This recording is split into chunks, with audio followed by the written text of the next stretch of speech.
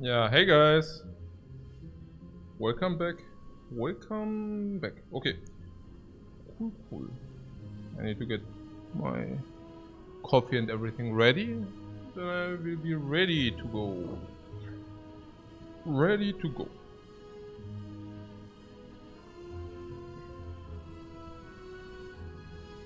If it's Russian, hope I am well. Naja, the thing is, of course, like, that's, I mean, tough, ja, klar. Ich meine, tough business hier. Gerade, especially if you say, okay, I go for, like, a big performance. Sure, right? I mean, but I also have to say, I mean, I don't know, yeah. If I'm fat, yeah, feeding you usually, I think you say to animals, right? If you feed somebody, but yeah, no, I've been fed well. Yeah, that's true. There were like some very amazing salad. Yum yum. Nee, but I'm also thinking, you know, the last performance, like generally, you know, we just played 67% the last, like the 200 games before. And I'm thinking, okay. But the 200 games before, I didn't have any clue or not much. Misplayed a lot, donkeyed around, tilted a lot. And despite of all of that, we had 67%. Okay, and now, what do we have? 69%. Yeah, that's 2% more. And the reason for that is I tilt less, I misplay less, I play better. I don't donkey around that much as before. Yalla, right? So I'm thinking if we play a game, like if I don't tilt or whatever, and I'm really trying hard, then it's like 75, you know? And everything else is deduction. So if I throw a game like I did last game in the 100 sample, okay, that's minus 1%. Yeah, that's like part of the experience. Ja, it's part of the experience. Okay. Aber egal, also I'm chilling now here currently because I need to get a coffee. I need to overwrite the garbage, like always, right? So the last evening streams has been in the motto, like with the Vorhang, yeah, so with the theme that yeah, to delete the bad experience of the morning garbage, yeah, like of the morning mistakes. I mean, obviously we had a nice stream this morning. We also had a very good conversation and talk, but the fight, like at the end, was like a little bit sad. So I mean, we had a 5-hour stream, 4.5 hours, or like 4.5 hours, or 4 hours of that was beautiful and great, and 1 hour was halt bad, ne? And but that is the hour which sticks because like memorize experience and all that nonsense. So yeah. So I believe it just yeah, let's go.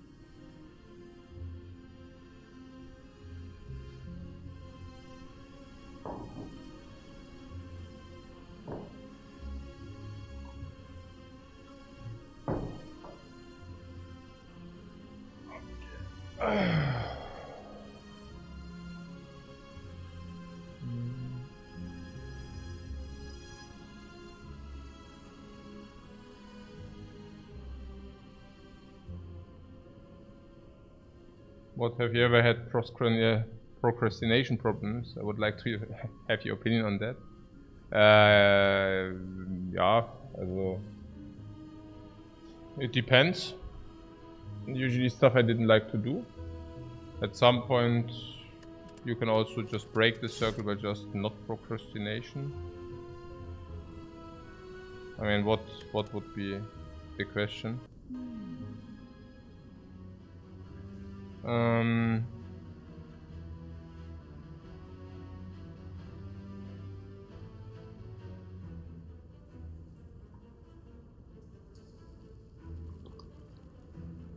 Mayday Sunny says, I'm really surprised you did an exhausting day of streaming, but decided to play 2 games in one stream right after that, and stream again in the same day.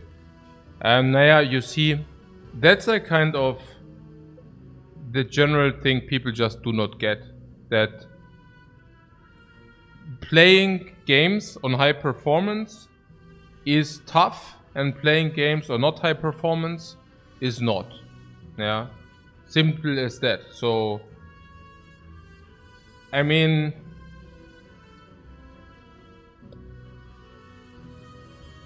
what am I saying? Yeah, I don't know. There are some people amazed of how many games of Play the Spire somebody can play in a day, and I'm thinking this is the biggest garbage nonsense ever. I mean, I can wiggle my balls for 10 hours a day. You know what I'm saying? I mean, I didn't want to describe it that picturable, but man, guys, I mean, doing 10 hours of no brain activity, you know, just executing what you know, is like literally, what can I say, you know? It's like, what's so difficult in that? You can play League of Legends for 12 hours a day. I know people which play League of Legends 14 hours a day for 30 days a month, which is not a problem if you don't use your brain. And so, if you do not try hard, it doesn't matter. It's like holiday, you know, holiday for the brain. I can play 20 games of like Ascension 20 runs, not a problem. You know, if I don't care about my win rate, and if I'm satisfied that my iron whatever. Like, what do we do rotating currently? 71, 72%?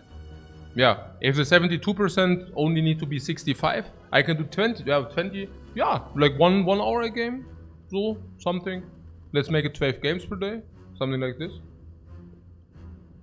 Yeah, it's just clicking. Like, this is 0 energy required. Yeah, this is yeah, nothing. Yeah, nothing. Yeah. It's rather even relaxing. Yeah. Okay.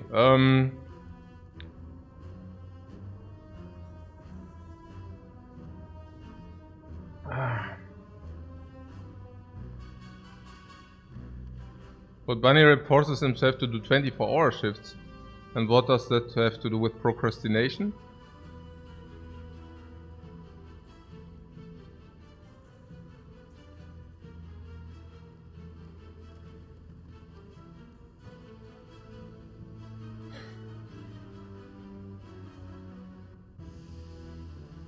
You think this is better than this? Yeah, let's take a look at the layout.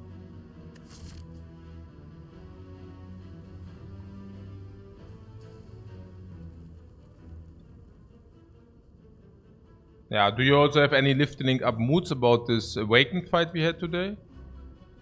I'm still not exactly over it. I don't know.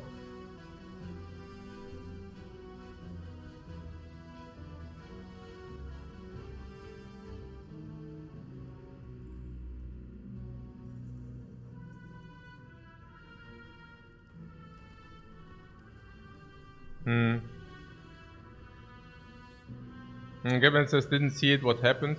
Nothing really. We had a very good deck. I would say 80% plus to beat the game. I would even go so far to say probably rather about 90% to beat the game. And I donked. I made a super careless play. And I think I'm so shocked because it also happened yesterday. So currently I'm an average, like the last 2 days, I'm an average throwing 1 game out of 2. Throwing, literally. Like one game converting into a losing, like converting a win into a loss. 2 times in a row, 2 days in a row. So a little bit disheartening.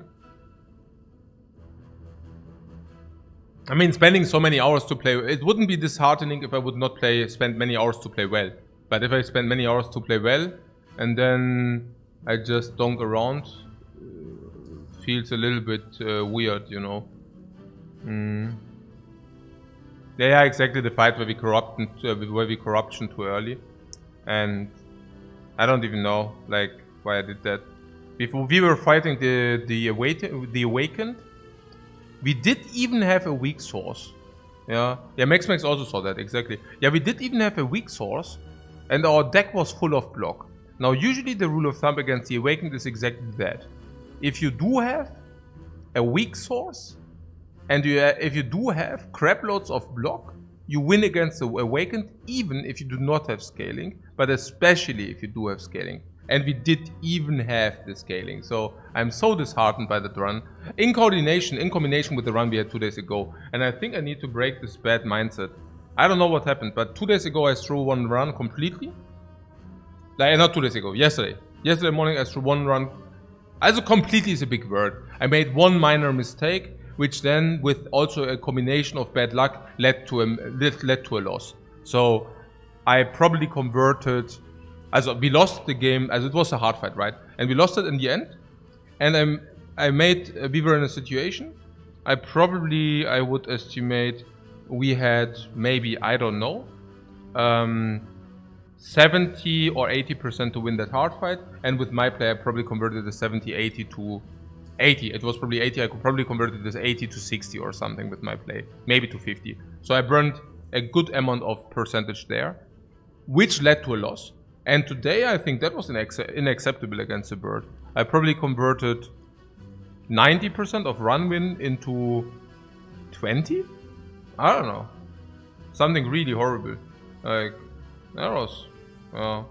I maybe into 40 because we really also had bad draw luck. But still, also completely unacceptable.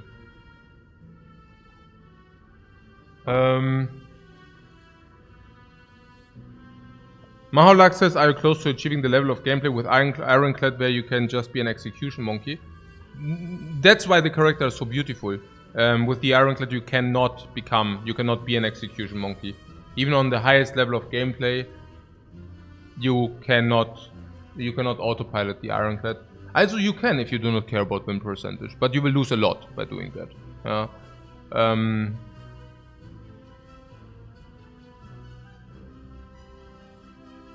And one says, yeah, you were an autopilot. Think is sometimes the brain decides to take a nap and starts to fight it.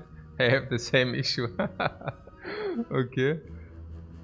So Max asks, do you have any conscious mental strategies for composure? Or is your composure mostly passive? My composure comes from joy. And the moment I enjoy things, I automatically usually have the absolute amount of, like, a crazy or infinite amount nearly of composure. I mean, not infinite, but you get the point. Very, very high. And vice versa. If I do not enjoy something, my composure is somewhere in the earth, the ground, like at the core of the earth. That is how deep down my composure is. It's non-existent, right? And if I would force to receive some composure for something I do not enjoy, not possible for me. I just I can maybe make it happen for a very short period of time. I'm talking minutes or hours here, not even days. And then it's so taxing in many different areas that I just usually stop doing that. So long story short, my composure comes from joy, but I also have the lucky ability, but also the lucky position to just do what I enjoy. So, and also just don't what I don't, like just stop doing what I do not enjoy. Yeah, so that's pretty cool. But the only difference, I mean, and that's also very beautiful. It's not difficult for me, right? I mean, if I do not enjoy something, I just leave it, and if I enjoy something, I do it. It's just, sometimes it's a little bit tricky, because sometimes there can be also bad times, and it's very, very hard to isolate whether it's really the situation you didn't enjoy or whether it's really the thing itself you didn't enjoy, you know? So it could be like you have like 5 very bad Slater Spire runs in a row, and you feel like the game is garbage. And in reality, it was just that, yeah, the Spire threw dog shit at you 5 times in a row, you know, and you're like crumbling under the weight of the dog shit. You know what I'm saying? I mean, again, I didn't want to speak so much in pictures, but I'm just saying, you know, sometimes it's very difficult to isolate that. Okay, so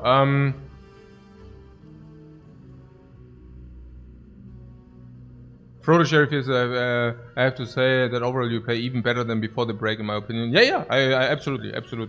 Yeah, klar. But the win streak gameplay was on a great level. Honestly, while doing, I mean, I know what you're talking about. There was some streak, like whatever, 7 or 8 games in between, which is completely natural if you have such a win rate. But honestly, I felt during this win streak I played my worst ever. I think during, like, when we won these 8 games or something in a row, I played the worst. Like, in comparison to the entire, like, sample currently, I think at the beginning, when I lost the most, I played the best. And when I won the most, I probably played the worst. Yeah. Just saying. And there you see how, yeah, I mean, how stupid it just is to boast yourself on streaks. Because it's pretty clear and evident to me that I played the worst during that streak. Yeah. Out of different reasons. Lucked also out a lot of time. Also very obvious luck outs, right? Where we needed to hit our 50-50 and otherwise we die and stuff like that. Yeah.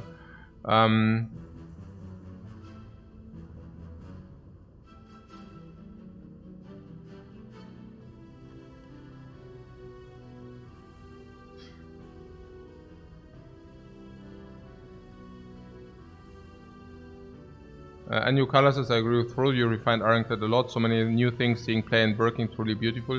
That's truly beautiful to me. Now, we are doing a lot of different things, a lot of different strategies, and bring them to success. So many different strategies, unbelievable. Yeah. Also, so many different item relic combinations, coordinated with the cards. Not only the Ironclad cards. I mean, of course, only the Ironclad cards, but also always in very often these game-winning synergies are stemmed also by relics. I only remember one run we had. We lost that run because I unfortunately did that misplay, which reduced the percentage from 80 to 50 or something. The one where I shuffled prematurely because I just overlooked that we go into a shuffle and didn't shuffle Impervious. But that was a run where we had Anger, and we could play Anger against the heart with a Tungsten Rod, taking 1 damage every time we play an Anger. But we also had a Runic Cube. And Runic Cube means whenever we take damage, we draw a card, right?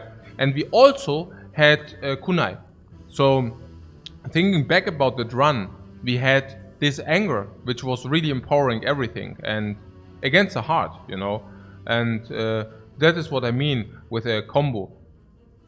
For me, I saved mentally, but that's like usually, like, it will probably not happen again. But if we ever have Tungsten Rod, Runic Cube, and also one of the Ninja Relics, we can pick Anger even in Act 3, right? It probably will never happen again, but I'm just saying, you know, just like the sheer ability of options, it's mind-blowing, honestly. And that's why I'm also saying I have no doubt that we will I have no doubt that we will achieve 75% while focusing and while playing our best. And of course the win percentage shows, right? Because with all the garbage gameplay, we also still do. We are at like whatever, 69%, right? Which is crazy. I'm actually somehow, I mean, it's not logical, but I'm ashamed to have that win rate with the gameplay we display, honestly. I know it's justified because, again, we see the last 200 games being played at 67%, knowing that that was a worse gameplay than ours nowadays. And so it's everything fits. Like, it's not we had 55 and now suddenly we have 69 and cannot explain why suddenly we like have 14% more. No, we are playing that kind of level. But it's mind blowing to me how many bad plays I still like there are with this kind of. It feels bad. It feels that it's not just kind of. I don't know. It's hard to explain for me. I'm feeling sometimes that I'm not doing the game. That I'm not giving the decks I play the attention they kind of earn. It sounds weird. It's hard to explain for me, right? Not doing the deck justice. For example, the last run, we had this very beautiful deck, and and we lost the run, and I really felt like, wow, also that was really, there was this deck, we could have brought it to victory, but we didn't, so, and I was the pilot of it, so kind of in that way, but yeah, whatever. Okay. Cannabis, thanks so much for the sub, man. Nearly a year. Amazing.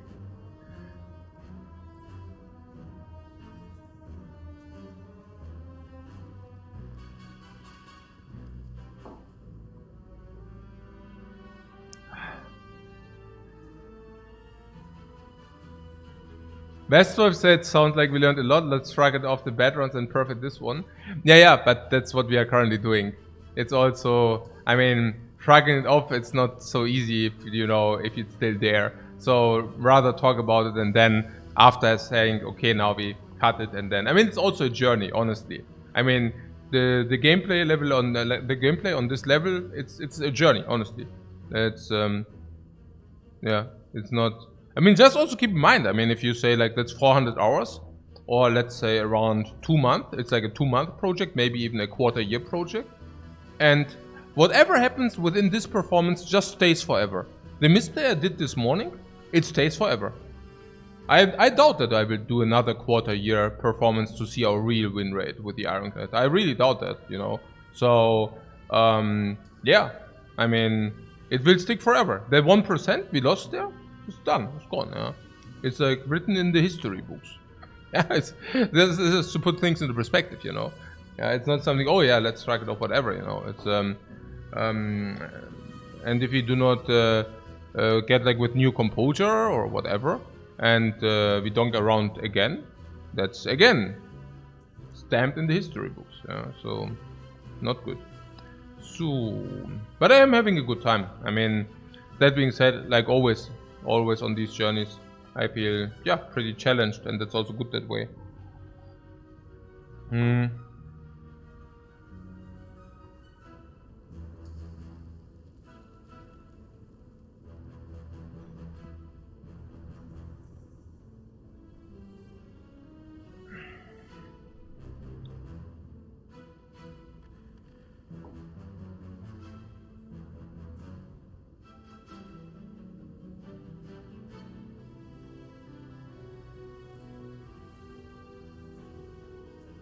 Max says the more thrown runs we get through, the less they will happen. Everything is a process.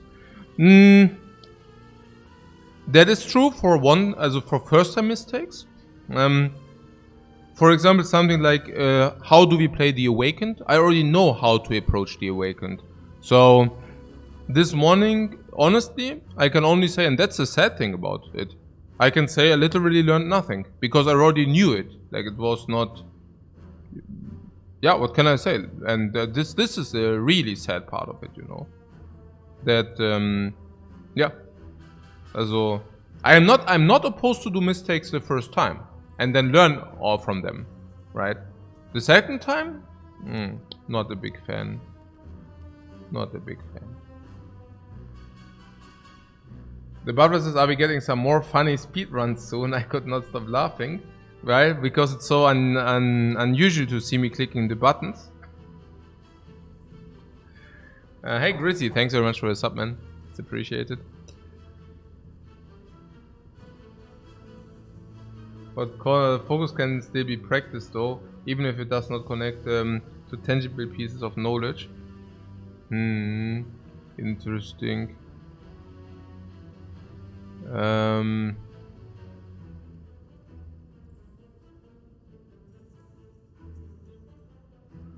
Yeah.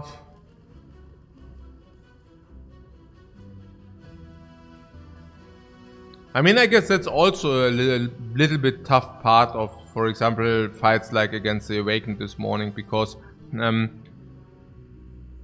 part of it is really like, yeah, it's also really tough because I'm already min-maxing a lot of that, So it's kind of, we will have like 4-hour runs. maybe 5 hours, maybe 3 hours. 3 hours are usually relatively short, right? So it's like 4, 5, 6 hour runs, and to manage the full focus all the time, you will not be 100% focused. So there will be times where you are a little bit less focused, and I don't really know. I mean, I think that's kind of the run lengths I'm also kind of comfortable with. I mean, again, like it's and this is also maybe also a picture why you cannot, because people are always saying, yeah, just think longer or just make your runs longer. But honestly, there is an optimum of hours to that, right? So I doubt that we would have a better time at making like 12-hour runs, for example. Especially because we always play them at once. We do not take like 2 hours in between or something as a break, because it would also wash a little bit the integrity of the run, right? So we usually play them at once. And there's an ideal of hours, so you cannot just say, oh, I just played 2, 3, 4, 5 hours more into the run. But it's like, hey, like, so it's probably a good idea to get through with. As for me, probably the sweet spot is also rather like 5 hours or 4, actually even 4 hours maybe. I mean, sometimes the run predicts that you like you need a little bit more than that. But after 4 hours, my gameplay usually becomes worse. And that's already a long time, because it's usually be said that after 1 hour 20, focus usually drops down. And for me, it's really after like 4 hours 20, usually. And around this magnitude of time, honestly. Yeah. So I don't think the performance is much better whether we will have 4.5 hour runs, 5 hour runs, 6 or 7 hour runs. Yeah. So, and it's also a personal thing. So what's up? Nothing really. It's just it's not nothing like okay, so we just do this or that. But maybe it's also just something I have to accept, that sometimes I fuck it up, and I should be okay with that. But I'm feeling really like in this Rick and Morty series, where Naya, you know, the mad professor, Rick, Naya, he has this collar about the time things, right? Where the dimensions split and the collar breaks, and he gives the collar to his grandson and says, okay, I'm okay with that. But actually, he's not okay with that, you know. I'm not really okay with that. I mean, I could or should be okay with it, but no, I'm not okay with that, you know. So, but yeah, kind of. I guess everything has been said. So, ja, klar. Was soll ich machen, ja? Yeah, exactly what Antoine says. It's a balance between not spewing and not exhausting yourself in endless runs. Yeah. At some point, also like the gaming fun also suffers, right? I mean, that's as well, which also leads directly to worse performance as well. So, so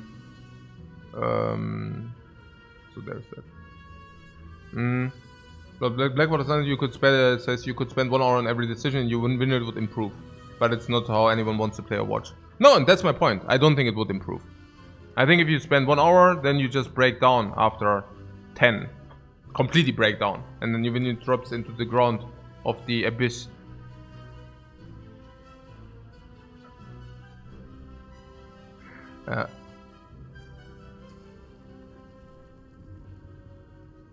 I'm not okay with it. Exactly. And also, yeah. And also, of course, yeah, everything has been said, guys. I'm just sharing here. Guys. All right. We have 2 different ways to approach this elite. Do we have a shop late? No. And we fight Hexago, so I would like to spend the gold. Now, if we say we want to take 3 elites, 2 pre-chest without fire, we could either go here. If you feel really weak, we could take fire elite. Honestly, I don't want that. I actually want to take 3 elites if possible, really. We could take 3 enemies here and do this. And that's in order to at least take, like, convert the gold. So I would like to do that. We probably cannot do an upgrade, so colorless card becomes considerably worse. If that makes sense. So let's do this. The HP loss is not even that much real. Impervious is okay. Potentially against Lagavulin. Does help less than you might think. Against Hexagos is also not good. Yeah. So it helps less than you might think. So yes, the shop. We could also say that we go here, and if this is Serpent, we go here. Take fire into elite. And if this is, or if this is Serpent or gives us gold, we do this, right? And if this does not give us gold, the Serpent gives us gold, the Serpent and the World of Oop. And if we get any of these two, we get to the shop, we gain our relic or shop relic, we go here, take the third monster. Now we have relic, 3 monsters, we go here, we even get our fire before the elite. So we are relatively squeezing through. If this is costing us gold, or not giving us gold, or the cleric, even better, then we just take 3 monsters into this. Going into the shop with 145 seems weird. Regret as well. Oh, regret, I don't know. Regret, it depends on our life total, but yeah, I hear you. Okay.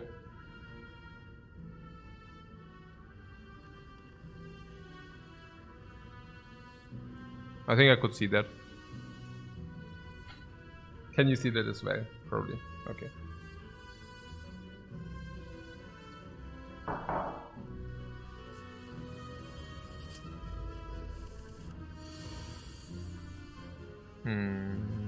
Okay.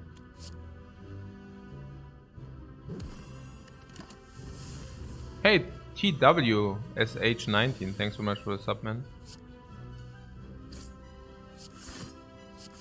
Good stuff that we lost max HP, because then we do not care that much about this, like what's happening currently. Pretty cool. Yep. No problemo. A little bit overblock here, but...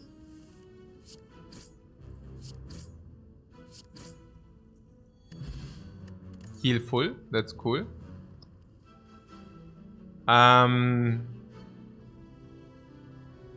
Yeah. I would probably pick Fire Breathing over nothing. Because it's a Hexaghost, and against Hexaghost we can deal 30-40 damage with the Fire Breathing. You see Body Slam. Oh, do we want to lose another one? I see what you're saying. So...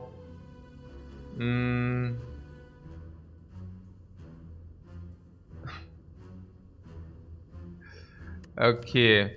Yeah. Every third draw currently. I can prove that mathematically. So every time we draw the Body Slam, we get a bonus of 10. Well, I mean, that sounds reasonable. I could see that. It's a little bit variance heavy, but the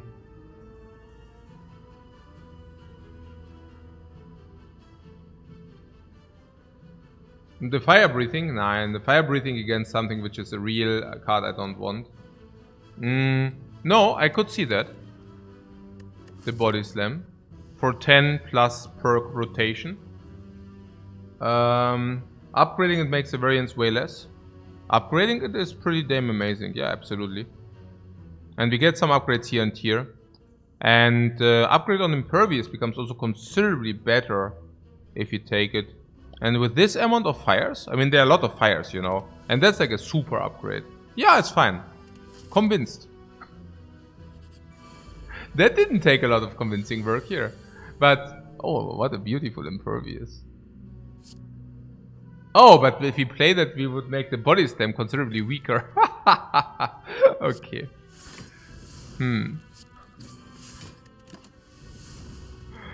Your first mistake. Ah, come, stop. Oh no, really? Ah, but look at this, guys.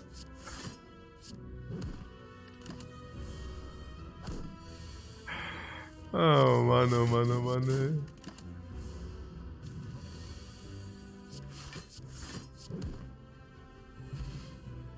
We could say we finished them only with Body Slams.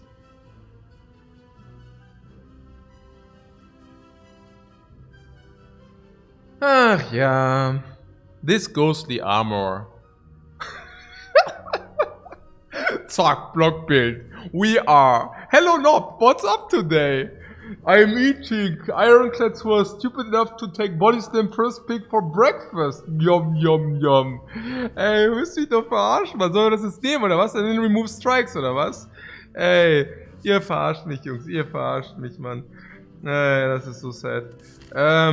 But it's okay, ja. Oh ja, oh ja. Oh, one pick. Oh, skill, ja,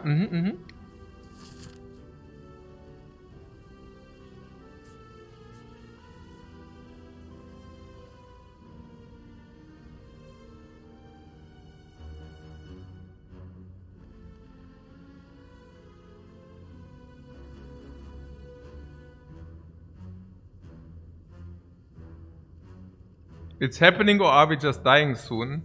Yeah. Cubes are basically solved at this point. Solved. It depends on whether we can draw the Body Slam with Impervious. It just sounds like gambling to me, but yeah.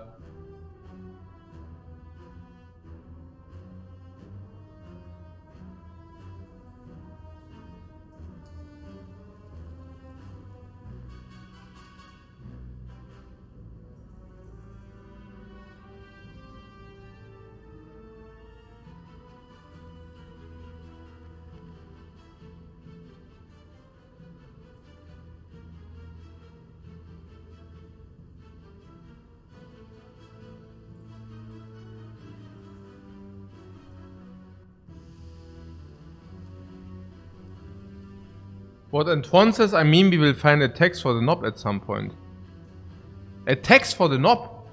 You would pick a text now. Now that we already are running around with the Body Slam. And with the Impervious and the Ghostly Armor. No, we are not picking any attacks here. And now we even have the letter opener. Attacks are a very red flag for us now. Very, very red flag. Maybe Iron Wave, but...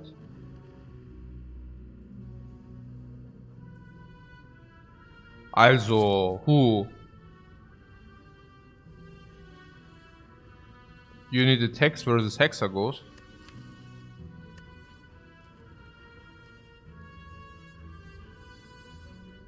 Sure.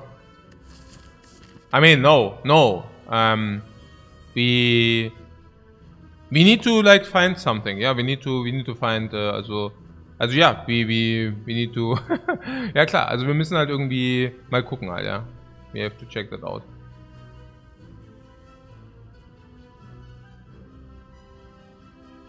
Ja, Pommel, for example.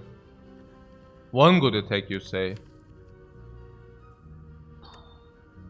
You mean because of Knob oder was jetzt? I thought we just tank a little bit the Knob. I mean, we do have strikes, right? A lot of base strikes, like every normal...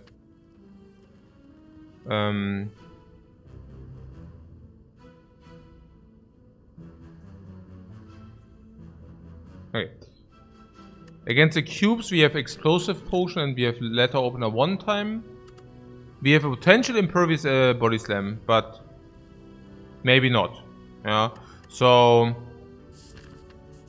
to draw 3 skills is also not the easiest task, and if we play 3 skills we are probably over. Like, it's also not good, you know. So, I mean, here the advantage is we can deviate here, so I'm not even sure whether this is better or this is better. Hard to say. I only know that if this is... Yeah, I mean, the question mark is just really... What did you just face? Grappling Goose. Naja, the question mark is not really good, right? Somewhat.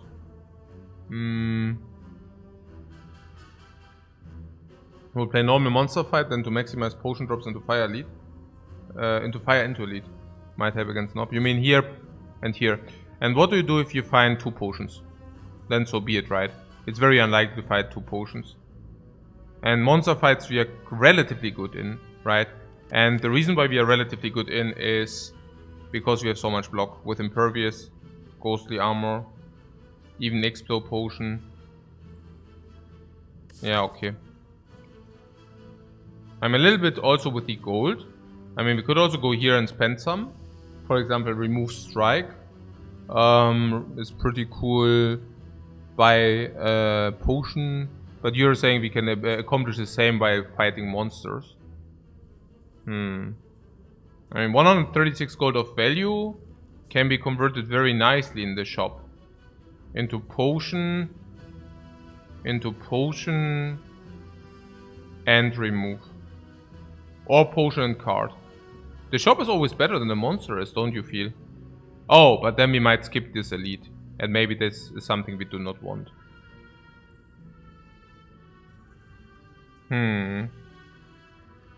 Because we say the elite is quite better than the pyre. Unless we take... No, it should be quite better than the fire. Probably break-even points are 30-40 HP loss. And we are probably of the opinion that you do not lose 40 life in average here. Yeah.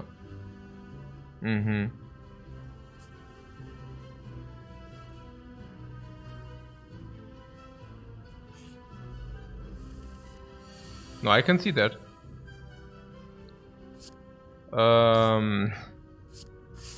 Right. So body slam is hiding a little bit here. So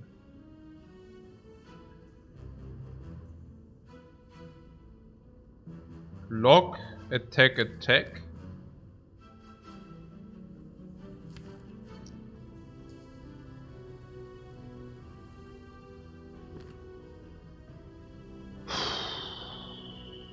Bash is better if you play 2 attacks.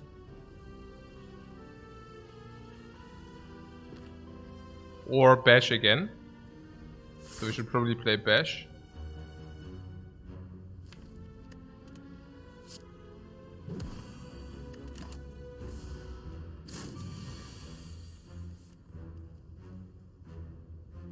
Sure.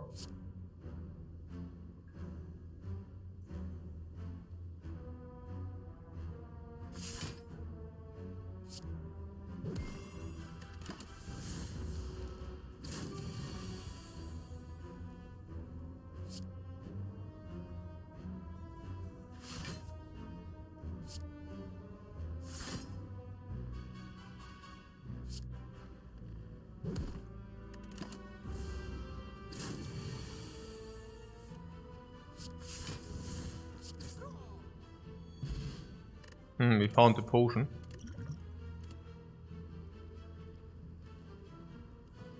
Anger is super interesting. Probably exactly what we wanted, right? Carrying early game, and then late game we just dump it or ditch it. It also comes very nicely with only trash and garbage.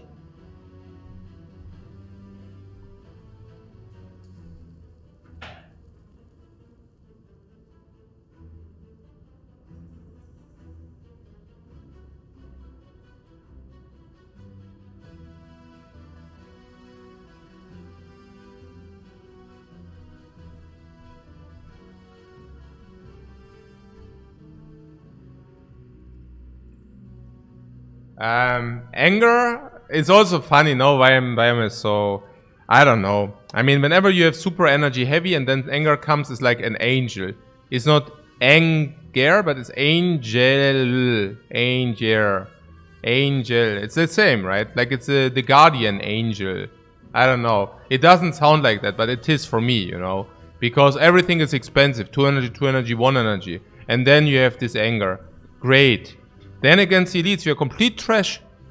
And then there is the anger. Against the Aguin, we are complete trash, bam, anger. You know? The Nob, complete trash, bam, anger. I don't know. And it comes against not even a decision. You know? I'm like, ja. Sank anger, ja. Echt, oder?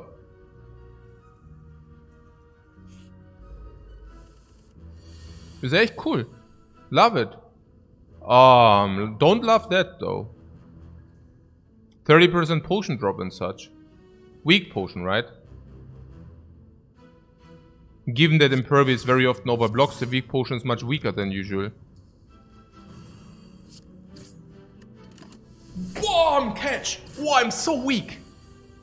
Oh, wow. Man. I'm so happy that we used a weak potion. So completely weakened he is.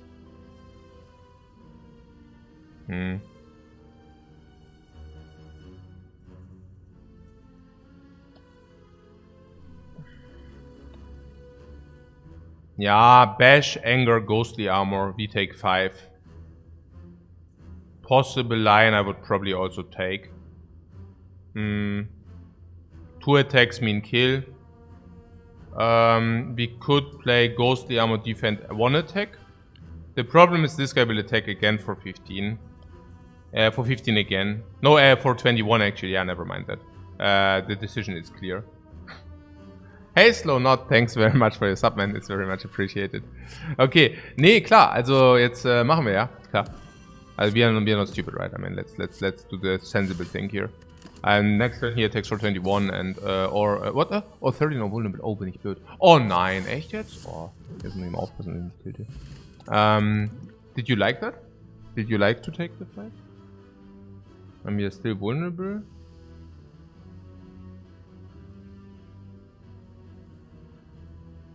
I mean, if he throws the net, it's neutral for us, right? Because he throws the net. Was good, right? Yeah. Because either he attacks big and we do not happen to kill him. Also, unless we draw Impervious. Unless we draw Impervious, it could be very ugly. I mean, if he attacks full again, we have quite a hard time to block in. And if he throws the net, it doesn't matter. It's irrelevant, probably.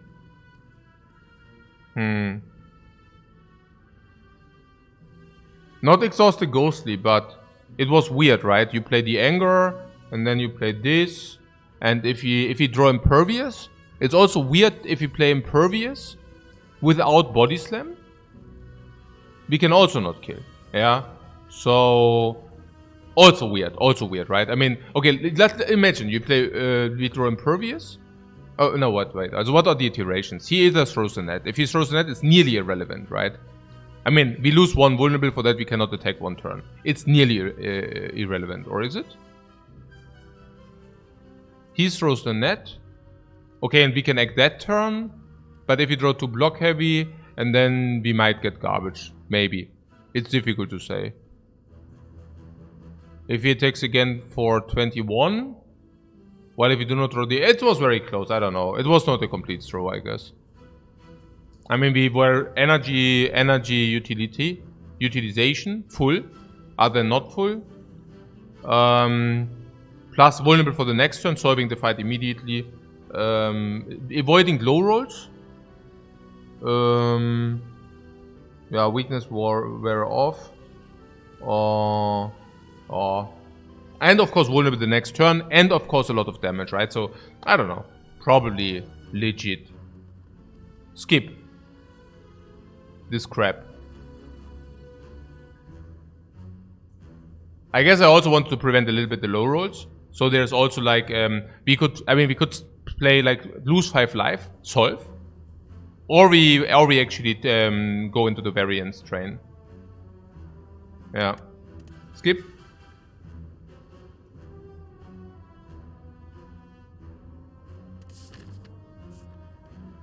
Now we found another potion. Potion drop is now at 20%.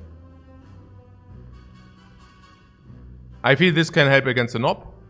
This will help against the cubes. This can help against the cubes. This can help against the cubes. This helps against cubes, knob, and Lagavulin. And one time we can actually play Body Slam with Impervious, please. I mean, whenever we draw that, it's like the holy grail. So should we just go into this fight here? Impervious also should be very good against Lagavulin. And honestly, something like Impervious can even play sometimes against the knob. And if we draw Impervious with a Body Slam, that's usually a very good turn. So, this is probably correct.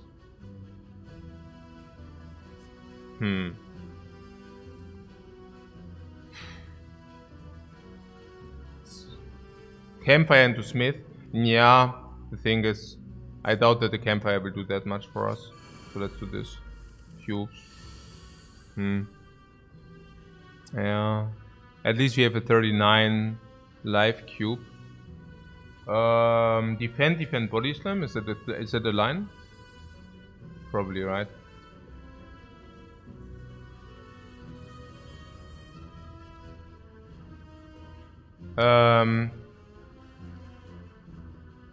Explosion Potion is great here. Yeah. It is. 29, 19. We need to draw anger.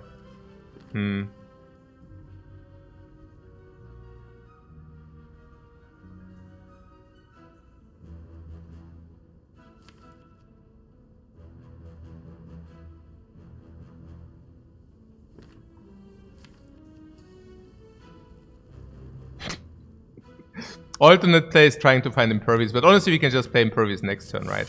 So let's play this. Okay, fine. Fine. Okay, so we just blocked 10. Oh, we found Impervious and Anger. Holy crap.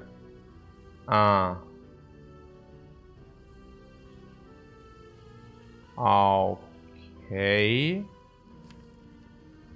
Interesting. Barrier, right? So we can now Impervious attack for 12. Okay, I will make it easy, right? I mean, that's like clear. Let's not do that. No, that's only stupid people do that. I mean, you know. So, okay, we have two options. Impervious, also not stupid, but like impatient. Okay. 12, 17. Impervious attack. 17 goes to 17. Fine. Next turn. This guy is on 17. We play Ghostly Armor. Either 5 AoE or 12 damage. Probably 12 damage, right? 17, 12 damage. Goes to 5 and then explode kills. What is the result? In comparison, the other line would be... Also we always use that. Okay, let's draw that. Fine. Okay. So, either bam, bam, bam. And the next turn, bam, bam, bam. Okay. Or... Pump, pump, pump, pump.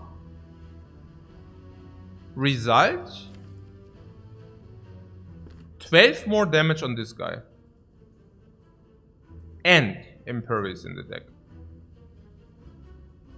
And Impervious in the deck. 12 damage on the cube is probably equivalent to 4 or 5 life. But Impervious is still in the deck.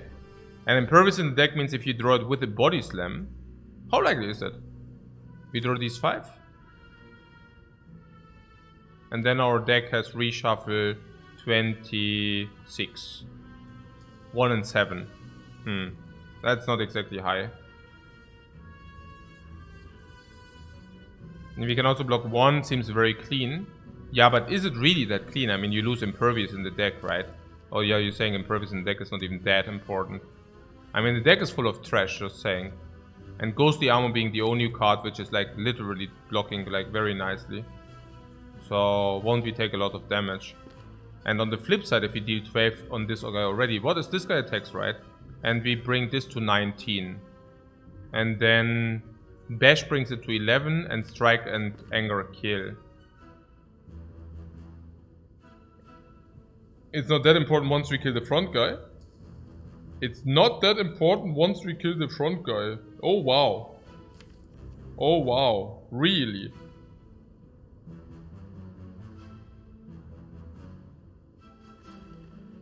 It blocks for 10 after if we kill. Yeah, it blocks. No, I mean it blocks for 10, but actually it blocks only for 5 or something, right? But I also think our block density is not, you know, we just said it, right? We have like 26 cards in the shuffle, and we have 3, 4, 5. So the chance that we draw Impervious with another block is also not that. It's kind of likely to save around 5 HP. Yeah, very. Very. And then we have 1 and 7 that it comes with Body Slam, so that's another 4 damage. So I think we need to take the 16 damage in comparison to the... yeah. What? To get neither of the combo? What do you mean to get neither of the combo? What? But we are losing 10 HP to maybe save 5. No, we also deal 12 damage. Maybe we save much more than 5. Yeah. Maybe we save much more than 5. 5 is like... maybe we just kill that cube and save 10 by doing that already. And then we got the damage for free and still have the Impervious in the deck. Yeah. So...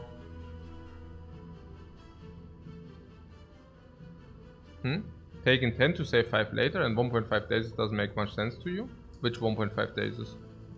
I don't see the days. You also deal 12 damage. It's more about the damage as well. Your draws are crap. We draw 1 block on average, but sometimes we don't. And we still need to deal the damage. I'm pretty certain that it's correct to kill 1 here. I'm very certain that it's correct to kill this here. Yeah. I would be very surprised if that's not the correct play.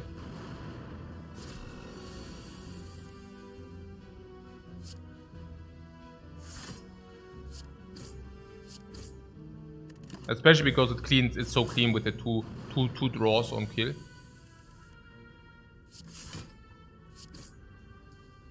Just saying, now I'm feeling much better for the next turn with what we have than otherwise. Yeah, now you could say, yeah, but okay, look at this, yeah, but I mean, I don't see anything. I mean, I just see that we have increased the likelihood of killing this always. Okay, that's like super duper sad. Straight up. That's unbelievable sad here. What should I say? Oh. Oh, yeah. Das ist schon frustrating here. Terrible draw. Completely. But I cannot do anything about it, right? It's we don't want to get shuffled another set of dazes. What we could do is theoretically deal damage on the right one to see, also, but no. What, there's always a potion option. You would like to potion this. No. Probably not, right?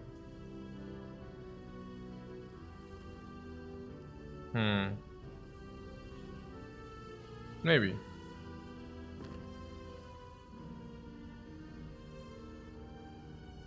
Never? Yeah. It's too little, right? But how do we play this here? Do we kill this, or do we play, let's say, 12 on this, 6 on that? When is it good? Never, right? Because we also always... It's only good if you really draw Ghostly Armor and 2 attacks. Then we deal 12 to this, is 18 in total, and then we can still not kill that.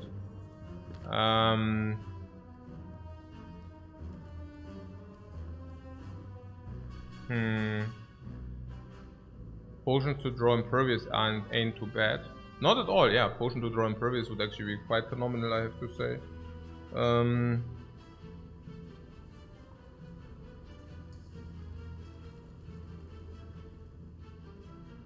But you're saying there are options where we can maybe set up a better potion against Nob there. Because whenever we draw Impervious, we could try to also find Body Slam and vice versa, right? If you have Body Slam, the deck is very small. We can actually increase our damage by manifold by just putting the Impervious. What is with the last draw? And we have 2 draws and maybe we take damage again if we draw all our block next turn. But probably not. Yeah.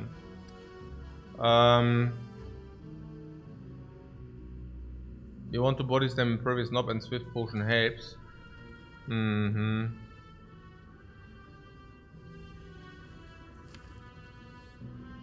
Not so convinced. But yeah, 3 cards. It could also be that...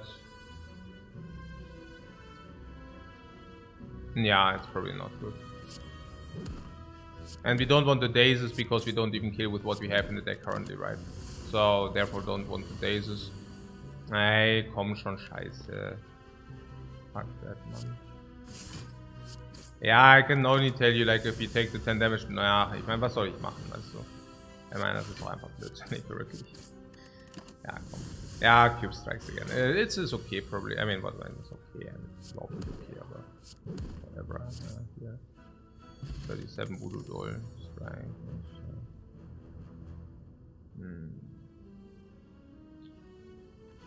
Yeah, the Iron Wave is a little bit like a joke, but I talked about it. Yeah, I talked about it, and you think that's clever? I mean, it synergizes with that doll. At least this gives us also some block for the Body Slam. it probably makes the deck better, because Impervious is like the front load and it's better than anything else we have, right? I'm also kind of concerned. So I assume it's correct, but we also wish and wash the Impervious body slam thing up. But currently it just makes us better, and against the knob it also makes us better, and we are concerned about the leads, right? So, and also in hallways it will make us better.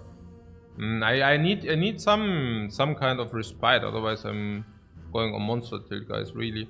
I mean, this is I just wanted to play a nice Lady Spire here. I'm getting only like fucked every fight. I'm really like, this is making me mad, really. So what's going on here? I'm not even on monster tilt, I'm just like a little bit, okay, this is stupid. Money. But yeah, whatever. Yeah, like what the fuck, kind of, yeah. We are blocked, like not drawing any block, yeah, stuff like this, halt.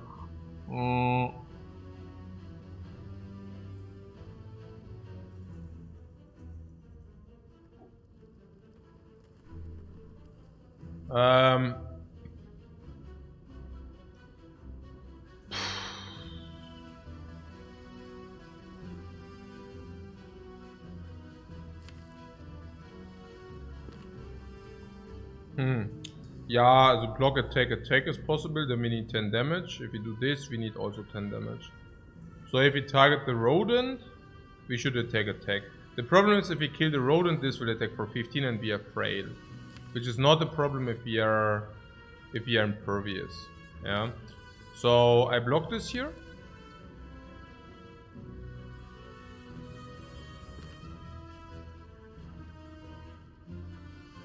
And attack something else. So what would we like to attack?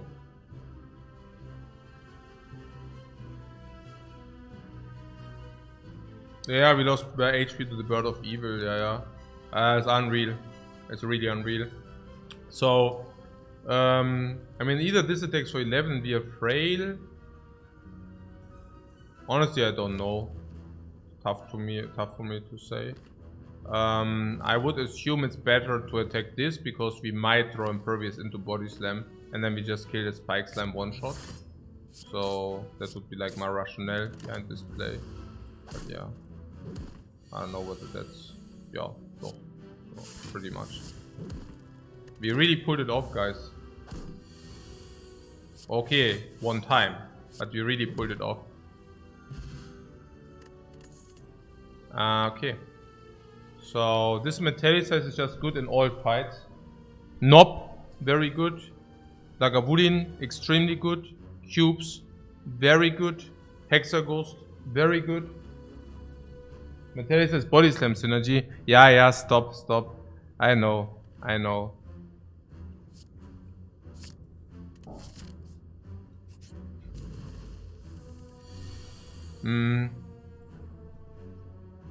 Yeah, this Body Slam is really wrecking me. I don't know. We have to draw here, because we might get Impervious, right? Or Metallicize or attack. You like draw here? I mean, currently we play 2 energy on attacks. So if we... this 14, if we draw Impervious, we could inflict 31. Also bash.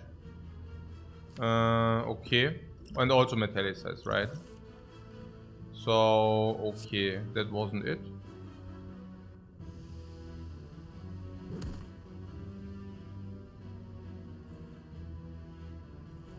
So 3 attacks. Or nothing. Yeah, or nothing, yeah. Yeah, nothing is not so good. I just hope that we do not draw Impervious next turn. I mean, I already saw the Impervious, but... like... okay. Yeah, it's not so good, guys.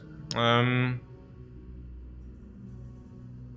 mean, good news is that we can tank a hit, because our life total is still sufficient for that. Bad news is that it sucks.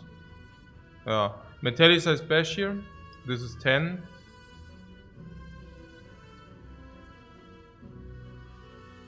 Metallisa is kind of has to be better, I feel. We block 3 now, we block 3 next turn, we do not redraw it. On the other hand, the 10 damage might lethal it. But, truth to be told, on 40, it's hard to see that we lethal it at any time given. Goes to 31. Body Slam, Impervious always does it. Impervious can even block in. Which would make the Metallicist only 6 block. But I think also just redrawing the Metallicist is such a bad value proposition that I would definitely not like to see it. And yeah, we need to bash this. That's pretty clear. Yeah, Ghostly Armor Exhaust is probably good against the Nob for us. Whatever. And bam, Impervious. Yeah, I guess we need to play it. We will probably take hit. Next hit. Can be even... Nice, you say? Is it, yeah? No, I wonder. I mean, we need to do it. Nice. Yeah. Iron Wave next turn is needed. No, we don't need Iron Wave. But I mean, we don't complain about an Iron Wave, but I'm not sure whether we're celebrating so hard. Is it lethal? I guess never, right? Because I already know that. Okay, 10. So, but yeah, I mean, we can play the Iron Wave. Oh, I should have checked my damage, but yeah, whatever. So, we haven't seen a potion drop for a long time, guys.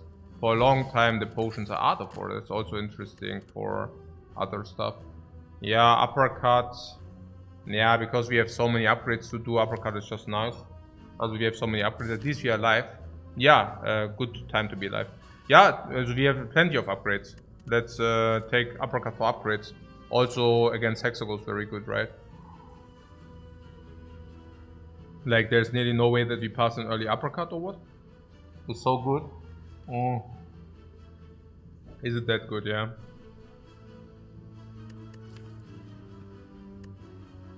Yeah, very nice, you say. Yeah, I don't know, the direction of the deck is weird, but I guess we can take the uppercut for now, sure. Dreamcatcher. Yeah, so I'll take that. Remove a card from your deck. Ja, auf jeden Fall. Let's get rid of these trash strikes. This letter opener says yes, get rid of the trash strike. Out says yes, get rid of the trash. Everything says it. BAM! Did we not find a potion again? Oh, really? Okay, that sucks. Resting is very good for us. Really took Dreamcatcher, why not key there? You're feeling that we are already endgame, right? We are already done with the run. It's probably already won. We already won the run. It's not that we are currently struggling insanely and directly before death every time and every note and every decision. We are basically like every floor we can just die. But no, you know what? Let's take the key. Let's take the key. No, we don't need immediate strength now. No. You know what? Give me 1,000 euro now. And I pay you 2,000 euro later.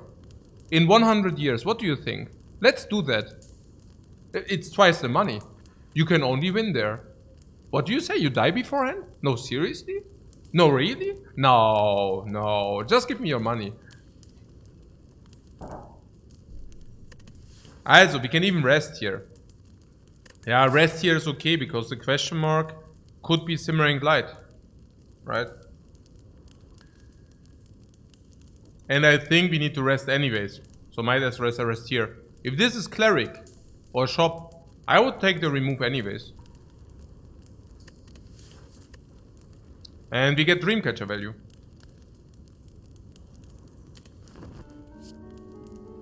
On top of that. Bloodletting letter opener. Resting gives the card which might be a higher priority upgrade too. Yeah, Bloodletting also we just face a Nob. Bloodletting uppercut, Bloodletting impervious. Carnage for damage. I don't think so.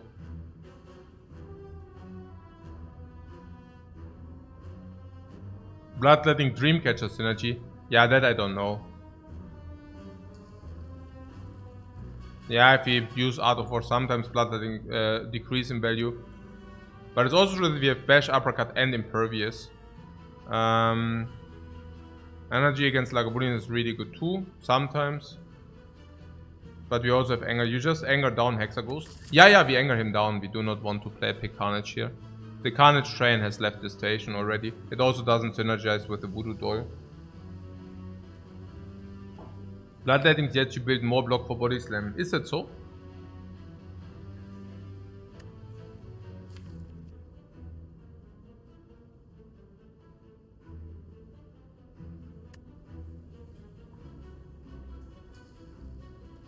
I mean, truth to be told, it's not good against Hexaghost, the Bloodletting. I wonder whether we can justify it. Once we pick a trance, yes. Yeah, but I mean, as long as we haven't picked trance. We draw 5 cards, one of them is burned on the Ascendance Bane, so we have 4 cards. Partly we have Metallicize running.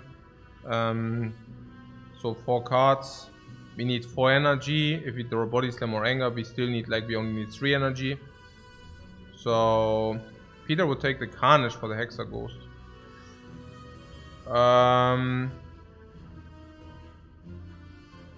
Nah, again, it's Hexaghost, we get enough Angers. I would not take the Bloodletting. I would just pass. But I would also not take the Carnage. Body Slam says no to Carnage. Voodoo Doll says no to Carnage. A lot of Angers say no to Carnage. That we cannot upgrade say no to Carnage.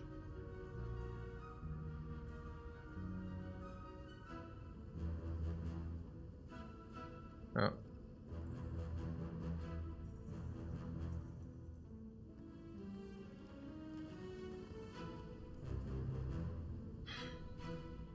Also the upgrade.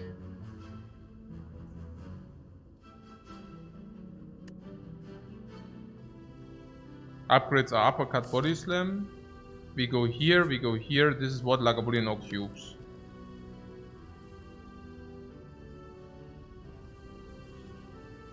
I'd like to upgrade Uppercut first and Body Slam.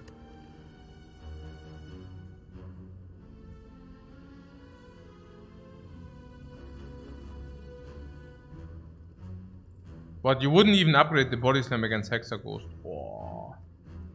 Oh. Yeah. And we already run around with the Body Slam. I'm not content with the direction we are taking. I think everything our decks, I don't know. Wir sind doch hier im Blockdeck, oder? Are we not a block deck? Am I like... Oh, we will also find potions, by the way.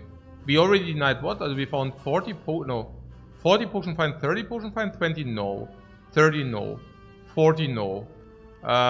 50 no. 50? What was the question mark? I don't know. But yeah, I mean, probably we will find, yeah, whatever.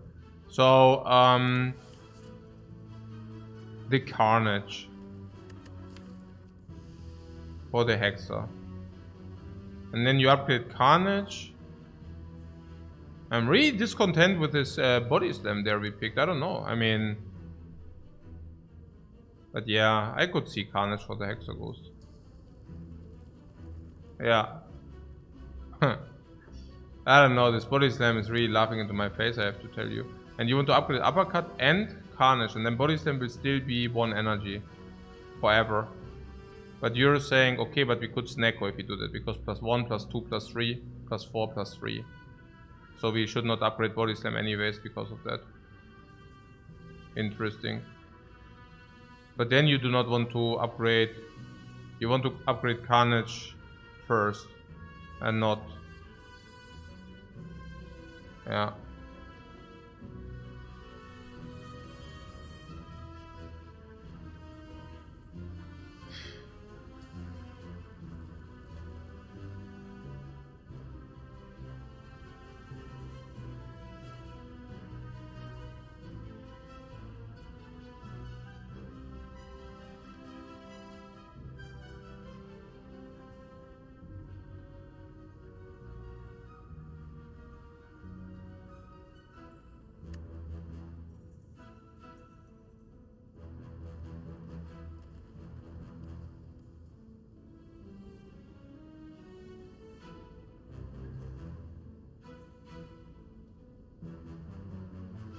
Carnage.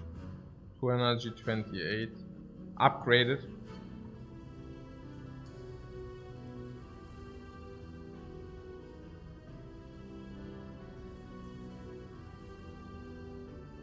Bloodbank with all the 2-cost cards though.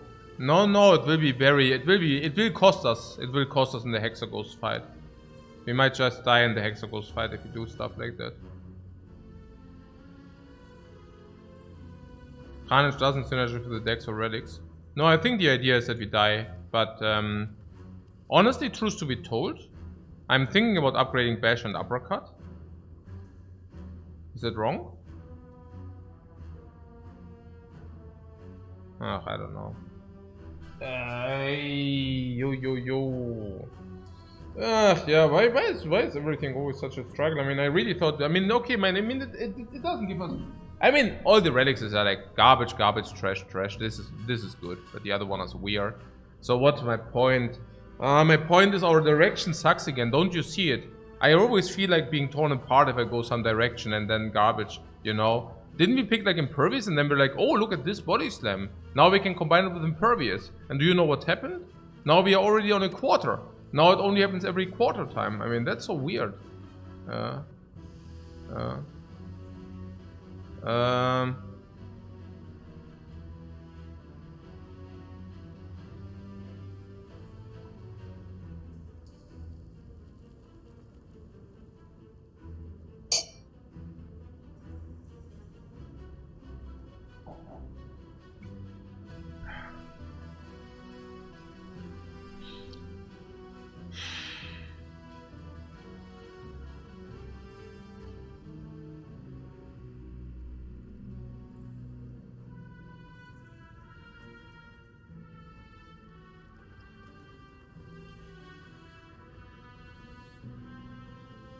We do not have damage deals against Hexaghost, and Carnage is good for that. It's true. It sucks, but it's true. We are happy about every Carnage we see. But if we play Uppercut Carnage, we always need to Uppercut. We do not even have vulnerable Source. We always have to come into... We always need to... How do we even Uppercut Carnage always in Bash? That's also so weird, right? But our deck is also kind of too big to replicate the angers quickly enough. So it's really tricky a little bit.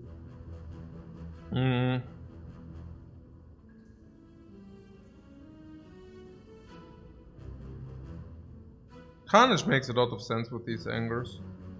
Yeah, okay. And the upgrade, the next upgrade is?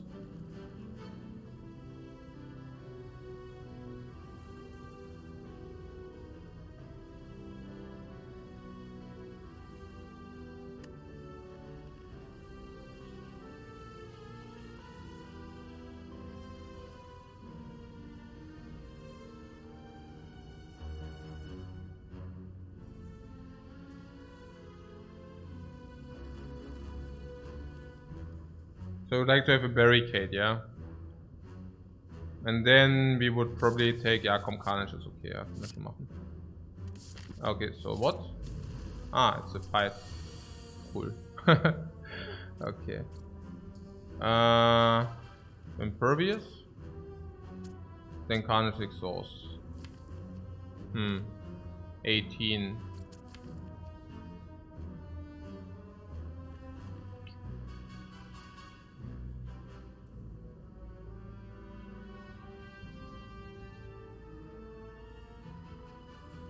But we get 4 energy sometimes, you say. Oh no, you mean in our case or what?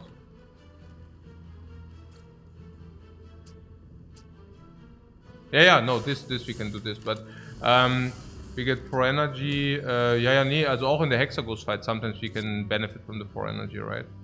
So there is that. We can sometimes benefit for the 4 energy also in the Hexaghost fight. So I like that.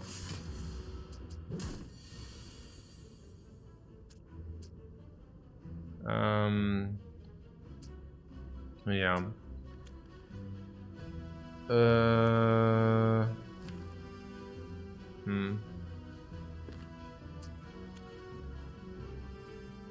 proc. 14 plus 10 is 24, activated on 23. Weird.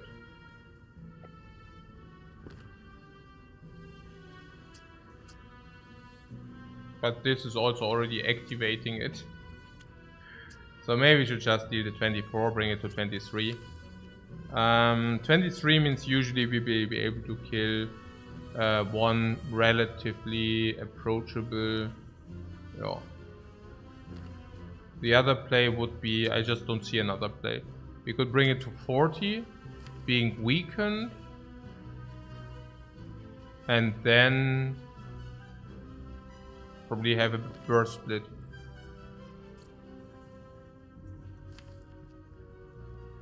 We could collect one more energy, bring it to 41. 9 doesn't work, right?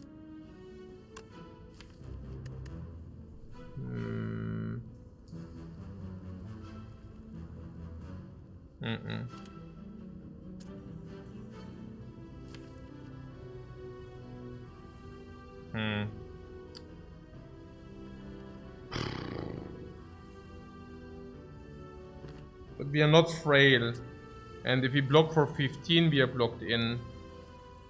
Honestly, we should probably really wait.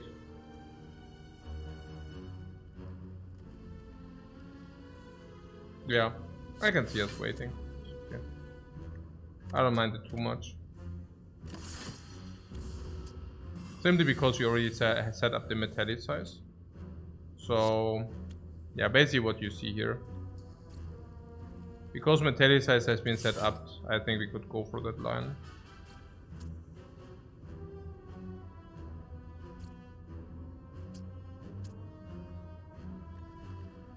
Or do we want to split him here? So there are two options. The one option is 6, 41 plus 12 plus 7. What? Bash, Angry and Body Slam? Yeah, but probably not. 7 plus 12 is 19. 41 minus 19 split on 22. And we can do better than that. We can definitely do better than split on 22. I'm certain.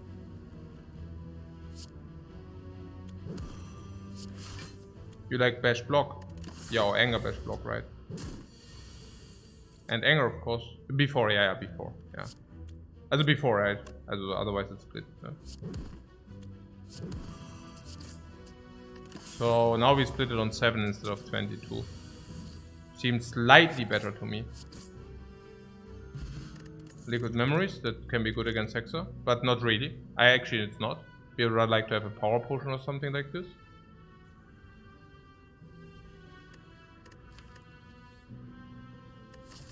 Skip. Warcry can be interesting as 1/3 of a letter opener proc.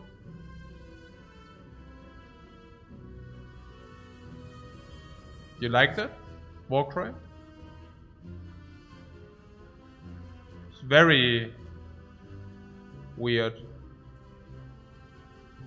Yeah, and also with Impervious Body Slam can enable other stuff.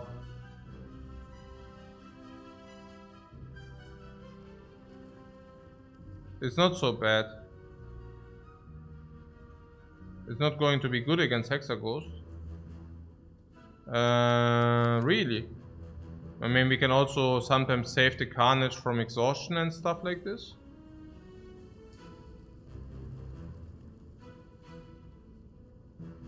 Oh, Choker, yeah, Snecko, yeah, Snecko. Yeah, true.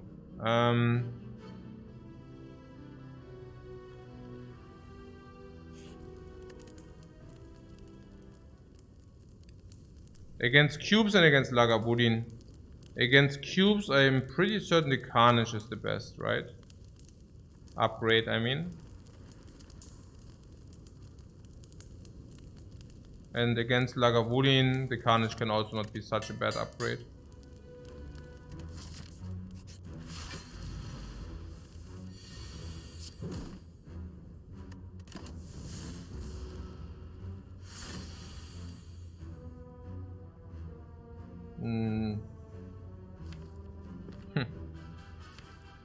Yeah,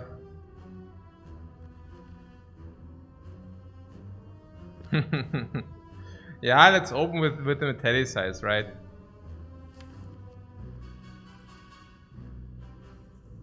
Probably not. Probably metallicize. Carnage exhausts. Hey. What's so funny? Nothing, really, nothing. But probably, yeah, that's probably the line. I want to impervious the... Nice upgrade, gamer. Yeah, klar.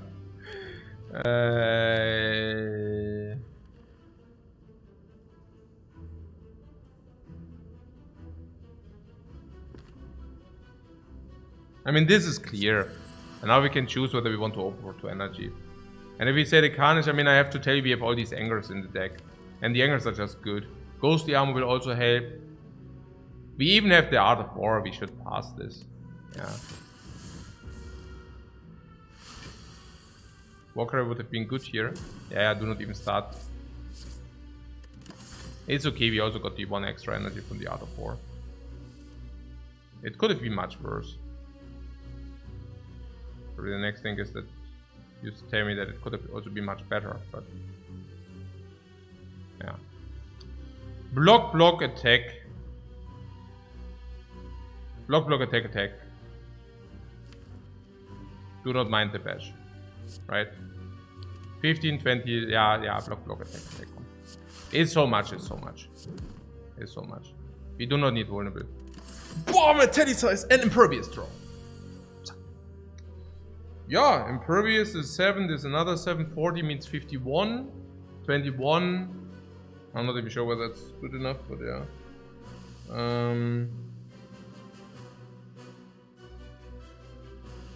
Alternate place, uppercut.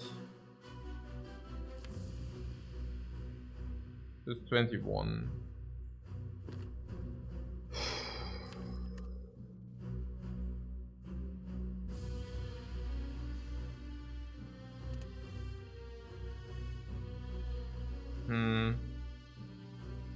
Impervious just blocks in 1 turn. If you uppercut and block, we block for 8, we take 7. That is something we could do. What is it? 14 plus 10, 24. Bring it to 41. 41 means 3 attacks, means 21, and then we can kill it the turn after. Yeah, the impervious still blocks after debuff. That's basically the idea. So let's take just 7 here, yeah? On the other hand, if you play impervious here, it becomes really weird, right? Like this play has so many benefits. I really want to go for that. It has so many benefits.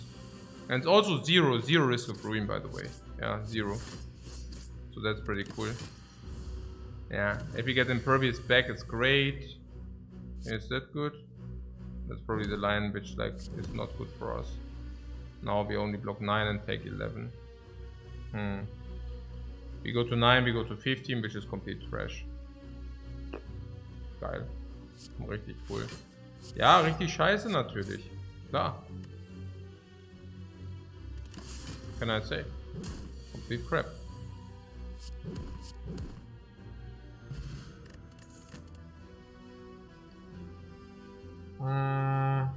No potion is nearly backbreaking. Fire breathing is interesting, you say? Well, interesting. Yeah, interesting is a big word, yeah.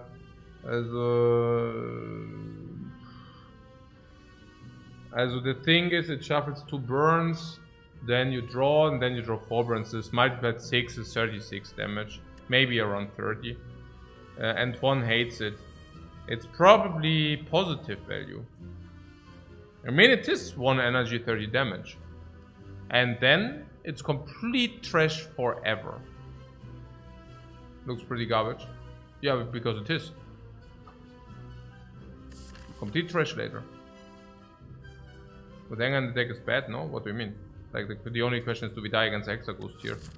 I guess the next question is, do we rest? Do we rest for 20 or what? How much is that? We would take pause with our relics and body slam.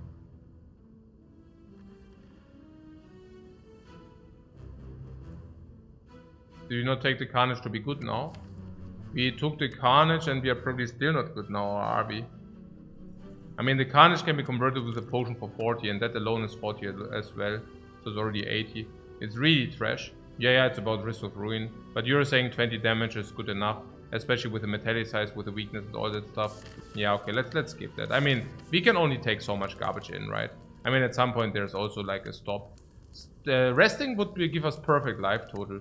So should we rest? Resting would be perfect life total if you want that.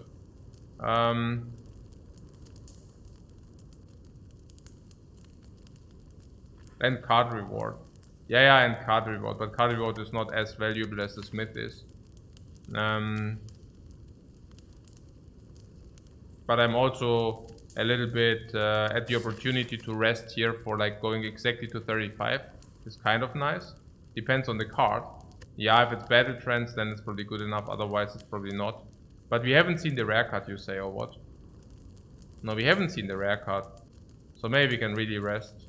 Not resting seems kind of risky. Yeah, maybe not smithing seems kind of risky. Or how do you get the damage? But truth to be told, going into a threshold is pretty cool. Because it's basically 35. But he only attacks you for one more hit, right? So that's pretty cool. Like, receiving like 14 HP. Basically preventing not to be needing to block. And on top of that, we also get Dreamcatch value. We have Risk of Ruin at 15. Yeah, we do have, right? Because he attacks for 12, then we need to block as well. We need to play metallicize, but we probably weaken him. But the question is also for how long. Then probably he hits us, and maybe the 9x2 turn might also already be Risk of Ruin as well. And maybe if we rest here, we also have the ability to play more attacks as well. And the card is a very nice bonus on top of that as icing on the cake. Yeah. Peter says not smithing seems very risky to me. Yeah. You're right as well. What can I say? I can only cook with what I have. Like like, sure.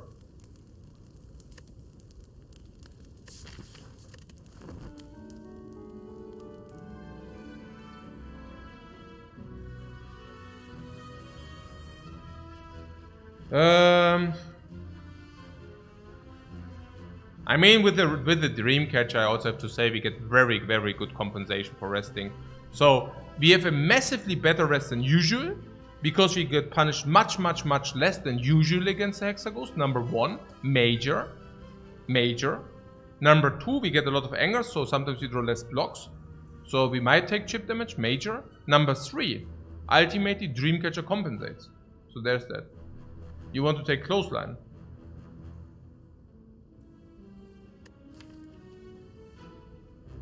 I don't know. You want?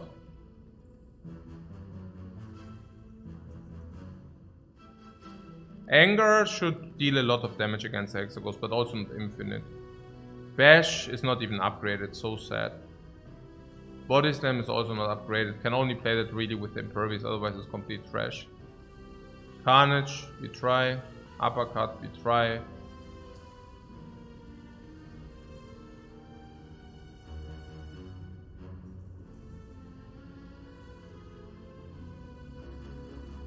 We need to squeeze out of war. With Angers we won't squeeze out of war. Then Iron Wave strikes. Weakness doesn't even matter for us that much. And Metallicize block. I would probably not take that. Ja, nee. Wahrscheinlich nicht, nee. Probably not good enough to be justified. Sadly. Right? Cannot take a blank clothesline here. Need already to play always uppercut, need already to play always bash if possible.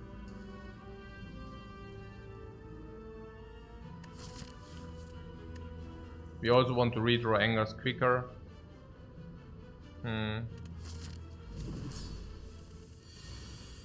No, that's not bad. Without the Carnage being drawn, this could have been really ugly. But with the Carnage, it's actually very acceptable. Iron Wave goes the attack.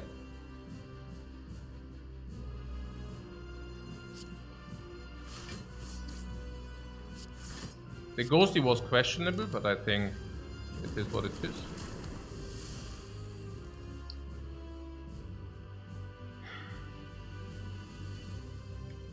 We could play this for 30 damage. Or we play Metallicized Bash. Metallicized Bash is better than the 30 damage. Hey, I mean, it's here. Have no fear. If we would do that with vulnerable, we could do that, otherwise we cannot. We can even use that against a big attack turn later. It's just true, right? We need to Metallicize Bash into an uppercut next turn. That's just what we have to do. It's obvious, guys. I just execute it now. Because it's so obvious. I think it's not even close, unfortunately. What can I say? Oh yeah, we didn't duplicate the anger. That's pretty bad. Yeah, Carnage for the 42, 43 super good. Love that one. That was amazing. We could use Potion for 42.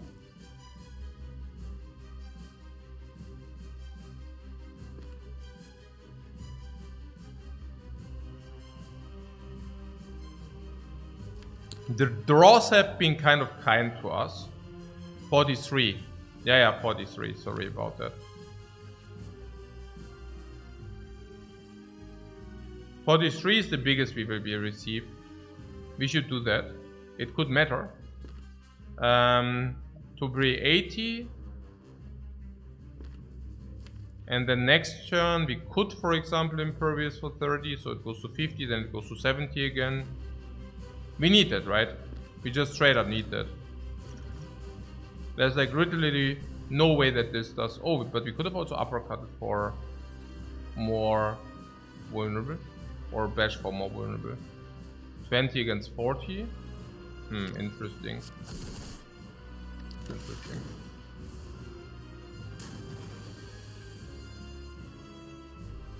Yeah.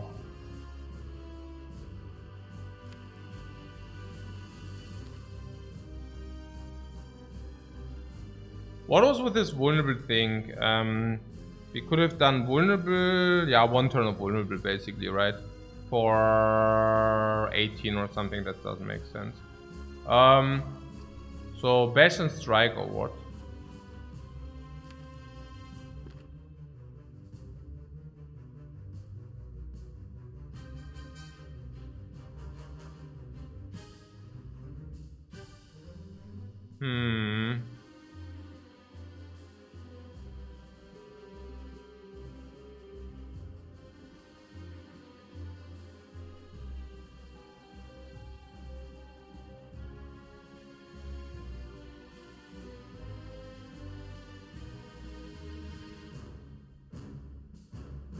Only one play here? Yeah, no, I was thinking maybe I want to prevent that Ghosty goes away. But it's nonsense. I'm sleeping with open eyes. I try to see things which are not there.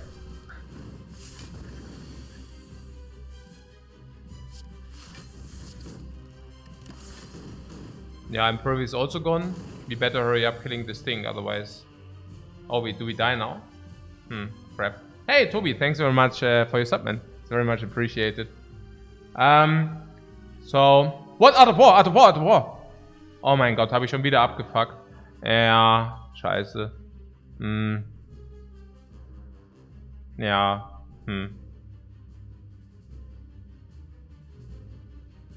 Oh, ja. Ja, I don't know. I mean, what is... Ja, war ich eigentlich schon nochmal Zeit. Ich weiß nicht, vielleicht... Ja. Also jetzt müssen wir halt irgendwie gamblen, das ist nicht, dass ich jetzt halt... Ja gut, ja müssen wir jetzt halt gamblen, ja. Gamble on Carnage or what? Ja, okay, komm. Or not? Did we need to gamble on Carnage or what? Nee, hä? Habe ich es ganz vergammelt oder was? We didn't even need to gamble on Carnage, right? I just completely fucked up. I could have just blocked or what? I mean, in this case, it doesn't matter, but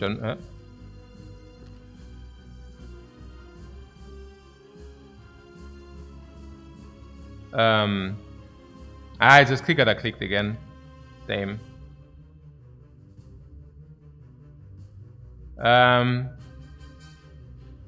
You're upset, yeah. Such a bad draw? No, I don't think that's like related to the draw. A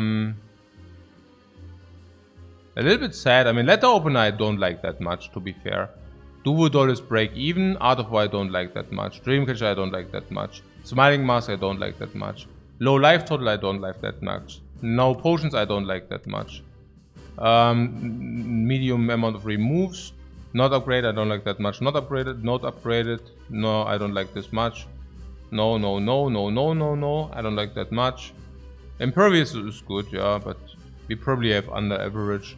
So usually going out of this act we probably have whatever 80%, but in this case we probably only have, I don't know, 50 or something.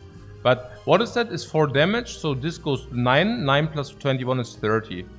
And what did I just play? I don't even know what I just played. So sad. I played block and 2 attacks or something. So I took away the option to play triple defend, right? I think I just played strike, right? So if he would have drawn what, or did I play double defend? Oh, I played Iron Wave, exactly. And if we find Iron Wave double block, I'm actually blocked in, because Iron Wave, also if we block last turn, you know, we have 26, and if I Iron Wave block is 15 block, on 36 is 51. 26 plus 15, 41. 41 plus 3, 44. And it's even worse, because that's only like if you draw burns. So if I just block in one more, honestly we only need one more block if I don't draw the burn. So what?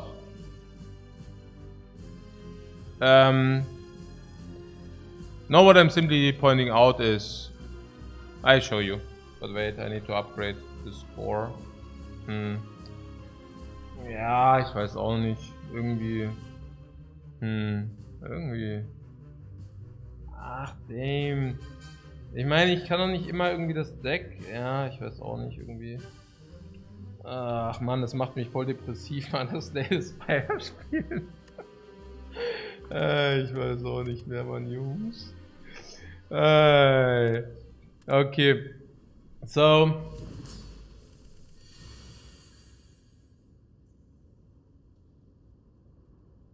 Ist es sad day? Ja, ich meine sad day, das ist halt, also...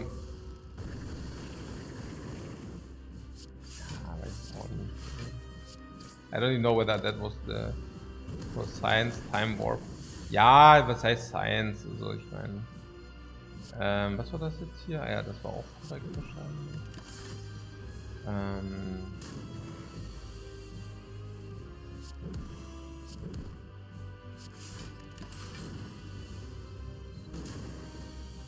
I hope we do even get the draw we had.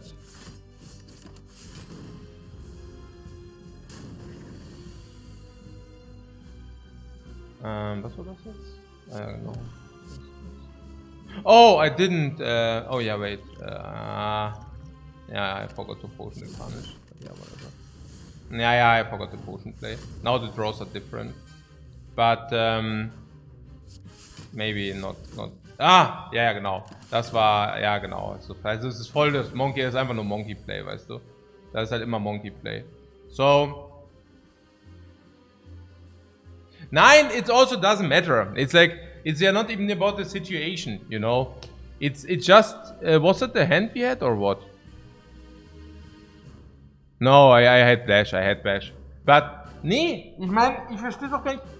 Ich meine, ich versteh's, ich meine, ich kann so nicht spielen. I cannot play like this. And I also don't want to play like that.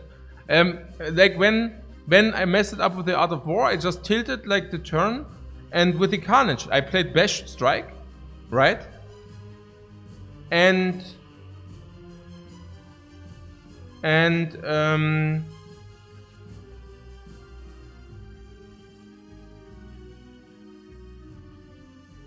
ich weiß noch gar nicht, was ich sagen soll. Ich kann es euch nicht mehr... Also, was war denn das für eine Turn? Was war denn das jetzt für eine Turn? I played Strike and I could have played Defend.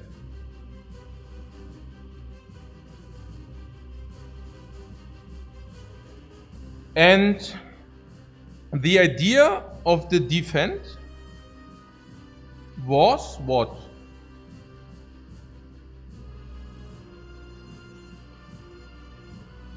Ich glaube, ich will auch nicht mehr denken. Einfach irgendwie zu anstrengend, irgendwie mal so. Und dann irgendwie dann doch wieder nicht irgendwie, ich weiß nicht.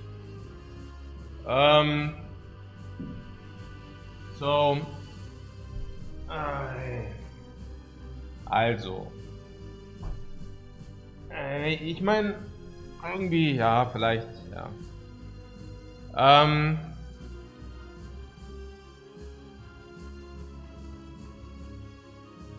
Yeah, I just tilted basically.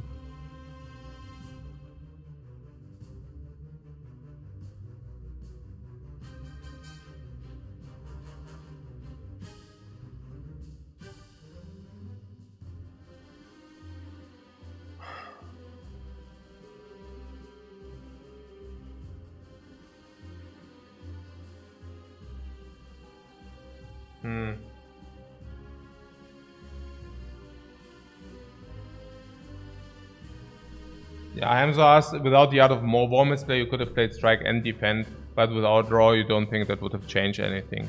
Yeah, but I want to know like how much I burn. So the first thing I would like to focus on would be like always from last to first, right? So given the art of war misplay, what was the last turn, right? Like when we had still 10 cards in the deck. I just want to know how much I burned because of my tilt. So I played the bash and I played also a strike as well. And the reason or the rationale for that was that I thought, okay, we need to draw Carnage anyways and we are otherwise dead. But apparently that was not even true. As a matter of fact, it seemed that we had enough life to survive the big attack if the following things happen. We draw Iron Wave, block, block.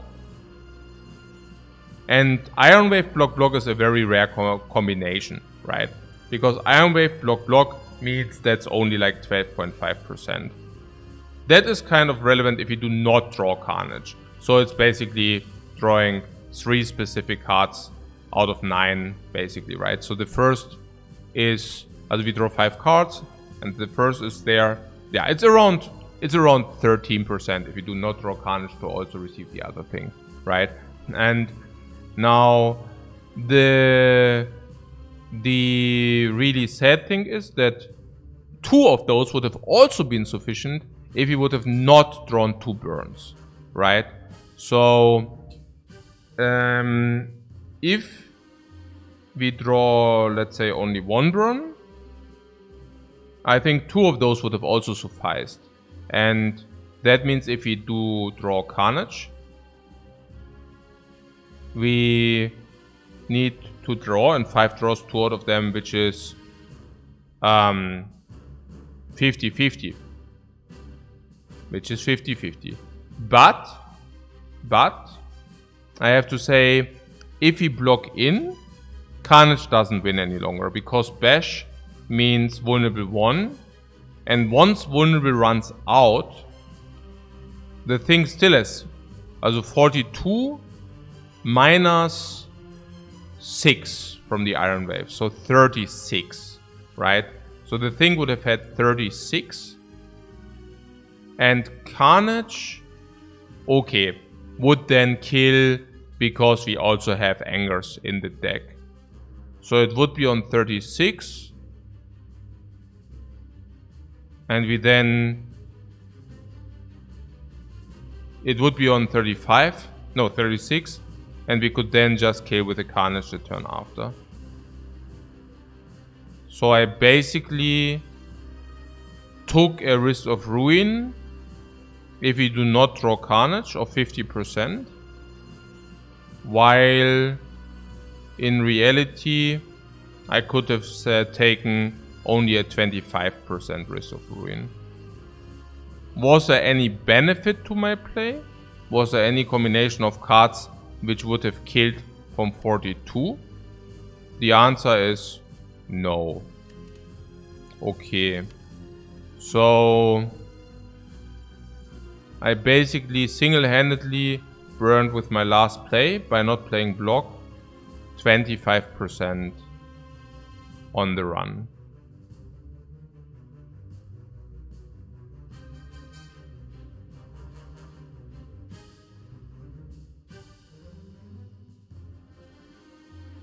Wow.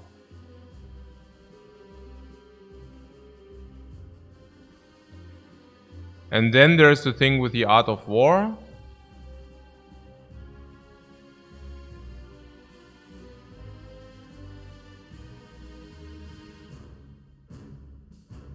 Yeah, I mean, what can I say? The Art of War. Could you play it out to C?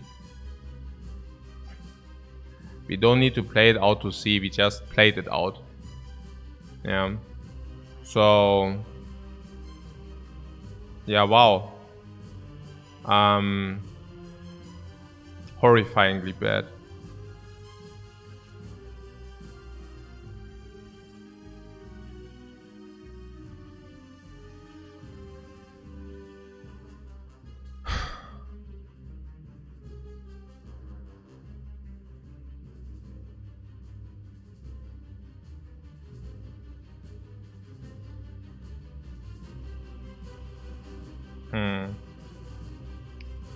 And then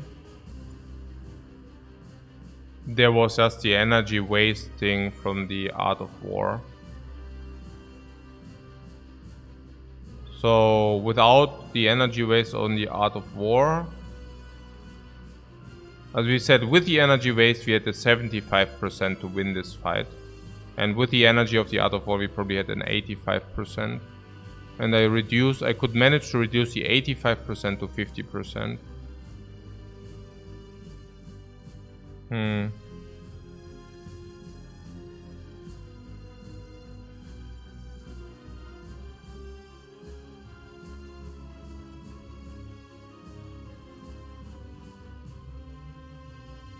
I think currently I'm playing around, I don't know, 60% win rate, maybe. Maybe not even. Maybe I'm currently playing the Ironclad, maybe with 55, 60. Something like this. The last 5 runs, like 6 runs, probably. Something like this, 55, 60. Expected, I mean.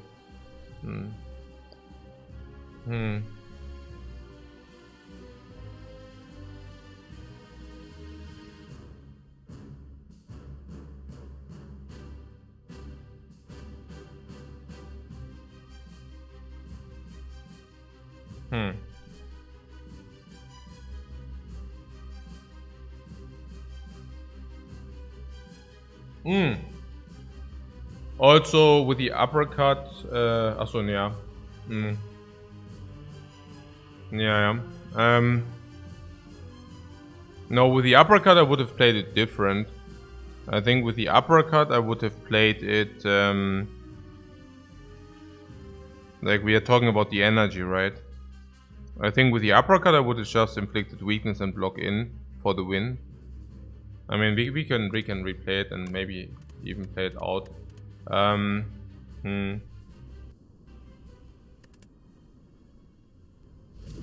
This performance makes me a little bit miserable. I had really already a lot of points where I felt really bad about it. Maybe I should really change maybe really change something. I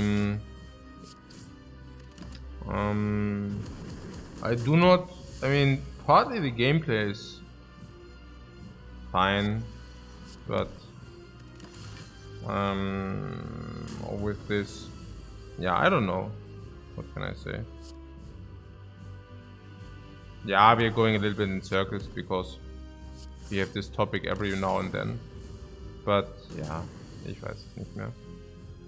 Maybe it's also just not enough fun anymore. I know we also had that topic. Just saying, you know. It's like, it's always difficult to say, yeah. It's, I'm coming more often to a point where I think, you know, kind of. Maybe not. Maybe just like...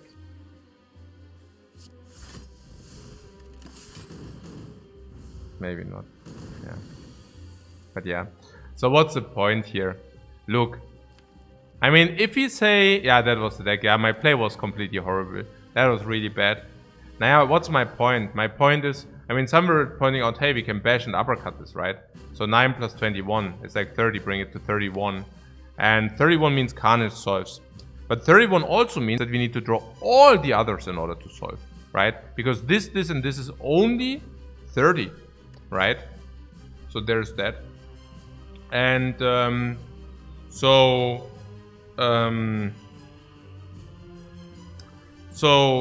I think it's pretty... what was the topic? No topic, just general. Like, it's Slay the Spire. The only payout for me is like my enjoyment, the fun I have with it. And if I don't have fun with it, then the payout is 0. Like, I don't do that for cash. I don't do that for like any other higher goal. So it's really that's the topic that we have talked this enough, right? So it's like usually if you have something and there's like something higher attached to it, you can just like also not have fun, and then you see a week later. But for me, it's like time against fun, and if it's not fun, it's time against nothing. And for the viewers, of course, that's of course true. Yeah, that is true. But for the viewers, I feel they do not benefit from me doing something I don't like completely enjoy. You know, I think part of that is also the enjoyment. Yeah, watching somebody miserable playing Slay the Spire, it's not very useful, right?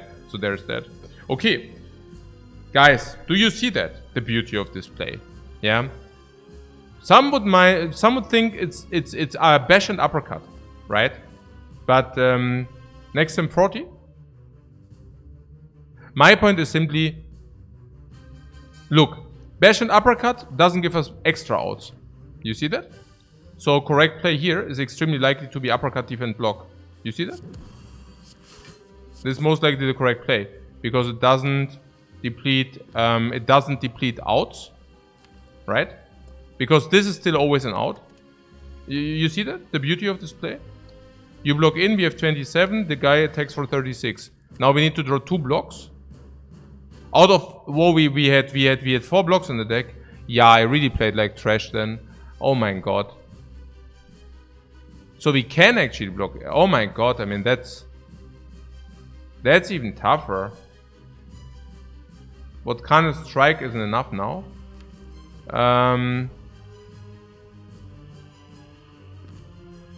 Carnage, and you would need to draw 2 extra attacks.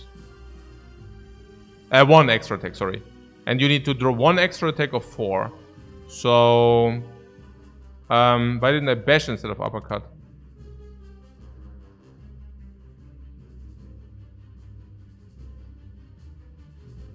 Yeah.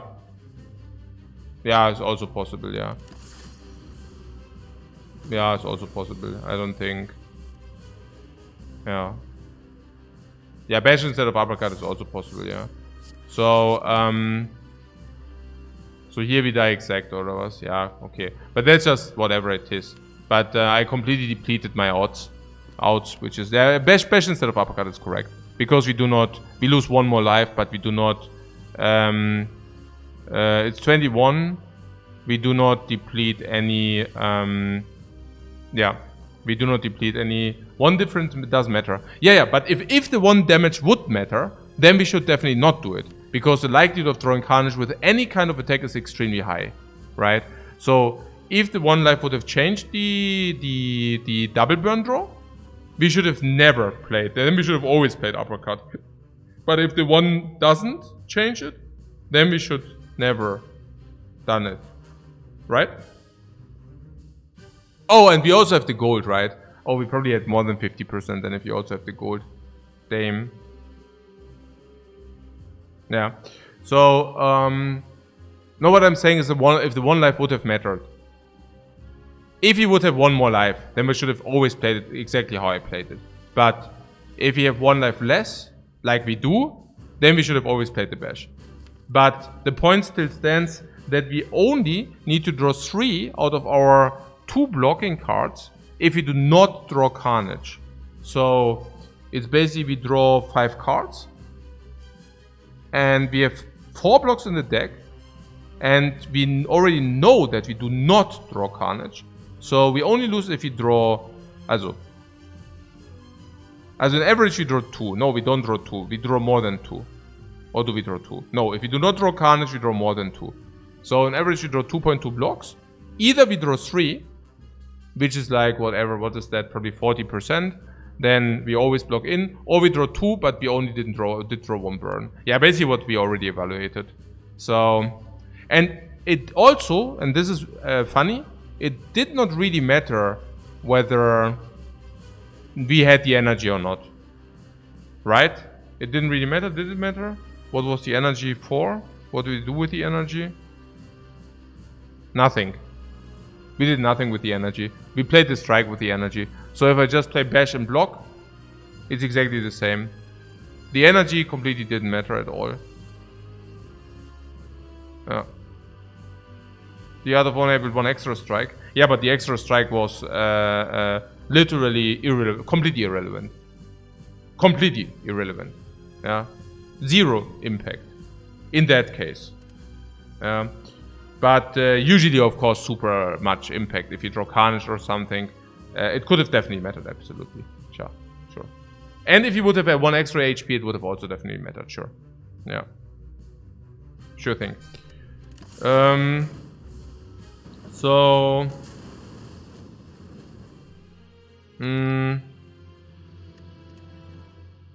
where's this fight winnable? Of course the fight is winnable. But not without, also, I mean, the question is not, is it winnable? The question is, what is the correct gameplay? Yeah. So, of course, the fight is winnable. Yeah. And then there's also fire breathing. So, about this fire breathing, I think, again, just like laziness striked again. And I also think I played it a little bit quick to do. Why quick? Yeah, simply because, I mean, we had at the beginning of the run, we had half an hour talk, and then I played this in under 1 hour, despite the act being difficult, you know. I mean, there was the hexagons, which made it difficult, we were always at the brink of dying, which made it difficult, and we also had very tough choices, and all of that in coordination usually leads to 1.5 or up to 2 hours, but I took half of the time. So I'm also playing a little bit quicker than usual. It's not even that it's like so relevant. It's also about clarity in mind, I think. Yeah, it's just, I don't know. Like, not like full focus, don't care enough. Not willing to invest the energy which is needed. I don't know. Yeah.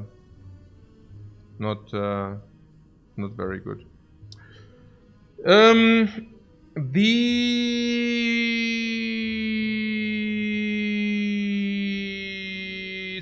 Sucks. It sucks really.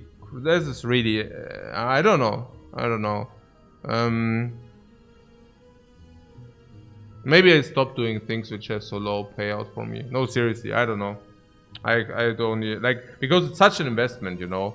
And vielleicht ist der Fisch auch einfach schon totgeschlagen. Maybe it's like already burnt earth, scorched earth. Maybe I should just like stop. Yeah. I mean, it's always the same. Nothing new added. I'm just so annoyed about burning percentages and also the fire breathing, you know. I mean, I know already that the hexagons is very difficult. It's not new information, you know. And it is also not rocket science that we might have been. I mean, the fight didn't go that badly, honestly. I mean, that didn't go like when we could pick the fire breathing. What Peter says, hexagons looked very doable, honestly. Why? Did you have the feeling below rolled? I didn't. Where did you have the feeling below rolled?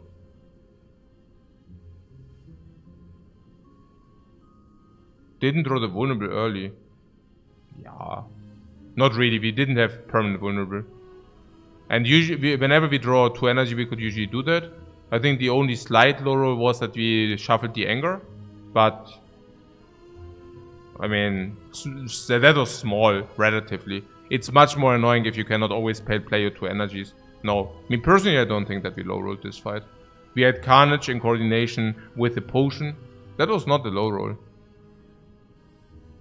Absolutely, like it was not a low roll. I mean, I hate to break it to you, but the only low roll might have been that we couldn't take the cards from the Dreamcatcher. That was literally the only thing which was maybe slightly bad, but the Carnage Split upgrade turned out to be really strong in that fight. Yeah, of course, that's why we picked it. Because we respect the Hexagons, but apparently we do not respect them enough. Fire Breathing is very strong, yeah. Fire Breathing is 3 damage, yeah. Then plus, 3 damage from the curse sometimes, yeah. Then plus 12.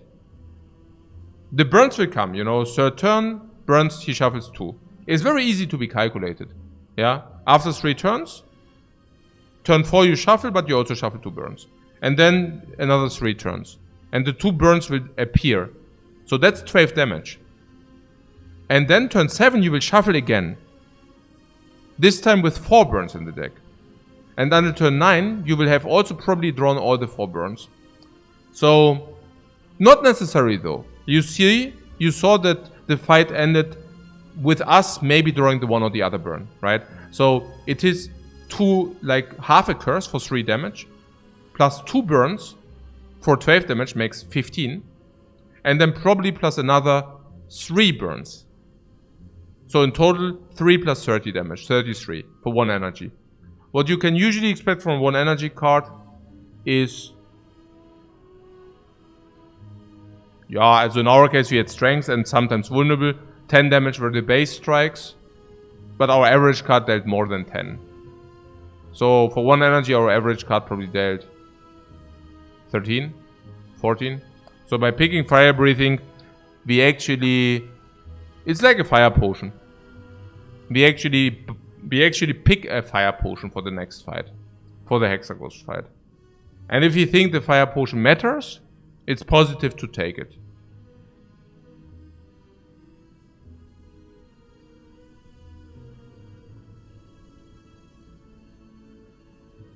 Yeah, I would really like to pick that fire potion. And afterwards we have a curse in the deck, right? How much curse is that? So we basically get a fire potion immediately, which is like 60 gold. I mean, obviously we should take it if you think we die, because it's completely unreasonable not to take it if you would die otherwise. Because we rather like to have Fire Breathing in the deck and go into the next act instead of dying. We can put that in percentages, right? So we said if we come to the next act, we go with 50%, but I didn't take the gold into calculation. So let's make it 55, because we had some gold, a lot of gold as well. So the question is, what is our percentage with the Fire Breathing in the next act and without? Well, with the Fire Breathing, without the Fire Breathing is 55, with the Fire Breathing is 50. Probably, right? I mean, it's a pretty bad curse. When is it not a bad curse? Against the Book of Stabbing, even there it's very often not to be deployed. And even if it's deployed, it's hard to say. Against the Slavers it can like clear the rest, but also at the end. It's pretty bad. It's pretty bad. It will probably reduce our 55 to 50, I would think. So, and we have like a certain percentage to win against Hexagons. For example, if you say with the Fire Breathing, we might increase the likelihood to win against Hexagons, for example, to 90, right? And without the Fire Breathing, maybe we only had 80, right? For example, like if the 20 damage help us to elevate the 80 to 90, which could be. I mean, I think we never have 100%, 90% with 20 extra. I mean, in this case, the 20 extra would have led to victory because we were 20 short. But I mean, again, it's very hard to say. Let's see. So it could be that you already have 90, but if you already have 90, that probably elevates to 95. There are cases where we died to the 9 times 2, but we wanted to rest, so we basically never died to the 9 times 2. So it's only about can we deal the damage required until turn 9, right? And now, okay, that depends on our evaluation, but let's say we are relatively safe that we will be able to deal the damage until turn 9. Then I'm very certain we have, I mean, in our case we probably only had 80% to deal the damage, but let's say usually we have 90, and the 90, well, we are X short, and maybe the 90 are suddenly, because of the 20 extra damage, the 90 might be 90. 6. I don't know. Yeah. Or the 80 can go to 90, whatever. What I'm simply saying is 90 multiplied 50 is 45 and 80 multiplied 55 is not 45. Yeah. So, yeah. So,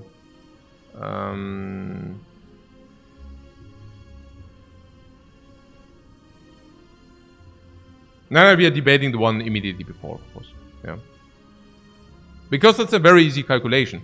You can say, okay, how good were we in this fight? I believe it was a complete normal fight. Maybe even slightly high roll. It was a complete normal fight for me. I mean, high roll, I don't know, because blocking was effectively not even that useful. And even at the very end, I think we slightly low rolled the damage, but we high rolled the block, which led us to a situation where we could even like block in at the end of the fight. So, and at the end of the fight, there was a situation where we had like around 80%. And that fits the theme of the fight, I feel. Yeah, I would not give us more than 80-85% in that fight. And with the damage, maybe, you know, it would have been the same, where we say, okay, we block in and then Carnage kills. But maybe the 20 damage then might have been enough to kill, or I don't know. It's really hard for me to say. I would say maybe, yeah, 82%, and with this probably it's 90-92 or something. So we elevate by 8%, but the multiplication, yeah, it will probably end something like this. 90 multiplied 50 is 45 against 82 multiplied 55 or something like this. It's really tough to say. Probably like super close. Super duper close. Yeah. And the misplay,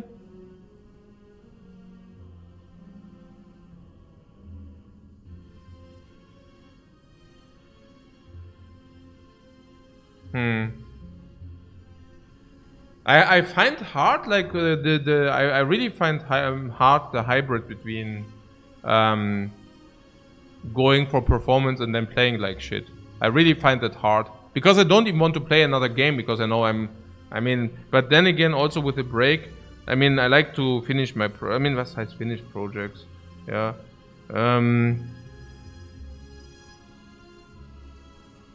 I mean, something is which actually let me lose interest somehow, but I don't know. Also, ich meine, ich missplay halt die ganze Zeit. Ich verstehe das nicht. Ich weiß gar nicht, was ich machen soll. I mean, I know I already played better than this, and it's weird to me, really. I mean, I know that I have to respect the hexagons, you know. Okay, but I also know that fire breathing is a complete garbage card, so maybe it was just justified. Maybe it wasn't even that bad. Maybe I'm just like completely tilted because the Art of War thing. Why did I just put it out so quickly? I don't know. I'm just not thinking. I don't know. It's like more. Yeah, I don't know. In such an important spot, you know.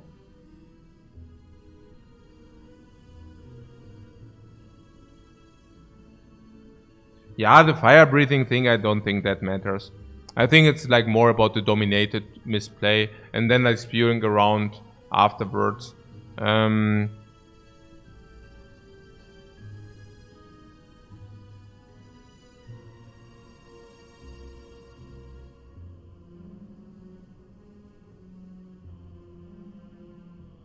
BB Lobby asks, do you think you're having trouble because the goal for the sample size is less clear?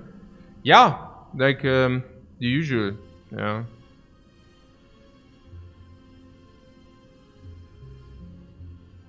I mean, again, like we talked about that, like measuring against their own best performance.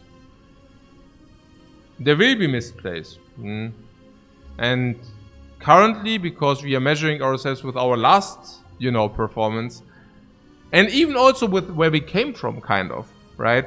So now suddenly a 70% on the Ironclad seems possible, and that's like now the new benchmark. But the thing is, in order to reach 70% on the Ironclad, you need to play nearly flawless. And like completely, you know. Which is, yeah.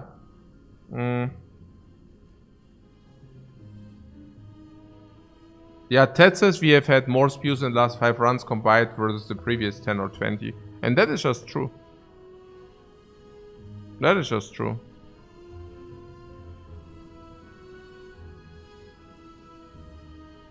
Yeah.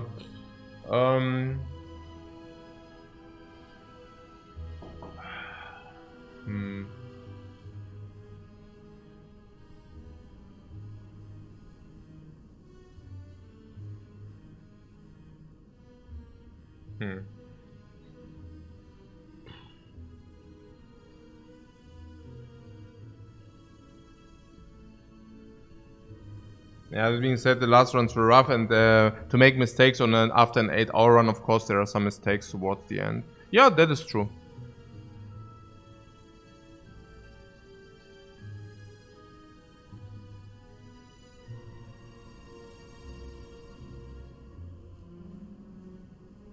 I'm not arguing against that. Yeah, in the 8-hour run, where it was the minor mistake with the shuffle at the end, I think I'm fine with that. I'm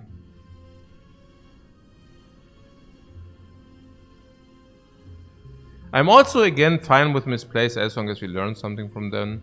But and I'm not even saying that we learned everything from the Ironclad, because honestly it's a lot of fun. There are so many new decisions, and the decisions are always so nice, you know.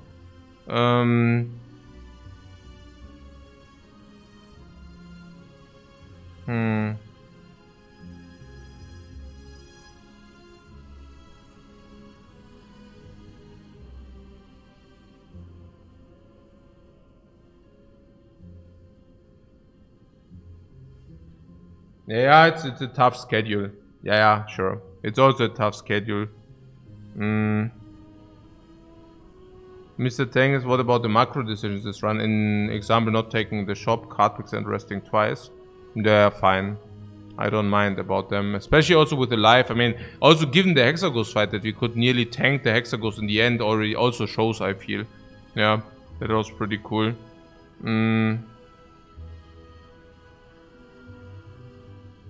I'm familiarity because of weird decks. Yeah, but I think we are adjusting relatively fine to weird decks. Usually also winning those runs.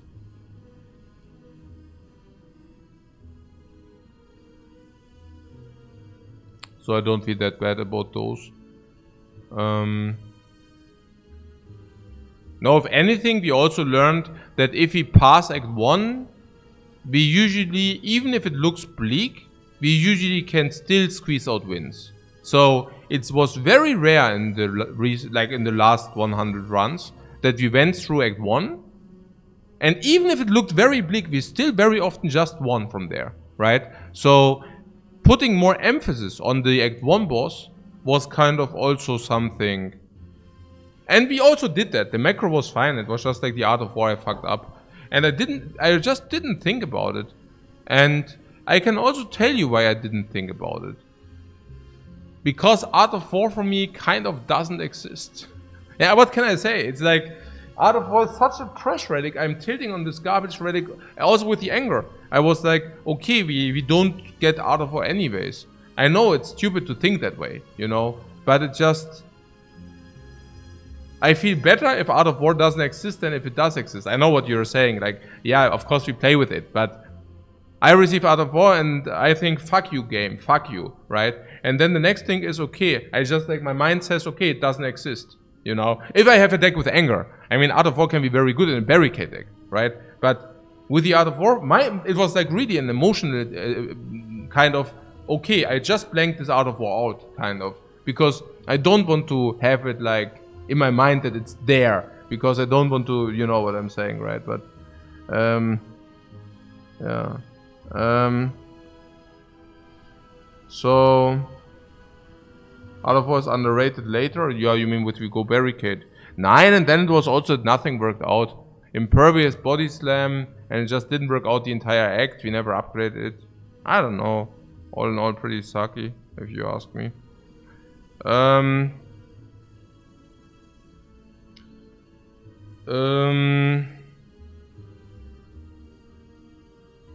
Yeah, I actually wanted to play this to overwrite the bad experiences from this morning. not to receive new bad experiences, honestly. Seriously.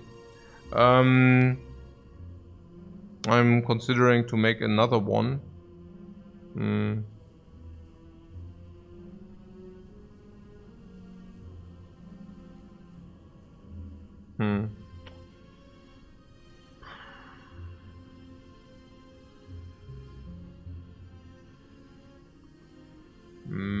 Not in a good headspace. Yeah, but I don't think that I... I mean, the idea is we probably, if I play another one, I probably have a 60% because I'm tilted. And if I win that, at least it gives us some respite. And I guess if I stop now... I mean, I already had this bad feeling this morning. And I think I could also just decide to stop altogether if I stop now. I mean, I don't know. Because it really fucks me up. I mean, always at the end of the fight and always like in... Yeah, I really tried to remember about the fun I had. Yeah, and whether just to get it into like a comparison. Because I'm really fucked up right now. After this run this morning and after this, I'm really like, okay, so I skipped the Art of War one time, then I tilted the block, reduced the winning percentage by like 30-40%. It just hurts so much. I don't know.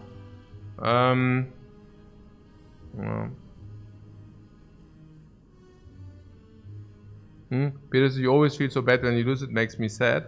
Naja, look. Not if I lose. Only if I lose because I fucked it up. Yeah. If I burned considerably percentage and stuff like this. Yeah, only then. Only that. So, what we really had a 50... Yeah, okay. Ja, klar. Schon ziemlich sad so.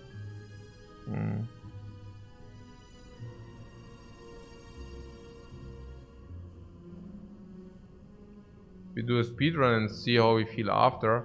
Yeah, with the speedrun, it's a little bit monkey. I think,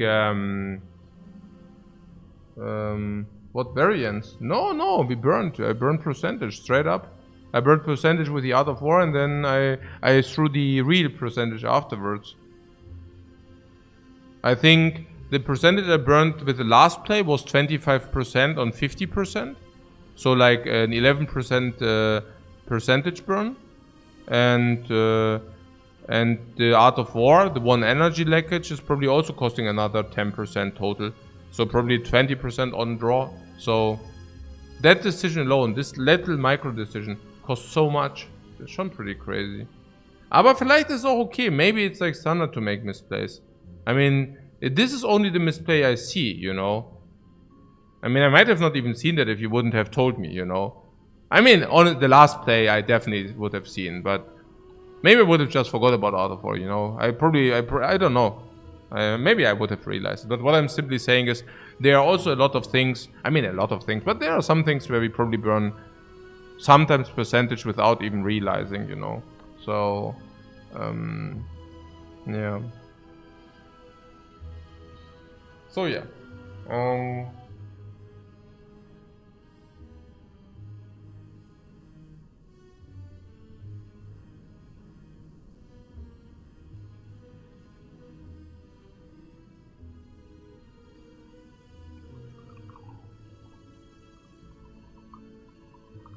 Mr. Tank said it's crazy to think that you wouldn't talk about all of that if you would have just won the Carnage coin flip. No, because then we would just like be faced with the Act 2 problems.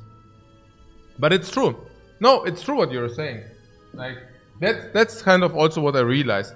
Because, you know, and this is just like also a personal thing where I also wonder, you know, like because people are wondering, okay, what about variance in poker and such, you know, like where you had like these crazy money swings and sometimes you just receive bad beats or you lose your coin flips and then you lose a lot of money, and whether that didn't feel bad or whatever, you know.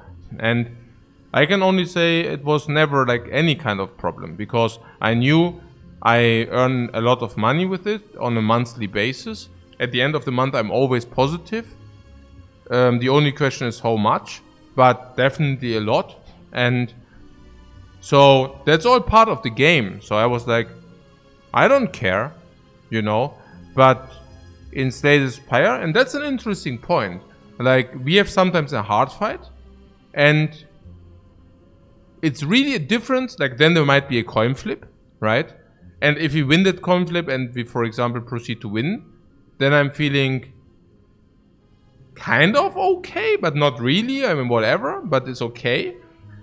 Not good, but okay, you know. And if we lose the coin flip because I made a misplay, if I made a misplay before, right? And then we lose the coin flip and I'm feeling like shit, all right? And I was also wondering about that, why that might be, you know, because usually I'm not result oriented, all right? But again, it goes for the payouts. In Slay the Spire, if I'm now, for example, doing this sample size, it seems that the payout is, I mean, the artificial payout is kind of wins, you know, because I made them my payout, because there is no real payout. So I'm like, okay, yeah, so, and that's the other thing, right? I mean, it's actually also affecting my daily mood. Like, if I go out of the Slay the Spire run, and I played that nicely, and for example won that, I'm feeling much, much better than if some garbage happened and I lost the run, right? And I mean, some people are saying, oh, it's only a computer game, do not put too much emphasis on that. And that's of course nonsense, because I of course do it wholeheartedly. But it could be that it's too much, yeah? Especially with the coin flip things and stuff, right? So, yeah. Ted says, what? This is normal with Slay the Spire streamers doing scored runs? Oh, really? Is anybody else taking it so seriously as I am? Who would that be?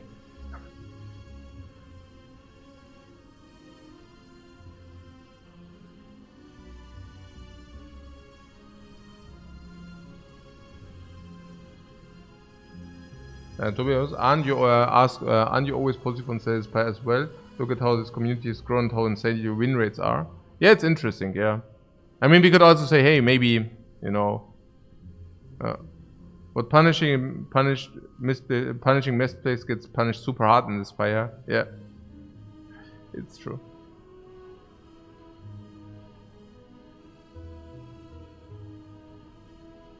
Well, Eric Pierce says also the illusion is that if you lose 2 in a row, it's bad place. No, that's not my illusion. Absolutely not. No. Absolutely not my illusion. I would not even care if these are being cleanly executed. I mean, maybe if anything is that losing runs are more taxing because you fight all the time, you know. If you're over the curve, you don't need to care, right? Glasses says ref tilted to the Bahamas. Yeah, I don't know. I mean, I still haven't gotten this Bahamas thing. I don't.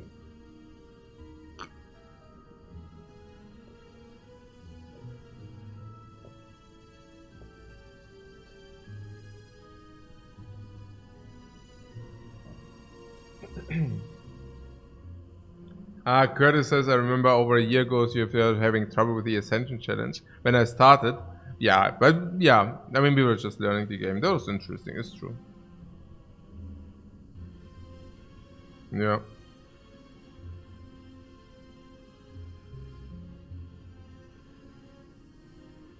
So we want to play another one, yeah. Probably.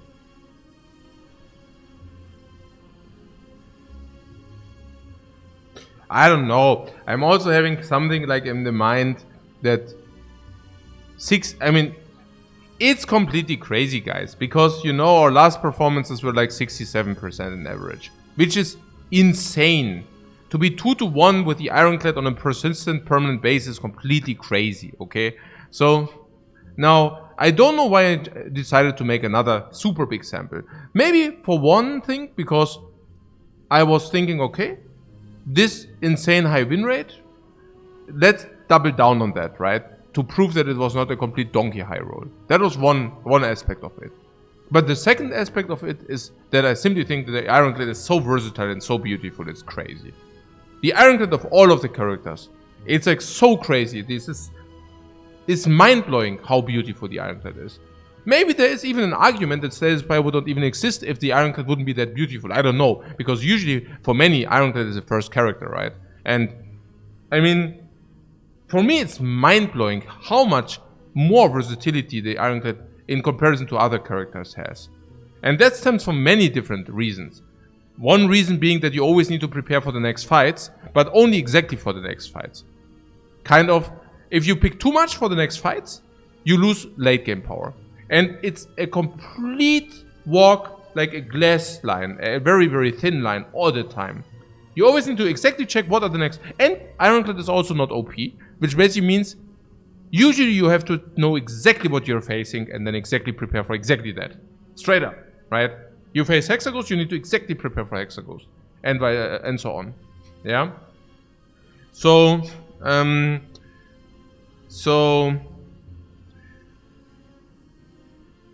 that was one reason. Okay, so now we started with the performance, right? And in order to be better than 67%, it's 68, 69, or 70, right? Honestly, 67 would be perfectly fine because then we would just confirm the 2 to 1. It's perfectly legit. But then we were higher, and 69, you know, is nice because it's a freaking meme. And I thought, okay, if you clean, like for example, if you win exactly 69 over 100, I mean, that's kind of a meme. But then again, honestly, that's also again artificial because it's probably completely irrelevant, right? It's just a complete stupid to think that way, all right? But internet community, people make some people happy. Some people, you know, some people think that's like so cool and stuff like this. It's also funny and, you know, stuff like that. So that would be cool. But 70 is also so clean, you know. 70% is just like so clean. And so I was thinking, okay, wow, you know, I mean, we are playing that, and I know we are playing that, but only if I play A game, not if I play B game. But if I play A game, we are easily playing the 70, right? So it's obvious because I see how we are playing with the 67, and now I know that I'm playing better than that, and so now we are there, you know, and maybe I put too much pressure on me. That could absolutely be. It's just like, you know, I'm super competitive no matter what I do, even if it's so arbitrary and marginal as playing Spire, you know. So yeah.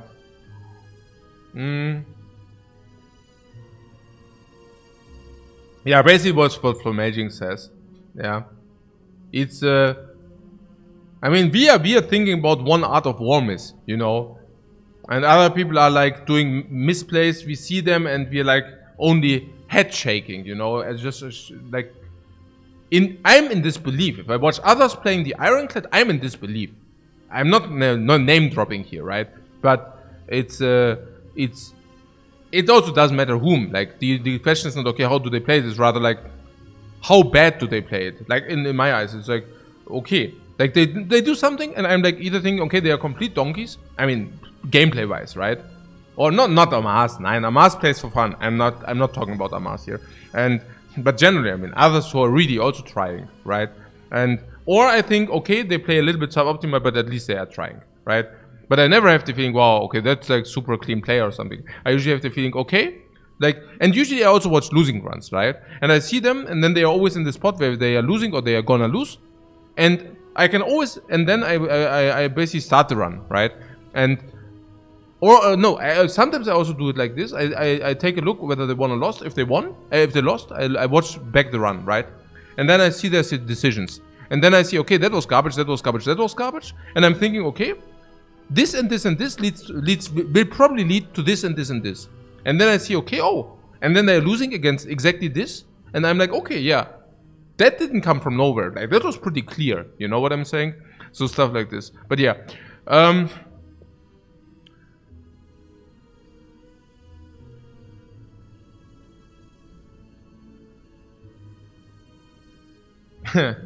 Yeah, the 69-70 dream is still very alive. Yeah, I think it's like maybe also unhealthy to. I mean, I hear that, but yeah.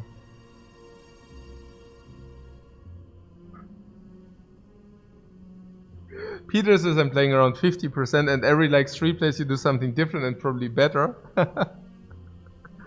Okay. And then you see how it really pays out, or how it pays off or not, or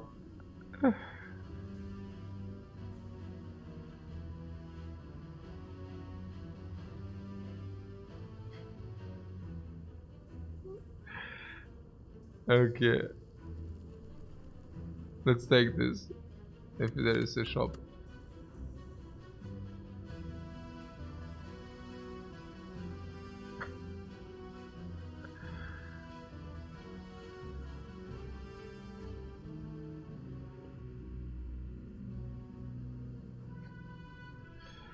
"24 games left." Yeah, and that's the other thing. I don't even know about this arbitrary 100 runs. Because I'm also thinking, hey, either I enjoy the Ironclad or I don't enjoy the Ironclad. And I'm also already feeling slightly sad, like after 100 runs, yeah, quitting. I mean, I really have to wonder, yeah. I don't know. 200 runs, yeah, klar. Yeah, we can also play the Ironclad forever. I mean, being stuck in the Ironclad life loop. Yeah. What did you do in your life? I played the Ironclad. Okay.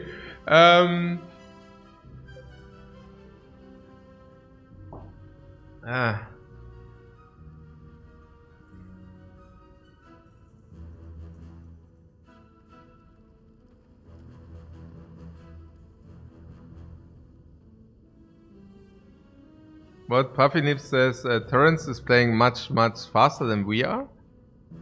I wouldn't think so. I think if you have an average run, our average runs are probably 4.5 hours. My normal runs, if I play off stream, it is 1 hour, by the way. 1, not more. And I'm not going too much in depth there, but usually the plays are relatively clean. And that's 1 hour, without any, like if I play myself. So I would assume that the 4.5 hours are usually 2 hours of chat interaction. Maybe 2.5, but probably 2. And the 2 hours of chat interaction is usually 1 hour of live talk and 1 hour of explanation at least. Maybe even 1.5. So I would, yeah. I mean, that is also something only somebody can say who doesn't watch my stream, honestly. Yeah. Because, I mean, if you just watch... Yeah, I mean, I don't know. What can I say? You know, I was also always thinking, like, why are my runs so long? Like, why do my runs take always 4.5 hours or 4 hours? And then I play myself, and all the runs I play myself are 1 hour, right? And then you're like, okay, like, how could that be? What times? How do you think your 1 hour win rate would be? 50, 60? No, as I said, I will probably burn 5 to 10% if I play alone. Like, if I'm playing 70 on stream with taking infinite time, or like with taking as much time as I want, myself, I play 60, 65, easy. And the same goes for the rotating. If I rotate for 72 with everything attached and I play myself, 65 to 70. Yeah. Where do you even want to burn the percentages? If you take a look at stated Spire runs, it's not like, hey, you have that kind of percentage and then you just lose 1 runs usually. It's rather goes like this. If you have an Ironclad win percentage of 70, yeah, 30% of these a donkey could win. Like literally 1, right? I can do anything and we win these runs. Like I can be like I can drink at 10 beers and I still win these runs. Unless I die from the beers, I don't know. Yeah.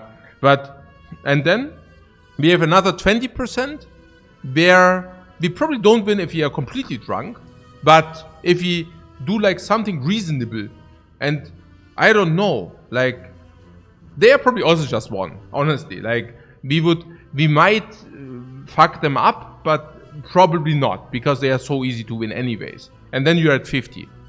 And then the next 10% are runs where we need to fight for, but if we are also not clowning around, they are also 1. And then there are like the last 5 to 10%.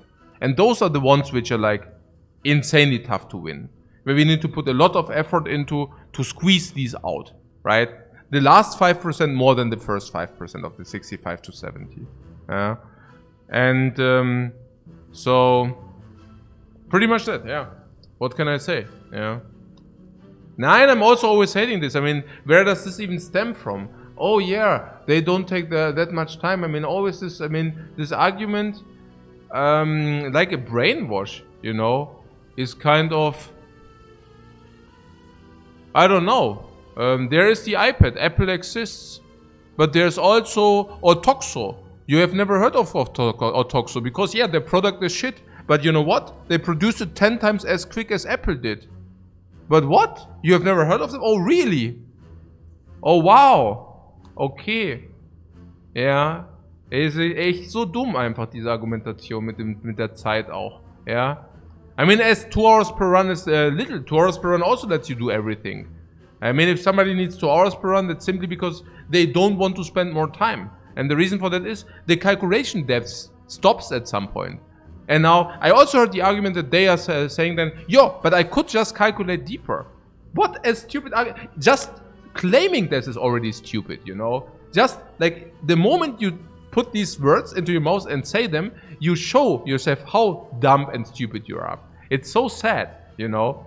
But whatever, you know? Okay, so...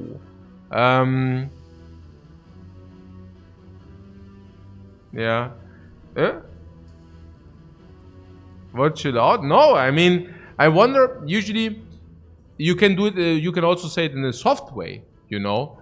But for me, I mean, I just want to express how stupid I think this entire thing is, you know? Okay. Yeah, exactly. I would have won the gold medal if I tried harder. It's unbelievable. And, yeah, but, yeah, you're here for Lifecoach and his runs. Yeah, the runs are usually rather part of, hey, look at this crap which is going on kind of nature. Yeah, monster slaughter time. My wife wants to prevent me of ranting on people. That's very, how do you say, wie sagt man? Yeah, you know. Wise, yeah, wise. Impossible. No, it's not impossible. Noble, thanks. Yeah, noble was exactly the word I was looking for. That, no, noble hits exactly. Yeah. Okay.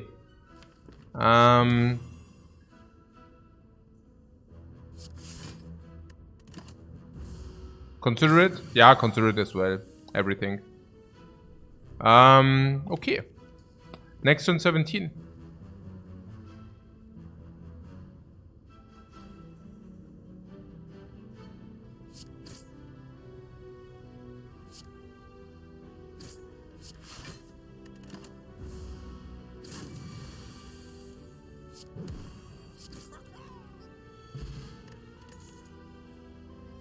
Yeah, Pommel Strike.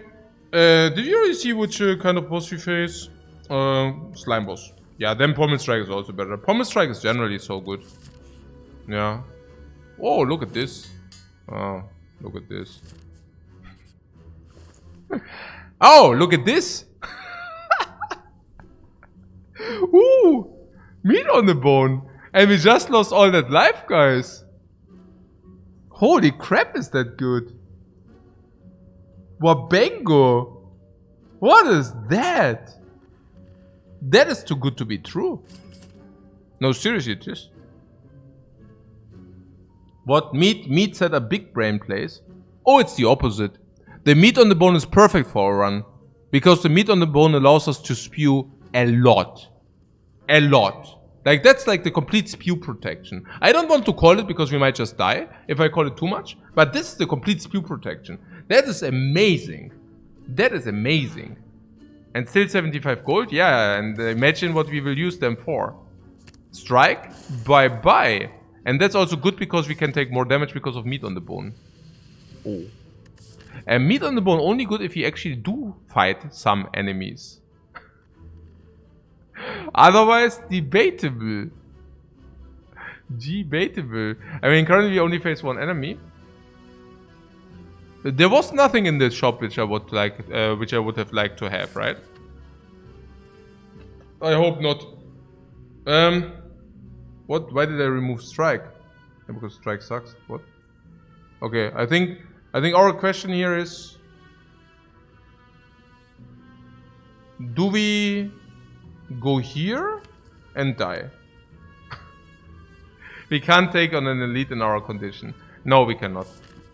The cubes are probably killing us if we do not find anything.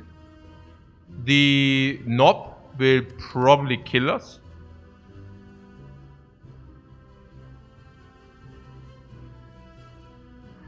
The Lagavulin will probably kill us. The thing is, fun fact, not necessarily, yeah. Also Bash Pommel Strike is like 20, so we bring it to 100. Then the turn after, for example, I just make easy math now. 27, we take 20. Block, attack. So it goes to... Also, we open 21, it goes to 100. We play 27, it goes to 73. We take 20. Block, attack. Block, attack, for example. It goes to 64. This and this. 3 attacks. Yeah, Lagavulin kills us. If we do not find anything here. If we do not find anything... Knob is... Yeah, usually killing us. Yeah. Usually. And cubes. Cubes we could be fine. Yeah, it's a little bit risky if this is nothing to die that often. But truth to be told, I also hate it that we do not take 3 elites.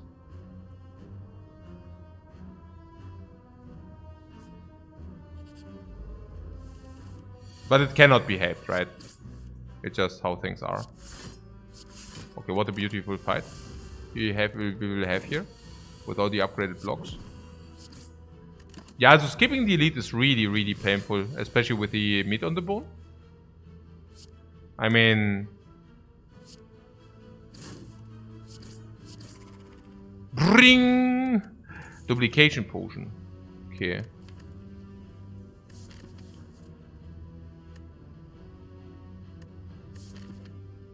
What counts towards the total? Of course it counts towards the total. We got always everything. Burning elite. I think that's a no-brainer. Headbutt.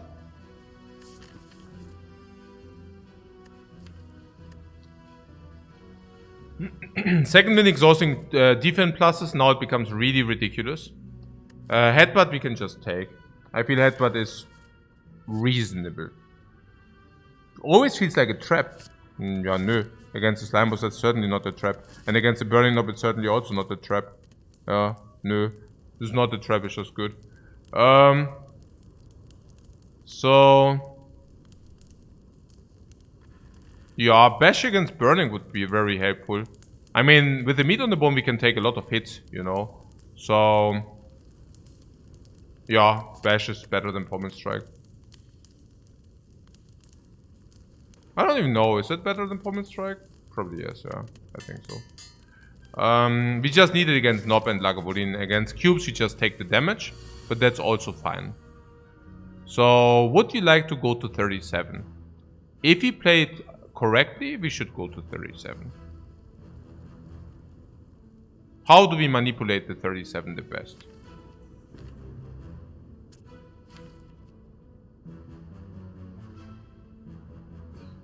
Seven plus 6 is 13, but this we only need to drop pommel strike, and then we can manipulate it in a very nice way. Or we defend top on top, exactly. I was thinking that we kill this meanwhile. So we can either draw block or we can kill. And I feel that with this play, we can approach the 37 in a much better way, right? So if we do this, the 37 are much better to be approached. Yeah, pretty much. So how do we get 37? We're taking the hit. Yeah, what can I say? Yeah, it's just what it is. Keep in mind, I won't always manipulate the meat on the bone. It was just a specific manipulation because we will face the Burning Elite now. And if we face the Burning Elite now, I would like to be equipped. Now this can also be questing Adventurer, so I would probably like to take this over this. Are we not looking at the draw? Sorry. Oh no, not needed. Not needed. Seeing red, rage. Yeah. Seeing red before Nob is weird to me. Seeing red also before Slime Boss is slightly weird. Rage is, I don't know. I mean, not good late game. Thunderclap looks pretty juicy. Oh, wood? No. Because of the meat on the bone, we don't need to take trash. That's like kind of the benefit. I would certainly like to go to this Burning Elite. And we already saw Serpent, right? And Serpent is a trash event. So we can either take this. I think it's pretty clear that we heal full. So the potion is guaranteed, kind of. I mean, the part of the potion. Like 30 gold for the potion, 15 gold for the 15 gold, and card choice. So this is around 100 gold. And the question is whether the question mark is also 100 gold. Yeah. And 3, 6, 9% for a shop. Shop is super bad.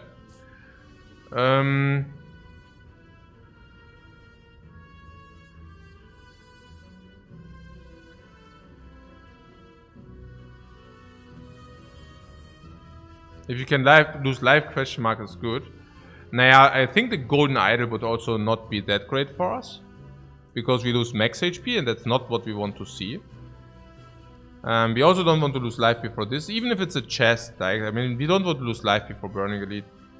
Like, not that chest, but, you know, these chests. And with the shop is also... Yeah. Before Fire Elite it seems Omega. You don't think life loss before Fire Elite seems Omega bad? Oh yeah, you don't think. You know what? The opposite. Yeah, exactly. Golden Idol has better payout later. Golden Idol is crap. We definitely don't want to see Golden Idol. So, we also already did one remove. Giant Heads is good. Scrap. The chest, I don't even know. We cannot lose 30 life before this. We cannot lose 30 life before this. It's not possible. So the chest we can also only take to a certain extent. No, I like the monster. I feel the monster is also a much higher payout because we never lose.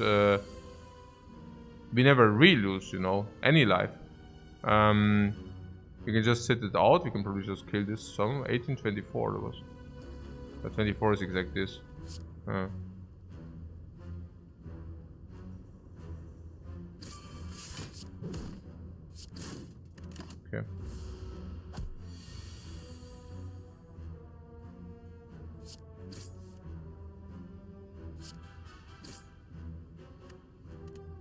Wait.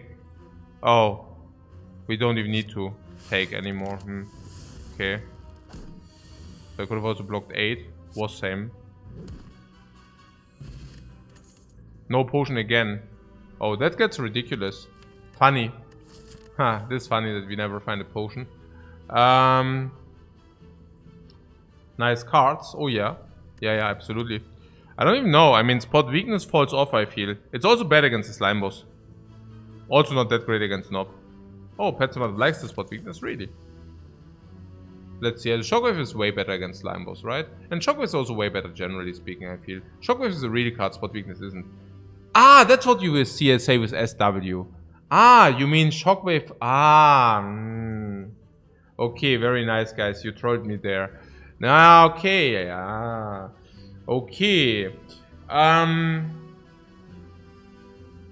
then there's also the question about Shrug It Off. Honestly, I'm very surprised that I'm not tilted. I would have assumed that I'm much more tilted than I actually am. Maybe that's because of the tilt protection of the meat on the bone. It really feels good. But maybe, I don't know. Maybe I also learned to get better over it.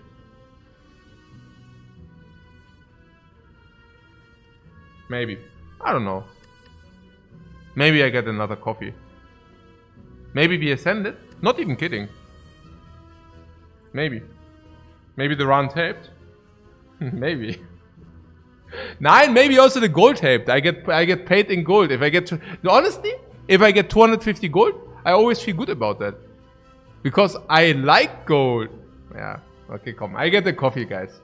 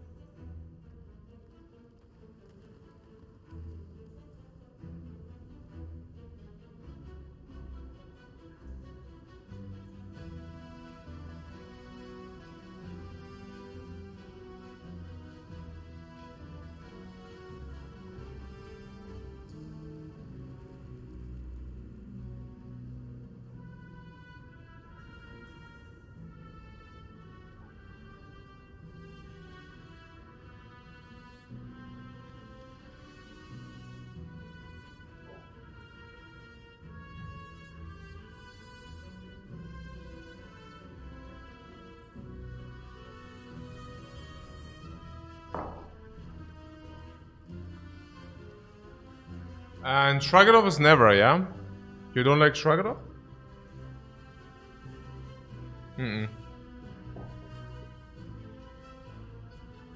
You cannot remember a time where you was unhappy to draw this ever, right?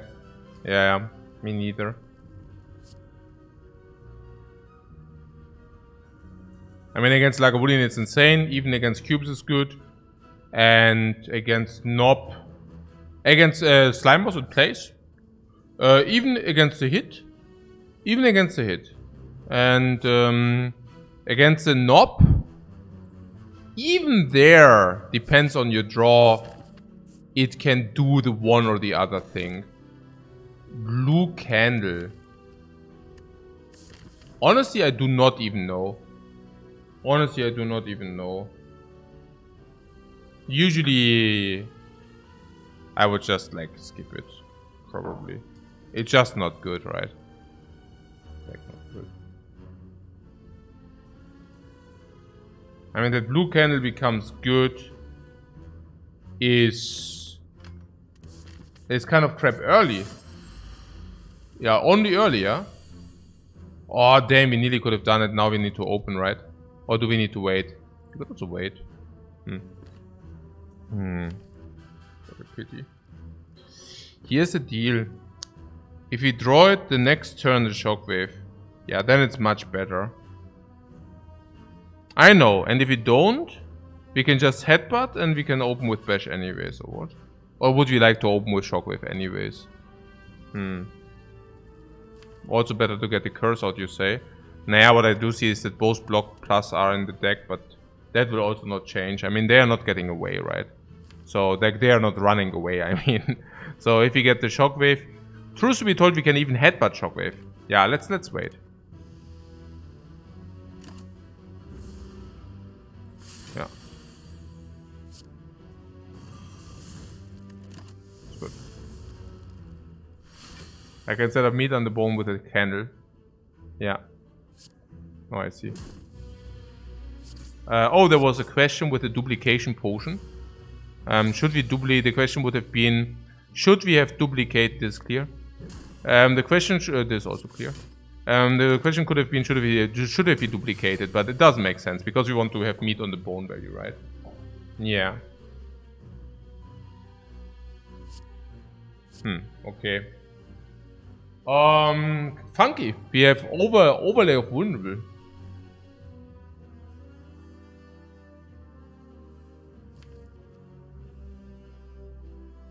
Bash defend. Bash defend, yeah. We can also pommel strike, block attack. Then vulnerable 2. Headbutt on bash. Play bash again. What? You do not see us getting meat on the bone value. What? Oh, we will definitely get meat on the bone value. What? You do not feel mega safe here? Yeah, okay, but also, but we can block in a full attack of it. This with three defense plus is blocking in a full attack from him, yeah.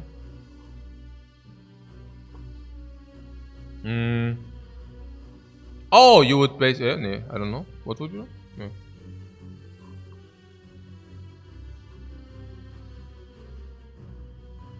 You think we have to bash? Okay.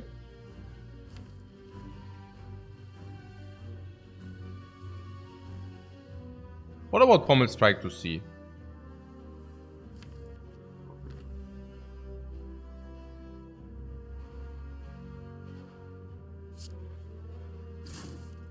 To see what you draw and then decide upon that. So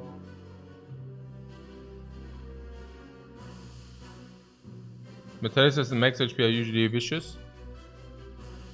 Ja, schon, aber so in what way? That you would bash now and then headbutt pummel strike, or what? That you just increase the damage being dealt to the max, or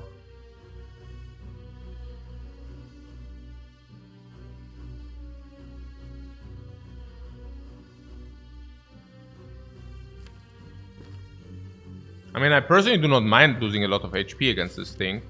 But simply because rest side, upgrade here. This fight will probably again meet on the bone. After this fight, meet on the bone. The fight after, meet on the bone. Yeah.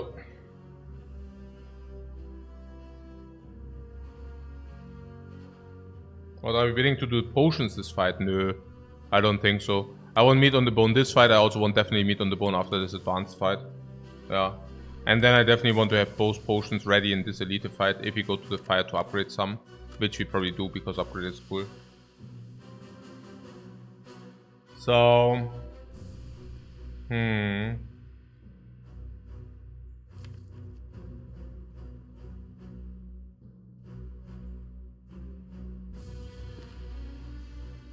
Duplication potion is also great for splitting the dude. Yeah. So we can use the 1 energy more for... this is 8 block and 9 damage, and this is 15 damage. But the headbutt... Don't we just have permanent bash like vulnerable? So if we block attack and then we have headbutt on bash attack and then it's still vulnerable and then we just bash again. That's just how it is, right? Like, I don't see the alternate, honestly. Isn't that just how it works? I mean, you cannot inflict more than permanent vulnerable, right? So... Or does it not work like this? And now we are committed on the bash, and if we draw bash and pommel strike, we play bash and pommel strike, and otherwise maybe bash defend, I don't know. Stuff like that. Depending on whether we can lethal next turn or not. It's not simply the line. So, also kind of. And if we can block in, we should block in. And then just kill him in the 3 turns after. And yeah, pretty much.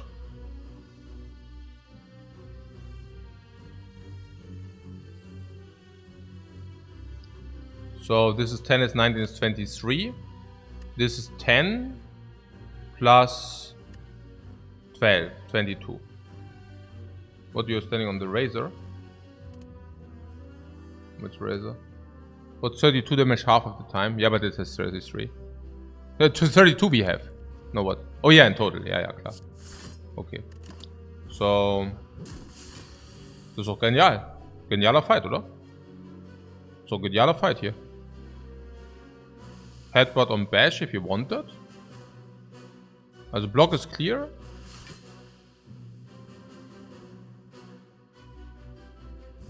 I feel headbutt on bash is clear. If this is a strike, we might even play pommel strike. Pommel strike is better. So if you want to play headbutt, you could also double block. Yeah. Or triple block even, yeah. So triple block means we draw... This is at least 6 damage. 6 damage. What is a very bad draw? 1, 2, 3 of them. So, for example, 12 damage. Yeah. So 12 would be... I don't know, I don't like it. Yeah. I mean, 12 would be minus 8. So it goes to 21, then it goes back to 25. And that's like if things go really bad. 25. These are now dealing 3. So 22. This is now dealing 9. 7. 7. Also, or 7 plus 9. What was in the chest? Yeah. Irgendein Müll. So we can block 3. Risk of Ruin. I don't know whether we have Risk of Ruin. I was like just thinking out loud. I mean, we never draw all 4 blocks, right? So it's like 3 blocks, and I mean it's also a little bit pessimistic to draw double strikes. But let's assume we would draw double strike. Minus 8, 21, 25. The turn after we definitely draw the others. So this is 7, and this is also 7 plus 3 is 10. 10 plus 7 is 17, and this is 25.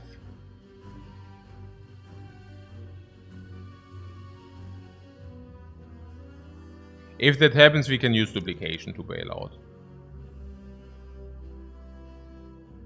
He's at 41. No, he's 33.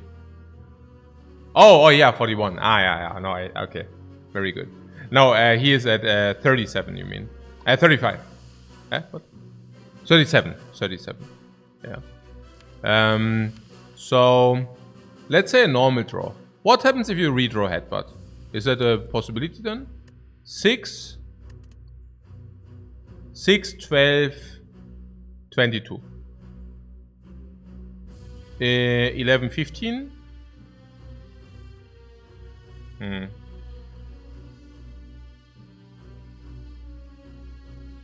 Not that batting seems greedy. Really? The bash is already 12. So let's make next turn like 12 plus 6, 18. Minus 14, so it's 15, is 19. Yeah, okay, come. I'm not too firm to say... I'm not too firm enough to say that... You know, I mean, we have meat on the bone, and that should usually be... Yeah, quite good for us. Which basically means... Yeah. If we can guarantee the kill, why not? Right.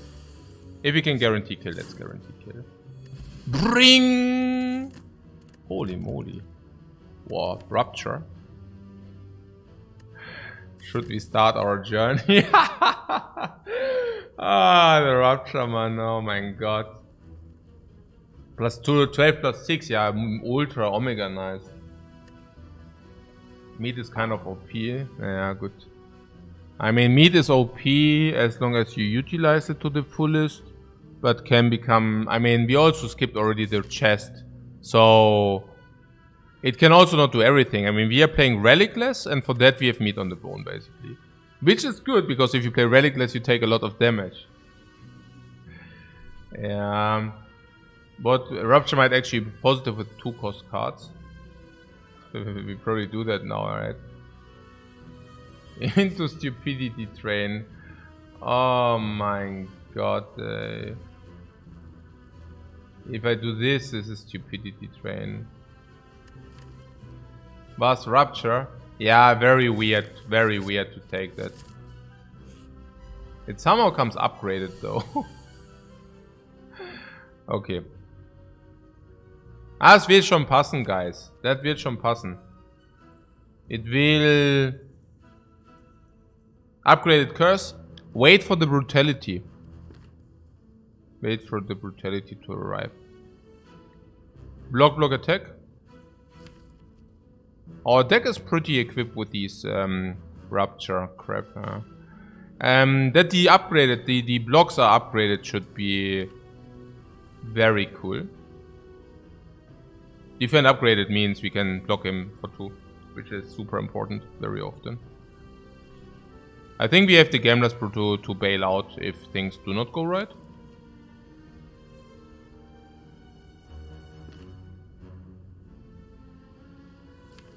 I would keep it that way.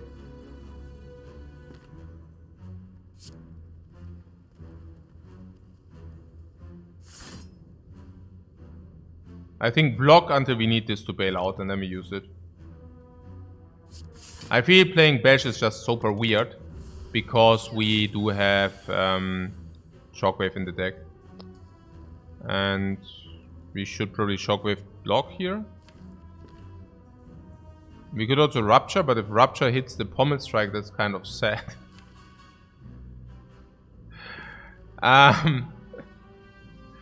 Okay, oh no, we can play, okay.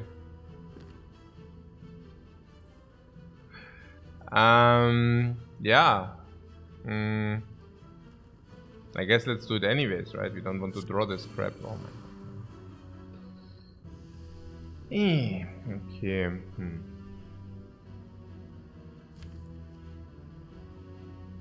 We probably wanted to do that anyways. I guess.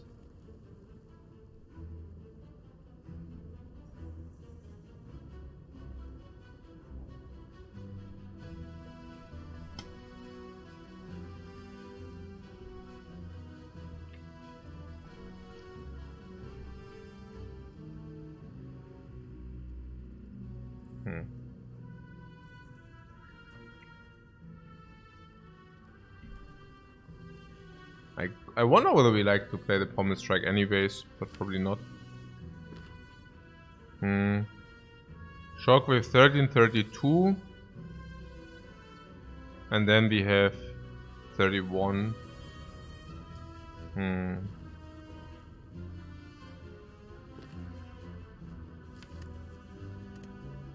Unless we redraw Pommel Strike.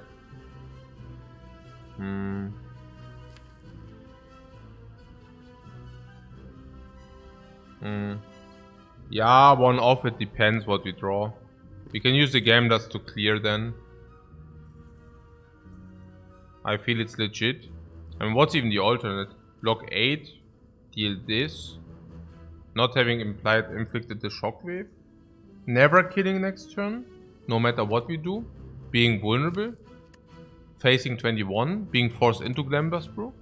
I mean, now we can take 6 and... We don't even want to take 6, but this is also take 1.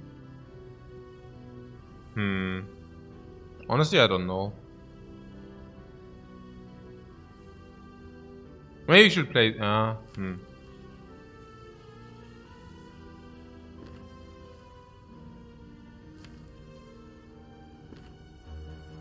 and 15. I think we should do the block thing. I don't think we should play Shockwave. It just doesn't make too much sense. We can still use a potion to block in. It also depends on what it does. Maybe it throws a net, you know. Sometimes throws a net. And again, we can always gamble, right? So there's that. Okay. So...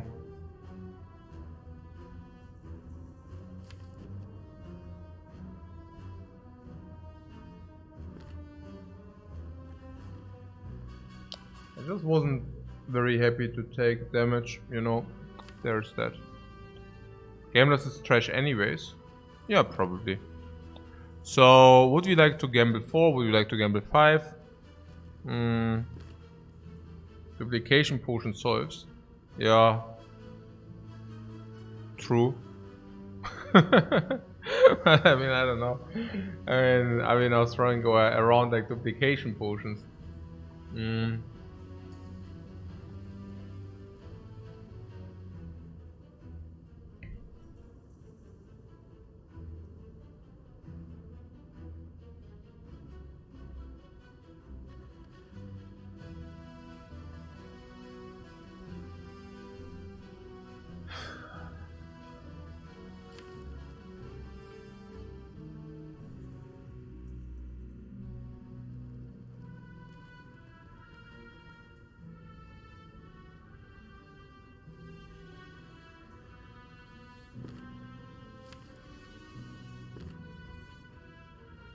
I think we mulligan 1 time 5 cards.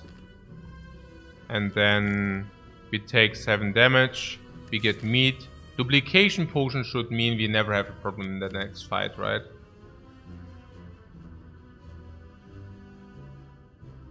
Gamba and triple block puts us in the same situation, kind of. Yeah.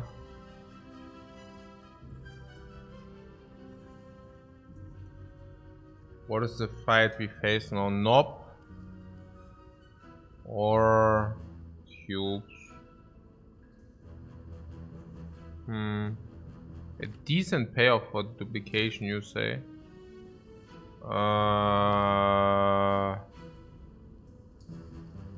Nah. No. Not really. I have seen better duplications, and against the slime boss, I think that could have definitely also helped. Hey, One Mute, what's up, man? Yeah. I was thinking that the meat on the bone is carrying a little bit harder, I have to say. I'm not really content with taking damage all the time. I don't even know what's happening, honestly.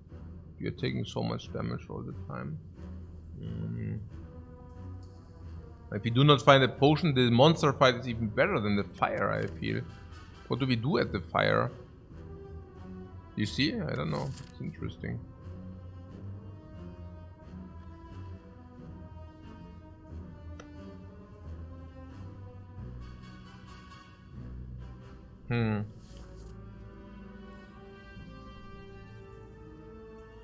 You're saying the Gamblers doesn't really...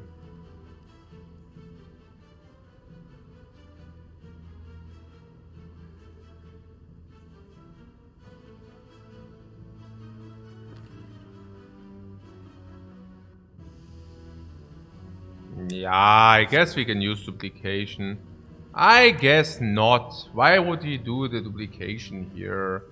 You mean what? I mean, Shockwave Defense probably gets us somewhere the most. Yeah, that's what I think. Yeah. I think I would like to do that. Yeah. That's kind of the idea I had. And I think we should just do it. Yeah. That we basically Shockwave block. That's kind of what I'm thinking. Take 7. Yeah. That's also pretty much what I had.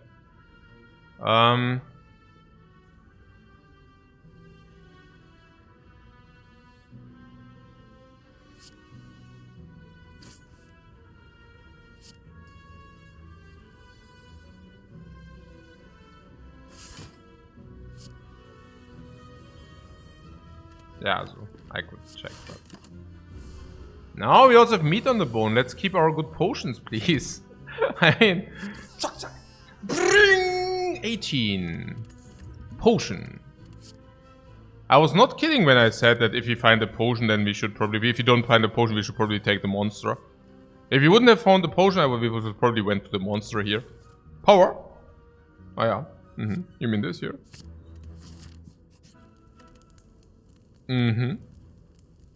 So, Pommel Strike or Shockwave are possible. Shockwave before Slime Boss is weird. Shockwave before... Shockwave before Cubes is weird. Pommel Strike with all the powers which discount the hell out of our deck is absolutely not weird. Also for strike throws and such.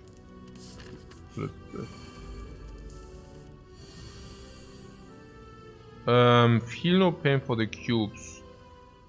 What a pity.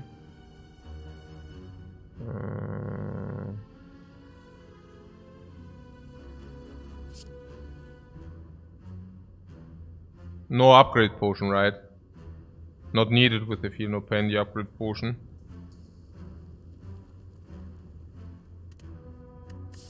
Yeah. Or potion chance 60% or something. But truth to be told, we really just don't need it. We can even choose the better potion if you want then. You know, so there's that.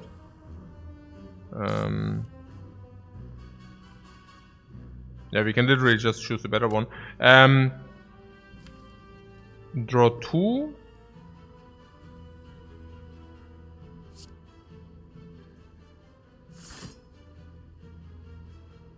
Upgrade blocks. Yeah, we already blocked in. Yeah, that's pretty crazy. Yeah, this is 10. Ja, 22. Ja, wahrscheinlich schon Defend, ja, klar. Pin and Pin already solves.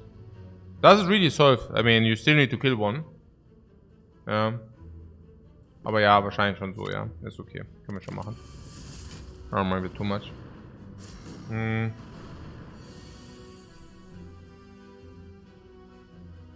So you want to triple block in.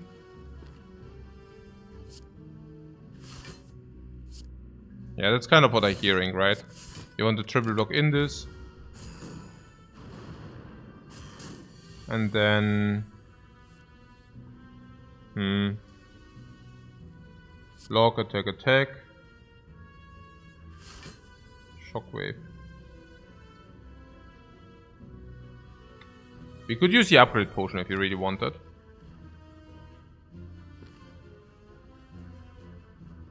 Probably not. If we draw 2 attacks, that's the same. Well,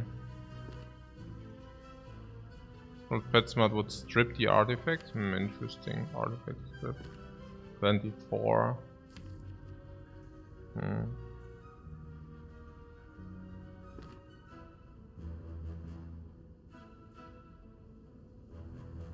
Oh, Shockwave blocks as well. Yeah, okay.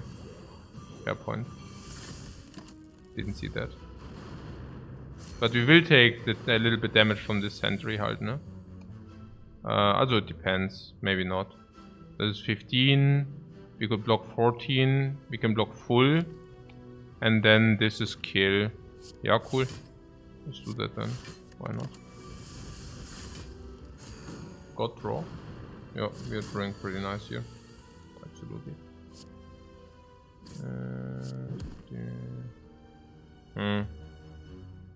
Rabiat was our deck. Pommet strike block.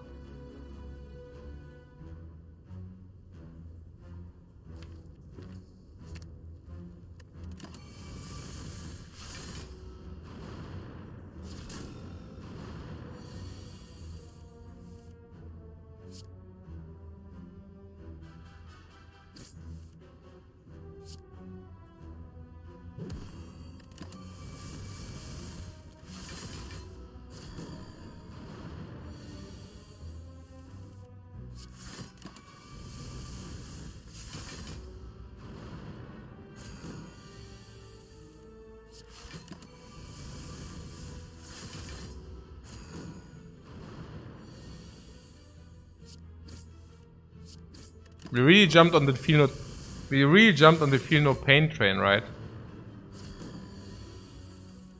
Kind of funny, I guess. Oh, what?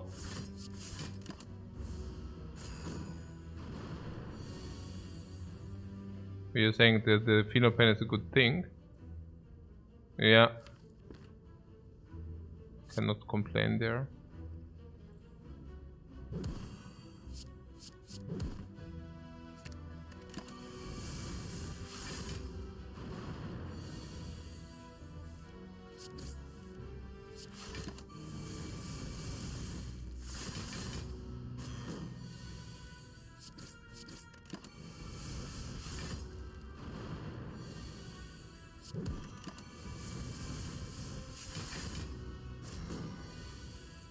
Well, Feel Pain is a slightly better card than Rupture, you could say. Yeah. You mean in the cube fight specifically, yeah? Okay. Bottle Lightning.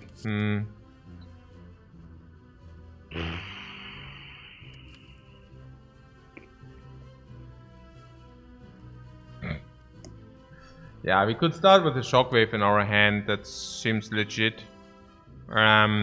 If we then also proceed to upgrade it, it even seems more legit. Yeah, it's not perfect, but probably. What double tap you want? You want double bottle Shockwave is not bad. Wow, for a relic.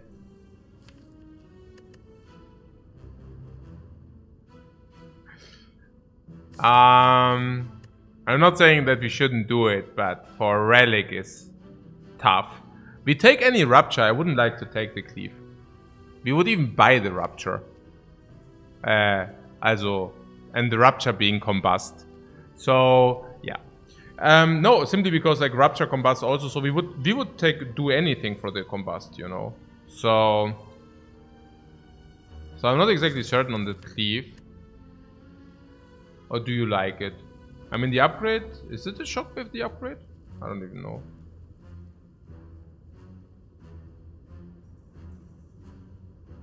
What? Heimser says without the Shockwave he would just skip the relic here, lol. Naja, to be precise, without the Shockwave he would have received a different relic. And I would have rather preferred that. Okay.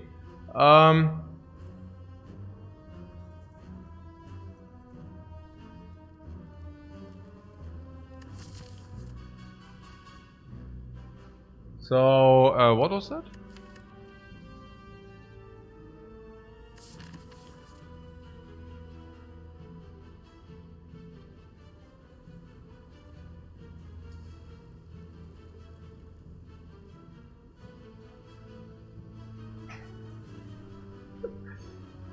How do you know that kind of stuff? Yeah, the winner, it doesn't come from anywhere. It doesn't come from nowhere. Yeah, this. I'm the Slay the Spire knowledge tank. I told you, like, if anybody asks you what did you do in your life, I played the Ironclad, man. I hope nobody is ever asking that question on my graveyard. Like, what did I do with life? Ironclad. Oh my god. Okay.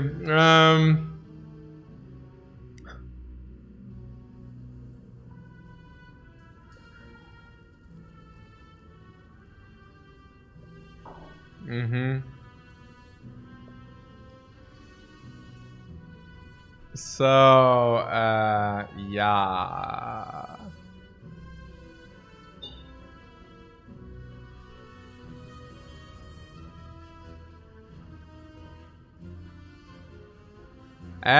I'm just, I mean, knowing the specific interaction doesn't really help, though, to be fair. Oh, I think one time we didn't pick one because of that. One time. I remember one time where it actually influenced our decision. Yeah, you tell me, guys. What do you feel about these things here?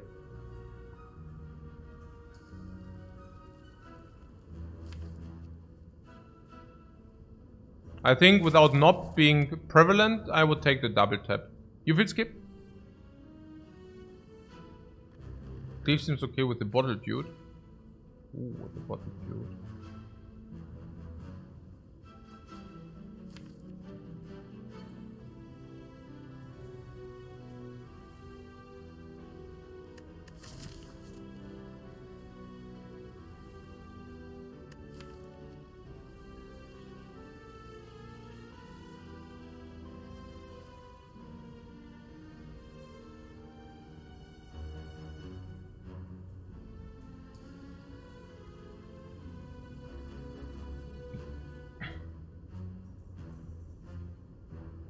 I like double tap.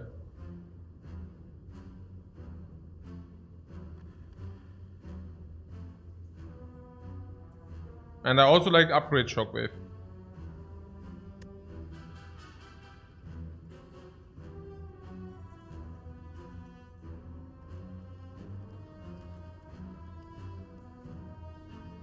No, do I like upgrade shockwave?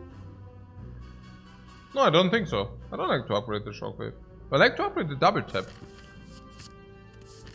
Oh wait, we are not there yet. Do you like the shot? Do you like the question markers? I mean, the enemy cannot drop us a potion. So it's literally only 15 gold in the card choice. Peter says, what is with this new double tap madness? Yeah. Yeah.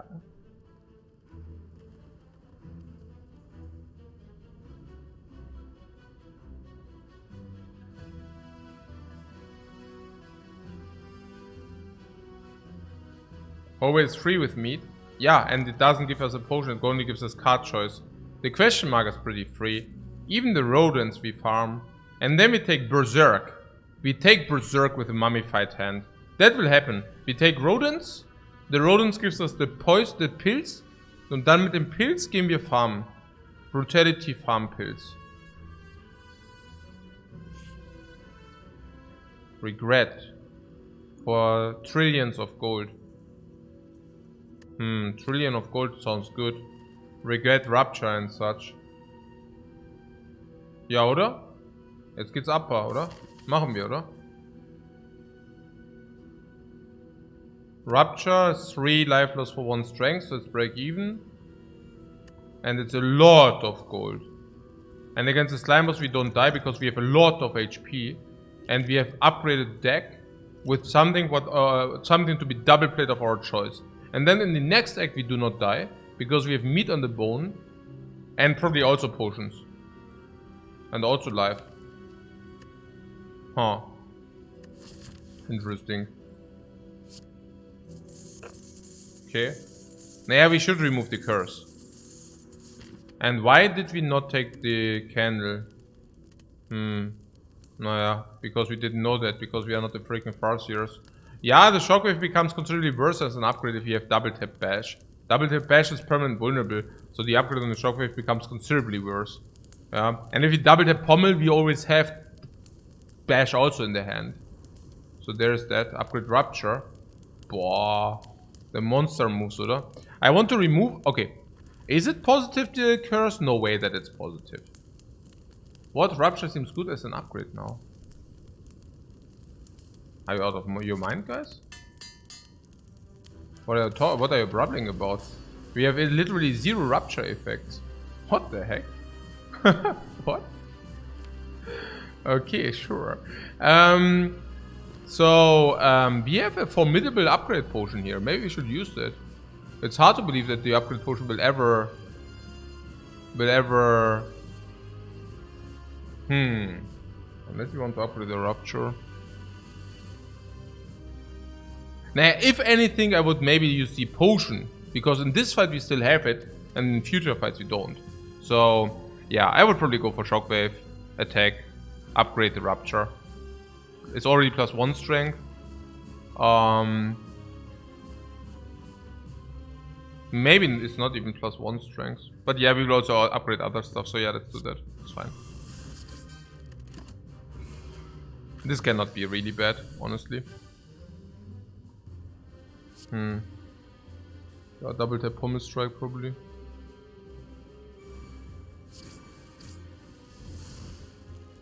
Yeah. Do your upgrades.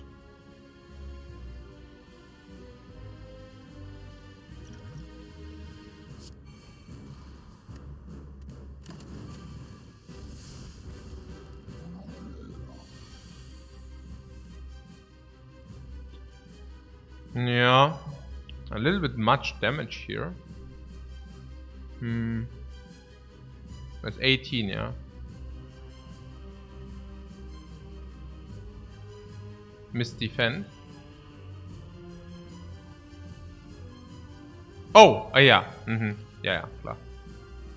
Standard.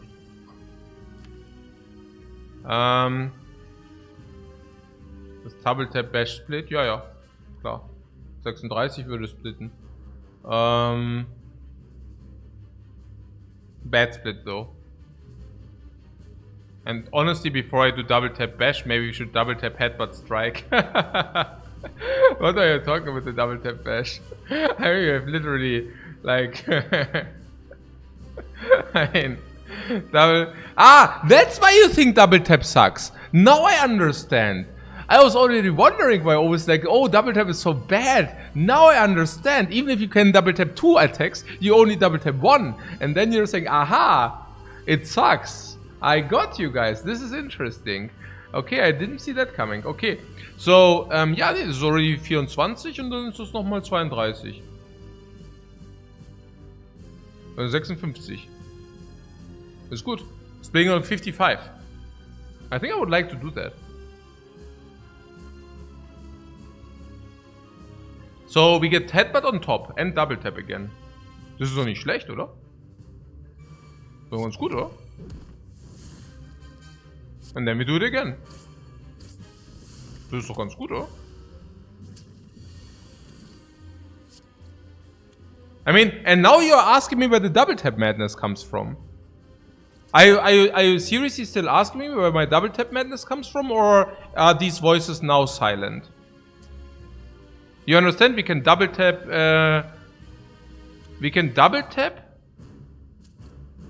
Pommel strike, and then we can. And then we can hit my double tap pommel strike, man.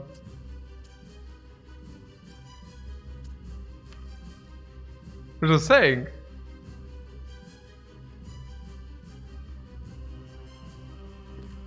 Double tap headbutt every turn. Yeah! We can literally double tap headbutt every turn.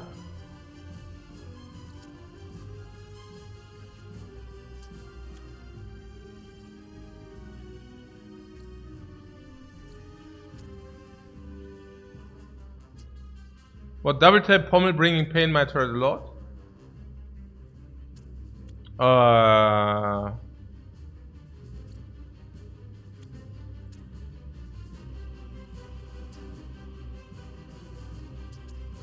I think it's fair. Yeah, taking 36 damage also hurts. Exactly. And for the one we get even compensated with 2 tornadoes is fine. Yeah. Das ist doch.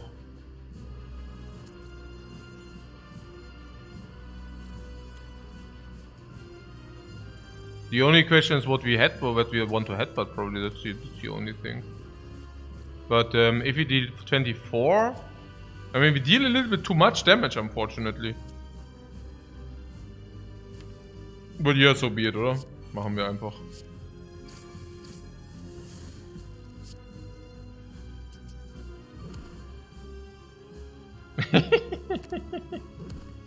Yeah, or headbutt. How much is it? 9.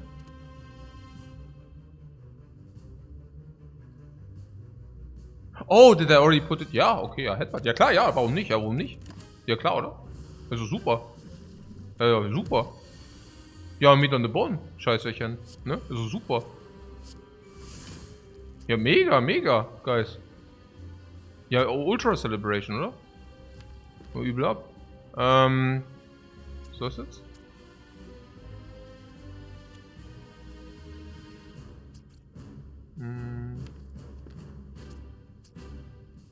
Would I play defend if I draw it?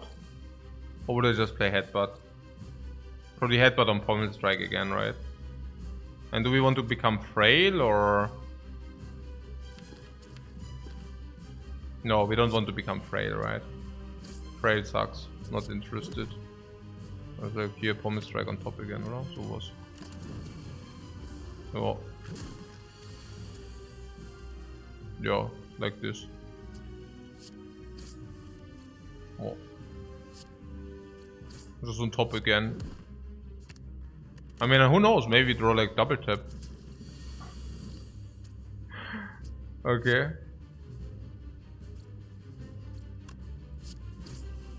Oh, regret again.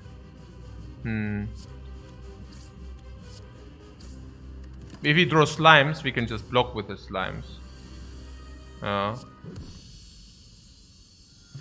I don't know, like if you ask me about the double I mean double tap reap I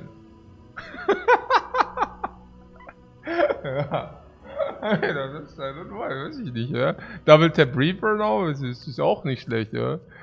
What about this barricade? The barricade seems pretty juicy as we are. The barricade comes down with a discount. Hate to say it, but it's kind of an upgraded barricade. Now you could of course argue that there's also Reaper. My argument would be that Reaper and we have meat on the bone, and we currently do not have that much strength. Well, Rupture has strength, but Peter says, thanks Lifecoach, now I'm gonna pick more double taps and lose games. Naja, it's super crappy for the knob, right? But other than that, I don't even know. Was Reaper is not needed given our regeneration otherwise? You mean because of the ham? Yeah, meat on the bone is probably more than enough sustain, sure. If you sustain like half a campfire per fight, you have more than enough sustain.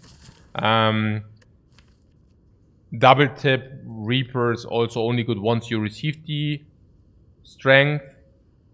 I'm still not exactly sold on the strength gain via the regret. I would probably rather remove the regret and then gain the strength in different means.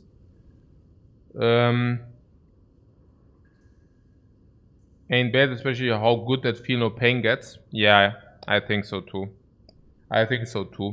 Yeah, barricade with the hand, of course, with the hand. Sure. Reaper might be better in general. Nö, eigentlich nicht, nö. And barricade is a speculative pick. It becomes very good later, but will suck for quite a time, right? Good news. We have meat on the bone. And meat on the bone basically says, hey, if your deck or if your run sucks, I bail you out for quite a while. Is that even true? I mean, that's our only freaking relic, kind of. It's not true, we also have Mummified Hand with 1 garbage power. So Chosen doesn't deal any damage. And we also have double tap, which is of course huge. We have full potions. We have good life. I do not feel very strong because we are playing relicless. It's true. I mean relicless. We have meat on the bone, that's it, but that's usually not enough, you know, it's meat on the bone, it's one relic. Okay, but 12 HP might help, but yeah. I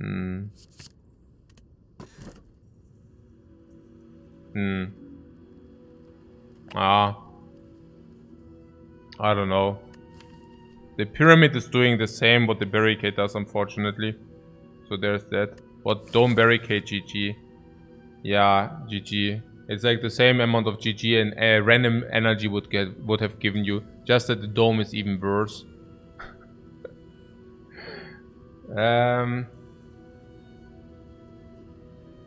So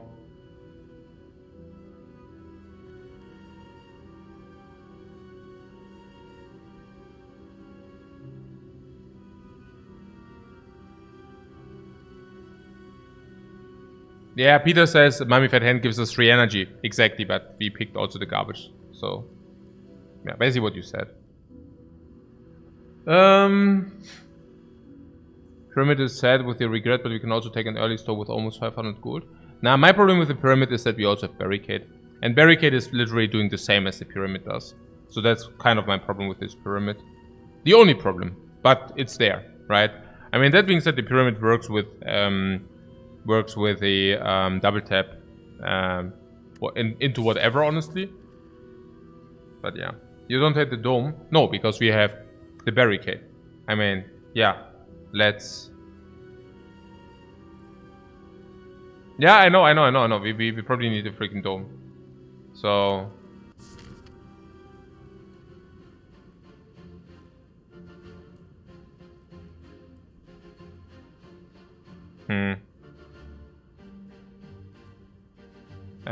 Two elites or what? Okay.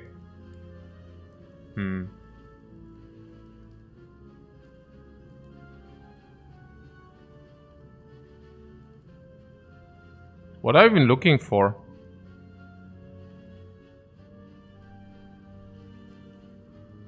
Would have been sad. What we would have been sad with the black star, for sure. Look for a shop. Yeah. There. We are looking for shops. No, absolutely. So you think we should go to that shop or to that shop, or no preference, or?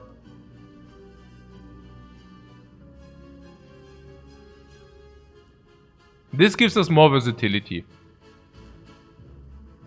And this can also remove the regret. Cool that we don't know what they do. That was ironic. Like it's actually uncool that we don't know what they do. Very. Shockwave, double tap, pommel strike, double tap, pommel strike, pommel strike on the lower one. Yeah, regret. Oi. We might regret this, guys, if this continues. Bash is downing him. Bash would. I definitely would drink the potion, yeah? Bash would down him. I know, meat on the bone and such, but whatever.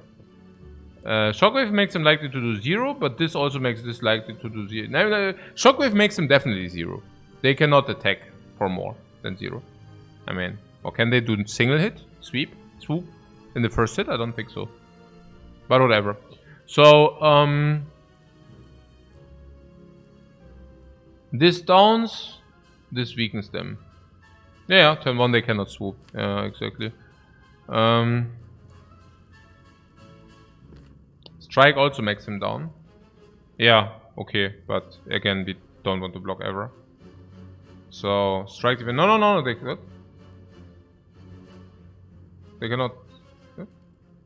Oh, you mean we can actually attack and block? Ah, yeah, I see. And then we also take 1 less from the regret, right?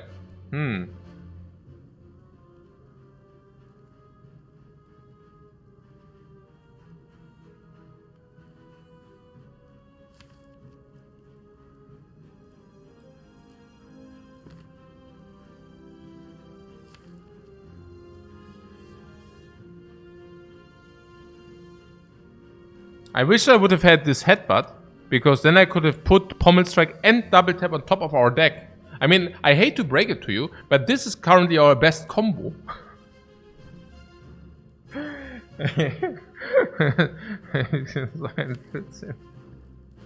Okay, so yeah, okay.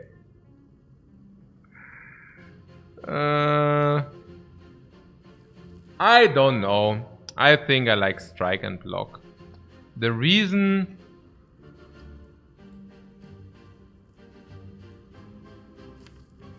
I Shockwave is better for next turn, you say? It depends on this thing does, honestly.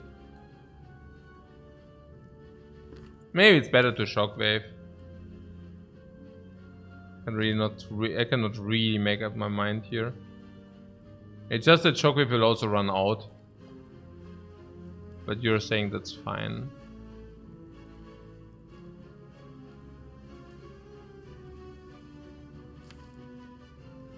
Yeah, maybe Shockwave is just better. Yeah. It's of course a multiple debuff, so there's that. Yeah, I would. Maybe we should really get rid of this regret. Yeah, I guess the Shockwave was not that bad. I mean, if I like everything be taken into accountance, the Shockwave was pretty. Yes, pretty good.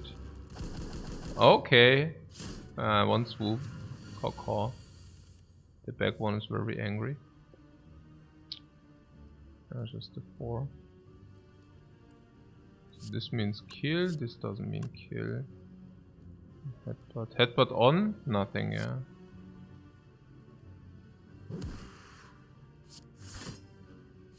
The back one buffed. Rupture very good. Okay, that was pretty good. Regret. But this time we are prepared. This time we came prepared, guys. Oh. Good stuff that he used this regeneration potion. Oh, he already has 2 strengths. Ah, double tap finally.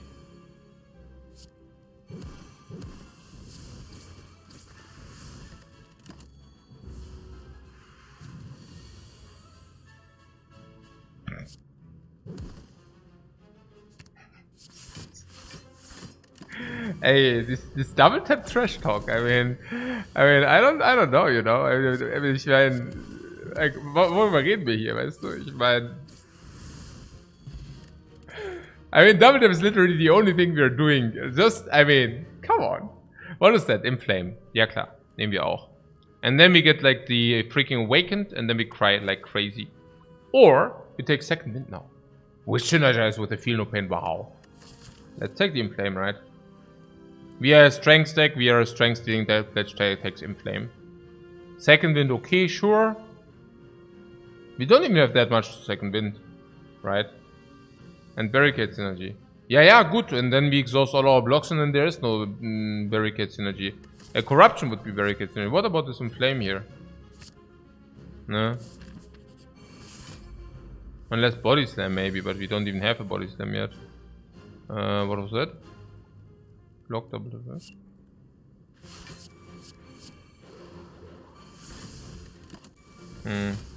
Okay. Okay, pretty sad story.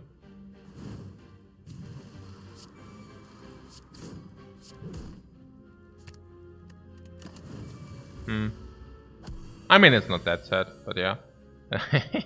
Mine, come here. Like, you see, like, I mean, you're still in denial. Oh yeah, and what is that? What do we even take? 22, 38. 38. No, 28. We go to 28.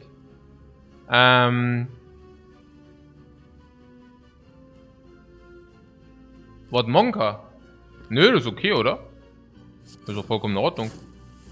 Sondern das ist ein Monka zu, das ist doch vollkommen in Ordnung, super. That's what you have to meet on the bone for. Like, that's exactly what's happening. Bring 18. Bring Speed Potion. What, Duplication Potion? Nee, natürlich nicht. What? Nix Potion. Nix gibt Potion. Ghostly Armor is our first block card. Yeah, really, that's well, so Ghostly Armor. I mean, it is Ghostly Armor.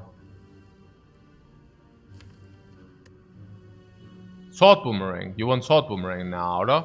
Echt jetzt? Yeah, I mean, it's close. We can duplicate it, no? What is with the Sword Boomerang Rupture? Useless. We usually do not Rupture. Sword Boomerang after Inflame is okay. It's probably not good enough to justify it currently. With barricade seems fine. The ghostly armor.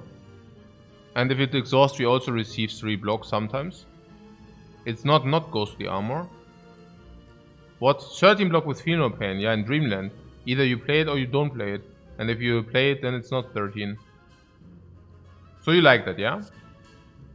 I'm slightly skeptical, but we can take it. It's fine. Oh, that's a pity.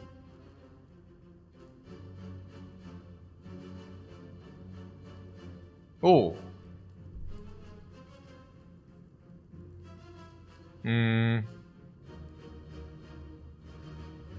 If you would only know what this does. But fortunately we have Runic Dome and Barricade into GG. Good stuff. Good stuff. I mean, otherwise I wouldn't know what to do, but I mean, fortunately with GG. Hope for Hand on Shockwave. And if you do not receive Hand of Shockwave, you take 26. Is it really such a good game plan? I don't know. I do not feel that the Barricade is doing anything in this fight. Honestly. It usually attacks us this turn, so I really don't think that we benefit that much. Yeah. Don't we always want to Shockwave anyways? Yeah, but I think the guys are saying we can do this, and then we can get the discount. But I also think it's slightly fishy to do that. Because she will most likely attack, and if she does, we definitely want to play it this way. And if she doesn't, well, then we lost a little bit, but also not too much. So, but yeah, now we know that she will attack for 18. Yeah. So, there are different approaches. You miss 9 damage too if that happens. You know, I know. That's why I'm saying I didn't want to really do that. So 1, 2, 3, 4. Or this into Bash first, we deal more damage. I would Inflame first. Yeah. It's pretty obvious, right? Has to be Inflame first. Okay, we missed. Shame. Ja, Bash for the duplication or what? Ja, komm, okay, kann man schon machen. So 18, yeah, we go meet on the bone. That was also pretty clear. If we would have only received a double tap here, guys. You see that, right? Double tap would have been pretty amazing. Feel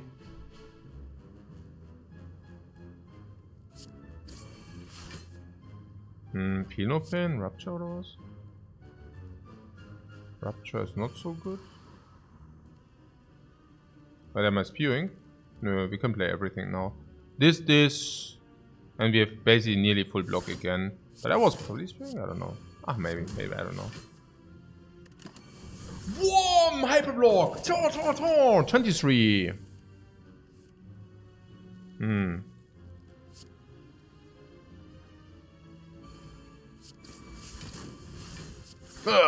It doesn't matter. Whatever. Pop! Bring! 18. Swift potion over dexterity. I could see that. The speed potion sucks, right? Speed potion is bad, right?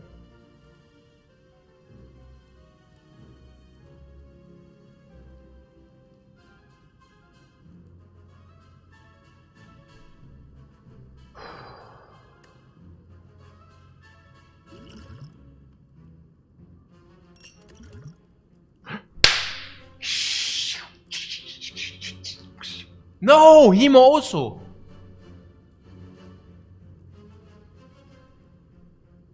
Let's see what cards we get offered first. Battle Trance has to be the pick.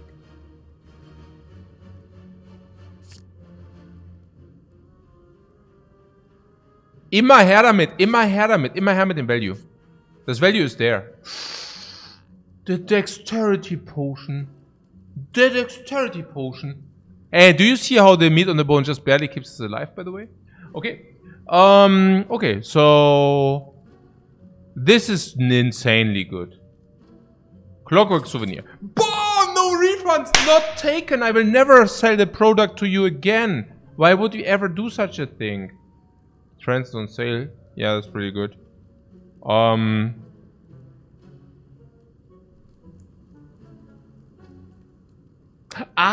Trends is on sale. I see what you're saying. Very good. But Metallicized is good with Barricade in hand. Ja, but Cash, you know. Cash in the Tash, ne? Ist nicht so... Also... how much is that, like, how much would that probably be? It's usually minus 50 with the energy, it's probably plus 60. No, I don't know.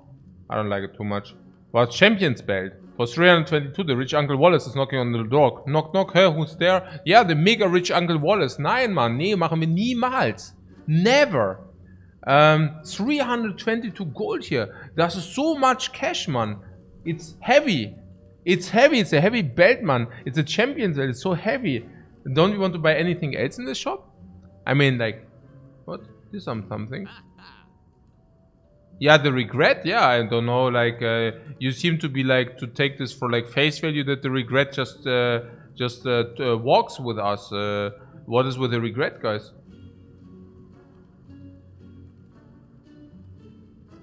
We can't activate Rupture. Yes.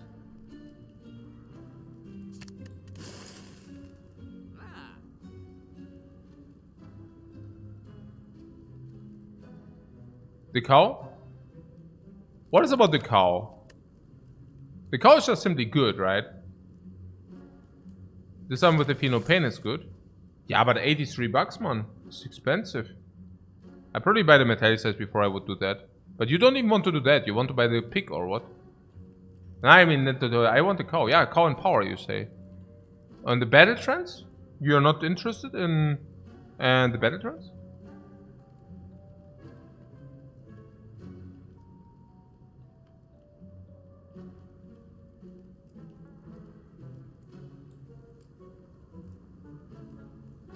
Isn't this arm also worth the money?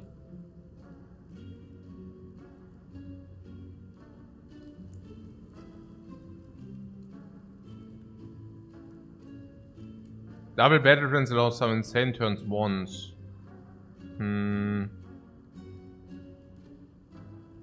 But it also strips away the relic.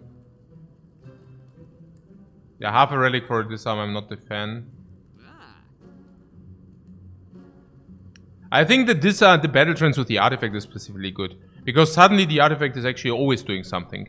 There are fights where you would like to have the artifact to do something different. You know what? There you use it to do something different.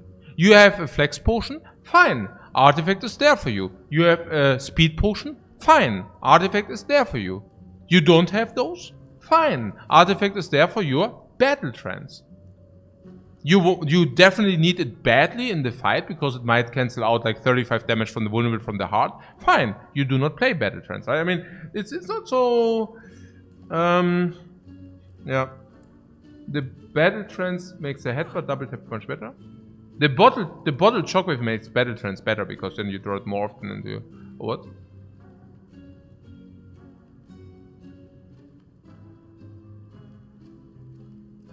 I mean, ich weiß es auch nicht. I mean, this Metallicized, I'm just not buying this Metallicized that much, you know. It's like the Metallicized, yeah, basically what I said, it's not... Debuffs are usually turn 1. Yeah, that's what I'm saying.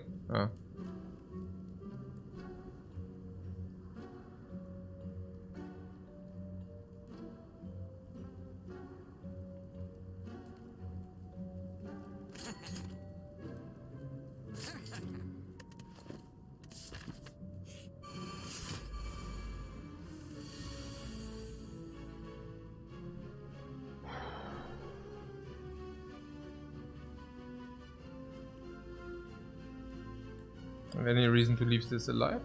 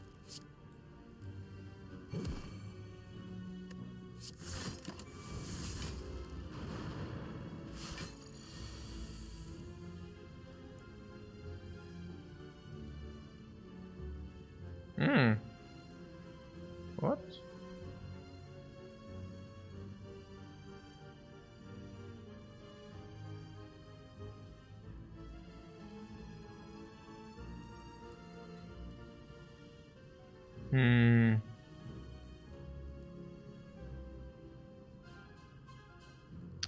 Yeah, I also like the drawing.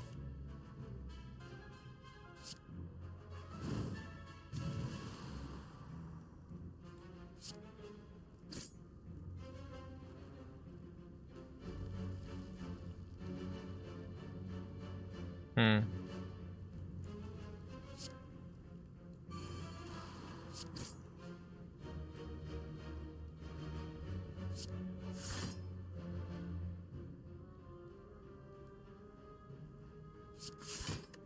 No freight!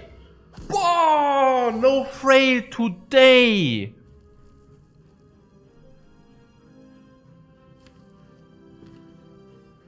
Which still means we might suffer a lot. Okay, so...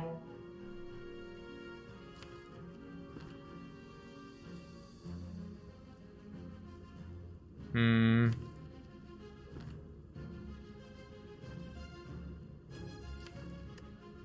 Hmm...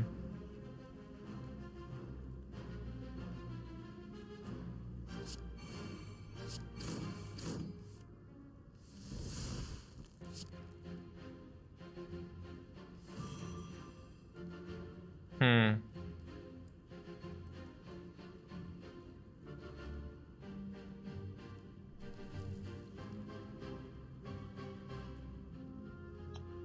Block 16, take 5.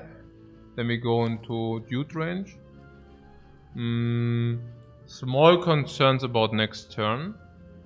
Our draw is pretty garbage. I hope that you could draw some of these daisies, but we didn't. So next turn we are blocked in, but the turn after we might have problems. But maybe not.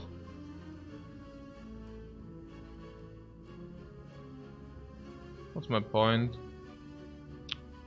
We could pour Headbutt for the Battle Trance. If you want that.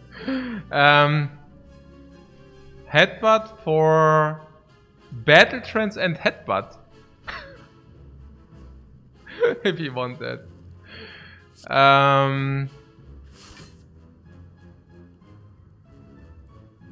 I think I wouldn't mind too much, honestly. I think Battle Trance as much as Headbutt are absolutely legit. Yeah. I think I like that. Now we play Battle Trance and Headbutt the Battle Trance again. Yeah, let's do that. Yeah, or even the Pommel Strike. What's going on here? Block is full block. 2 attacks is 22 is 37. And this is our deck.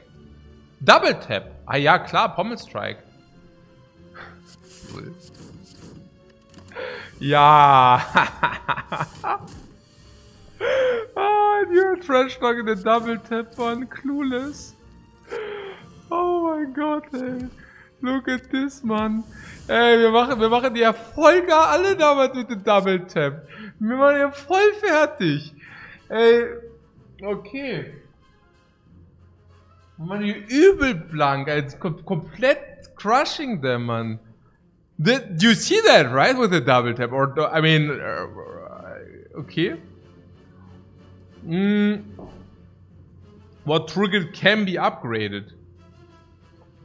Oh, you mean it comes upgraded? No, huh? What do you mean it can be upgraded? Yeah, well, maybe we don't want that, or... Clueless, yeah. Just kidding, just kidding. Okay. Could actually be Cleave here. What? No. Body Slam isn't good yet. No. We need Impervious to make it good.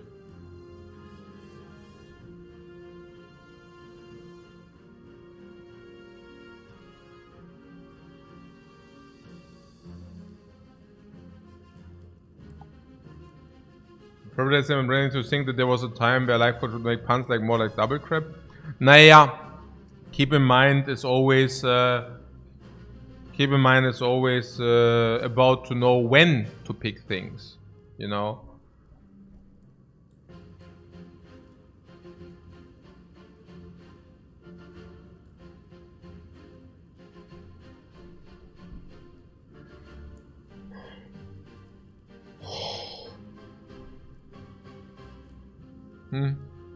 Oh. The eyebrows? No, that's because I'm tired.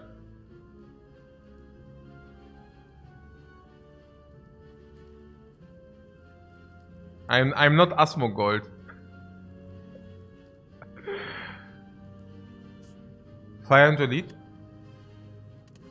You want to pick Cleave and then upgrade Cleave or what? I mean, we do have double tap after all.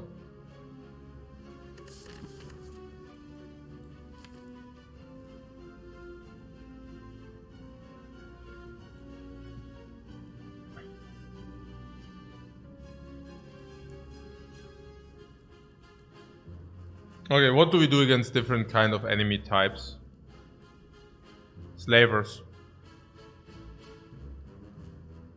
Duplication potion, power potion. Power potion discounts something. We go with shockwave and we go with battle trance and double tap. I think it should be fine. We also have Akabeko. And for energy. And meat on the bone. And full potions. Against a lot of gremlins, we use the power potion. Maybe there is something useful in there. It's also always useful with the Rupture and such. And then we also have Shockwave opening. And Akabeko. I think we will manage without Cleave. Truth to be told, I'm not even the biggest fan of Cleave. I don't know. It just seems to wash up our deck a little bit. I mean, Cleave turn 1 is very good with the Akabeko, but hey, I don't know. I wouldn't like to necessarily take it. And as I see it, Shockwave is actually very good here, right? Against Book of Stabbing, against Lord of Gremlins, against against Slavers not so much, but yeah.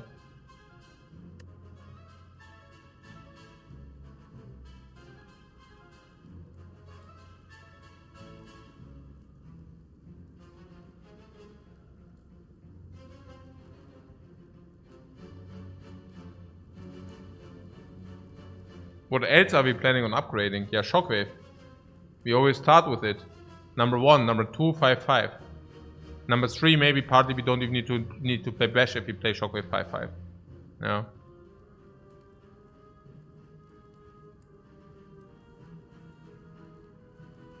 I also want to draw to the powers. That's why I'm also not so happy about Cleave here. And maybe also with the Barricade. Every Cleave we put into our deck is sad. Oh, that's what you mean with True Grit. What you're saying is True Grit goes into Barricade or what? Well, but it's kind of a long shot, don't you feel?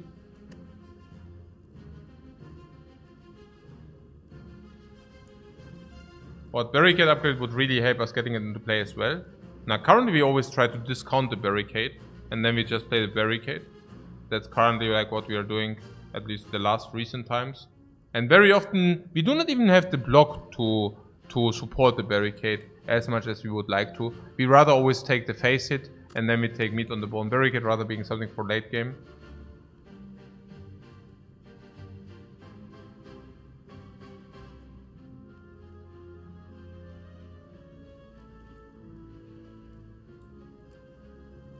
Nah, I don't know about this True Grit. I much rather would like to see a corruption.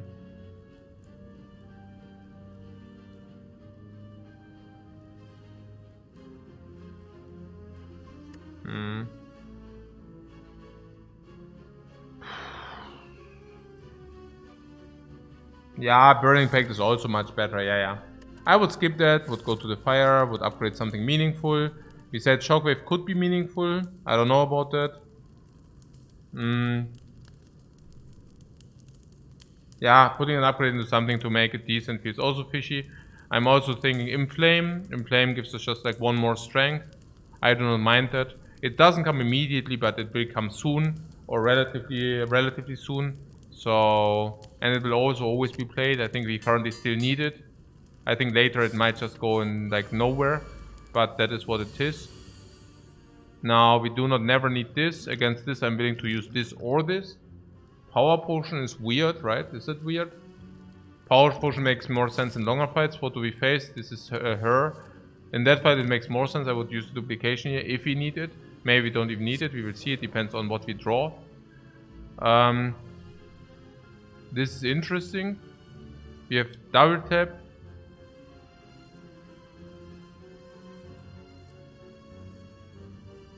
Double tap, defense, strike, feel no pain, shockwave. The problem is this battle trance.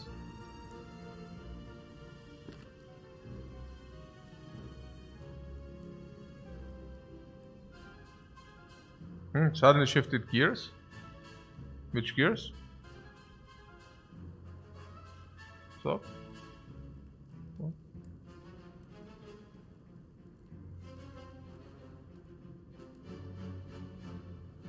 Double tap into this does not make too much sense, right? We should probably just play battle trance. I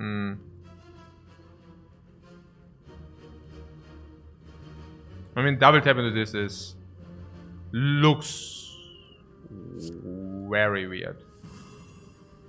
So yeah, feel no pain is must, so we just play that. Oh wow, really? That's how that works, yeah? Okay. Well, I mean, double tap headbutt. Okay.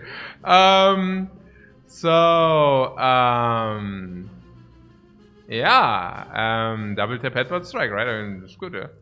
Oder wollen wir noch defenden?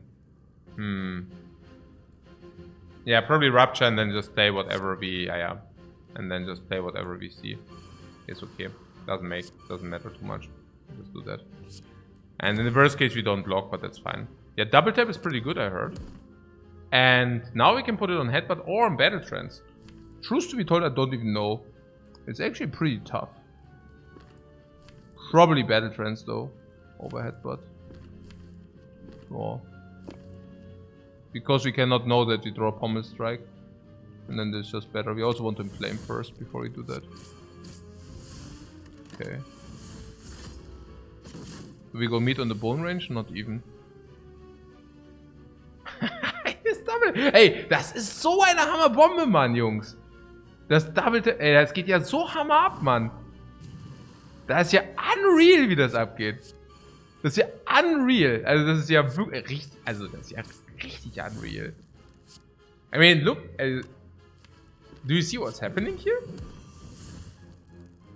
I mean,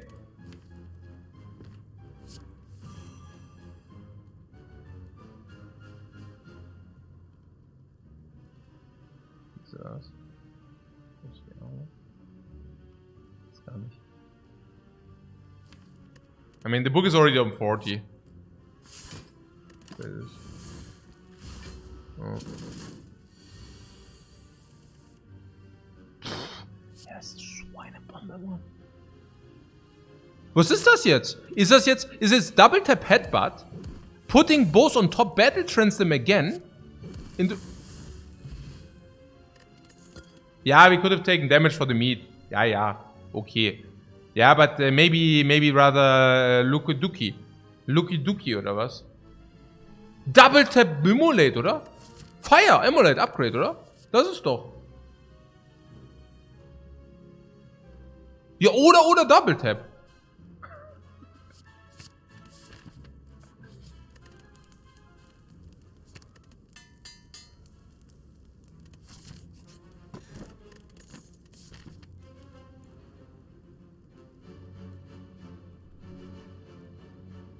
Huh?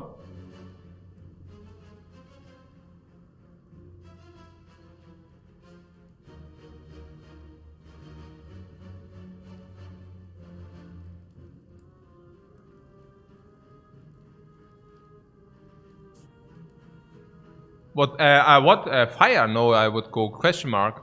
Double or mummery, my friends. Yeah, let's play. Thunder clipped out. Bash.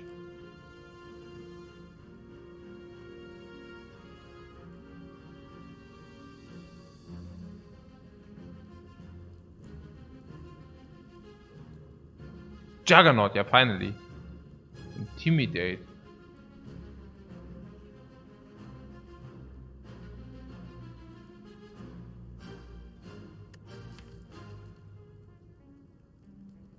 No, right?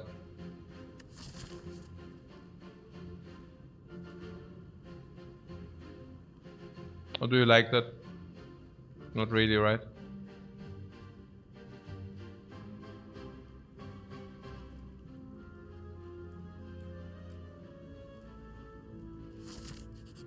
Yeah, nice event, bro. Nice event, bro.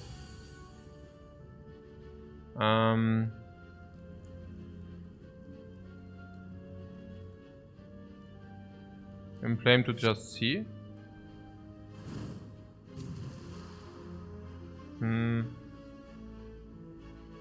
Oh yeah.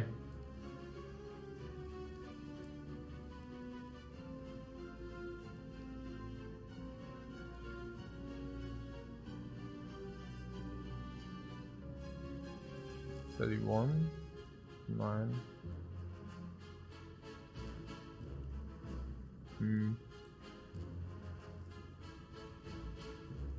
You say shockwave, yeah?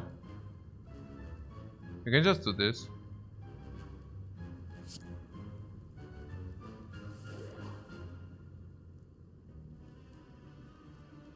Immolate.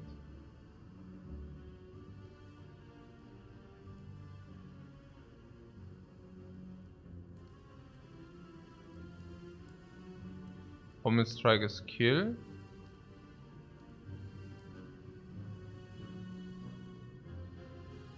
What? Shockwave Immolate kills.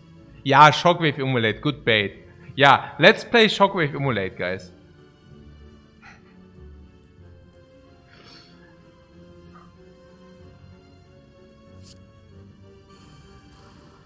Okay.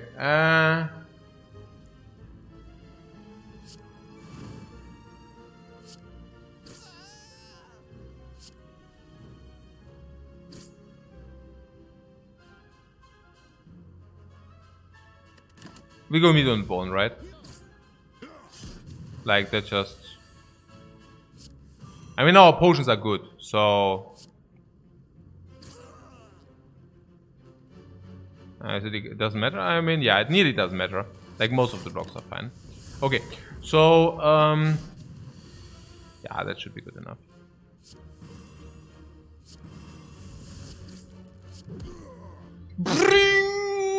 Ding boot, ja, nee. Powers.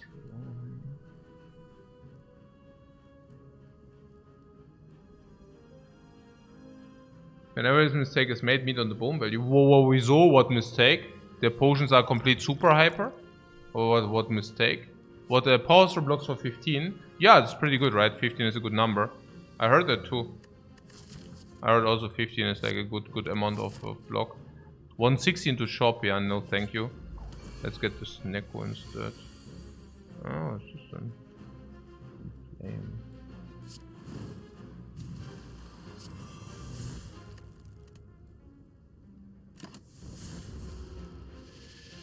Well, power through and barricade is nuts. Question mark? No, it's not the nuts. It gets the nuts if you receive other stuff. What other stuff? Yeah, the dude halt. What is the dude? It becomes the moment where oh, pretty sick. It becomes good the moment where you receive second wind. Yeah, exactly. Oh, double tap. Oh, look at that, guys. Oh, do we not get snacked? This is so interesting. So interesting, guys. Okay. When is it? Rage. Chemo. Hey, with the rage you could double tap 20 block once upgraded. 0 energy 20 block. Actually kind of Foxes, Paparato. Na, jetzt komm, echt? Ihr wollt mich verscheißern hier, oder? Seriously? Ja, sounds fishy, oder?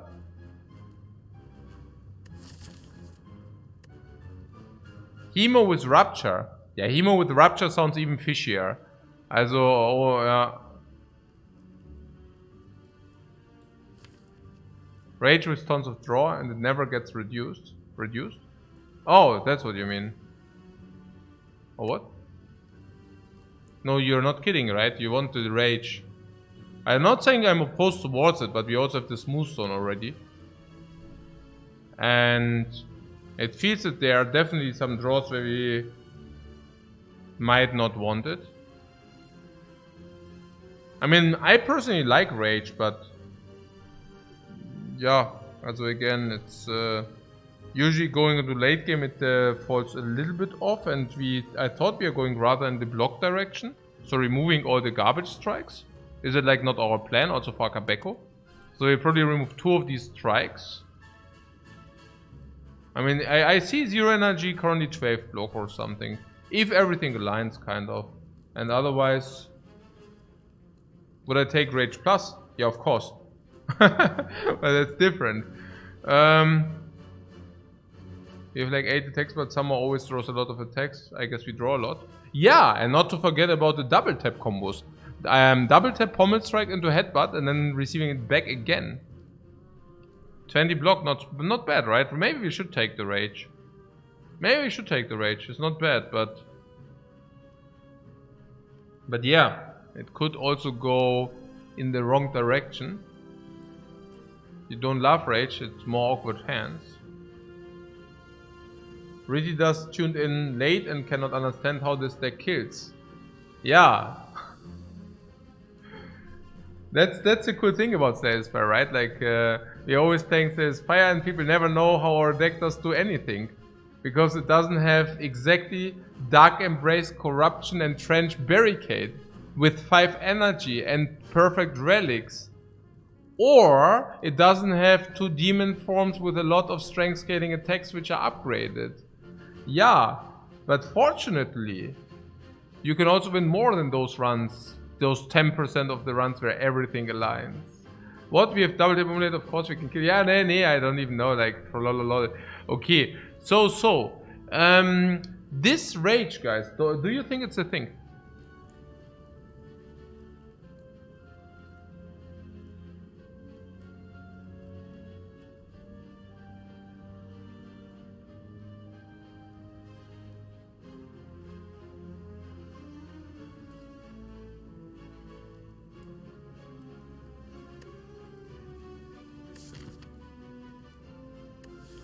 Rage against the Spire. Okay. Solid arguments. If you come in with those arguments, I cannot even say anything. Like, if it's Rage against the Spire, that's absolutely clear what to do. Ja, klar. Ja, I have Rage against the Spire, klar, da muss ich es nehmen. Dann instant must take, ja. Rage against the Spire. Klar.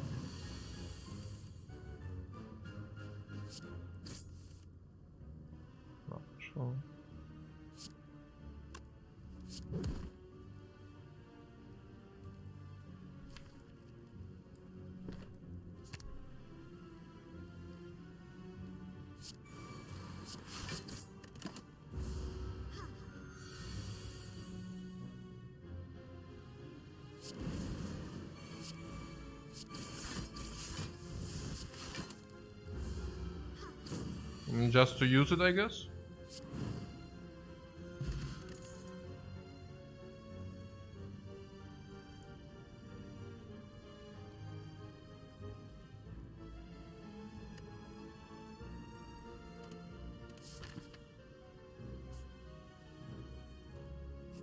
Armament and upgrade, we need some other upgrade. Apparitions, Dome, Barricade?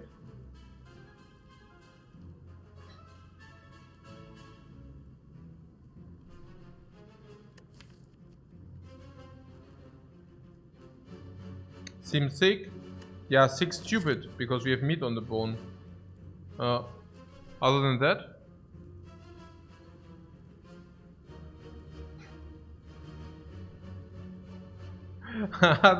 other than that, we have something.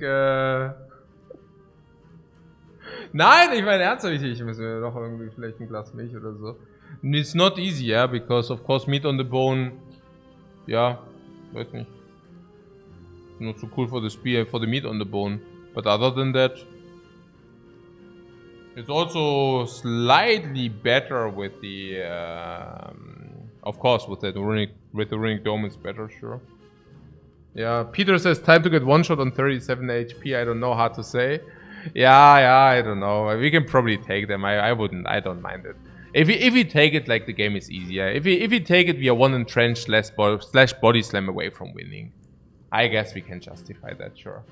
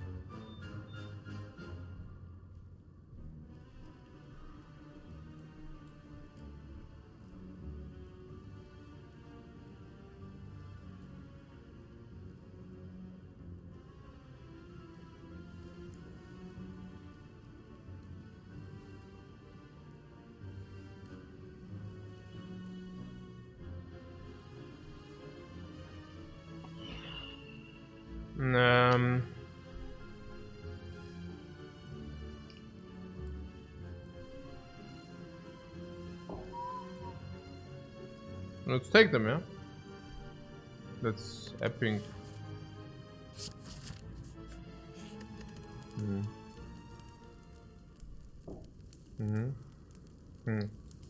Now I'm making my beard. Great. Crap. Okay. Apparitions also feel no pain. Yeah, klar, we take them. Apparitions battle trends, of course we take them. Apparently we also always exhaust them because we don't know what our opponents do anyways, right? So if you always exhaust them, what should we upgrade?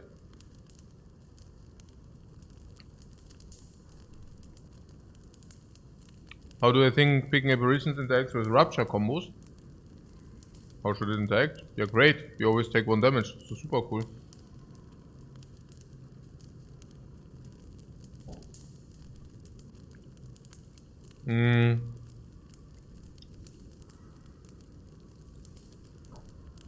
So now we upgrade Barricade. Nee, we upgrade Rage.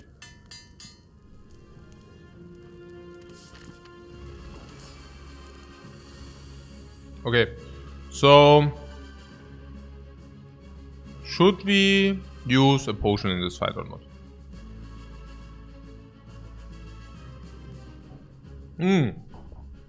Both potions are sick, by the way. Mega strong. Power, you say? Yeah, really, yeah?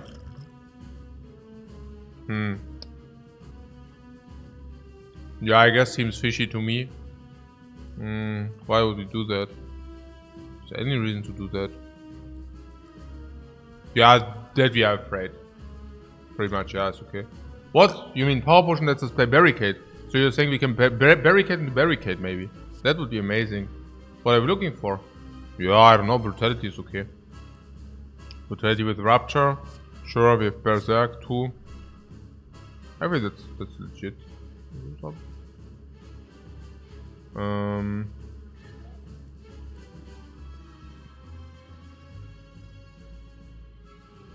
So we would like to play.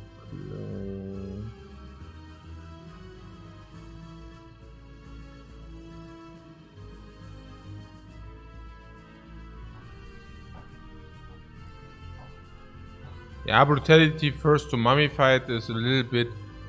It's always a little bit difficult with this Mummified hand because the question is okay. You could also play 1 energy first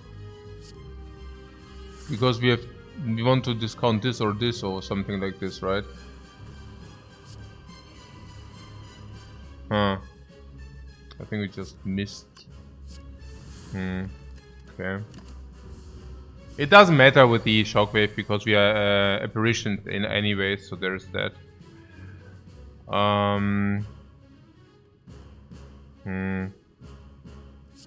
Okay.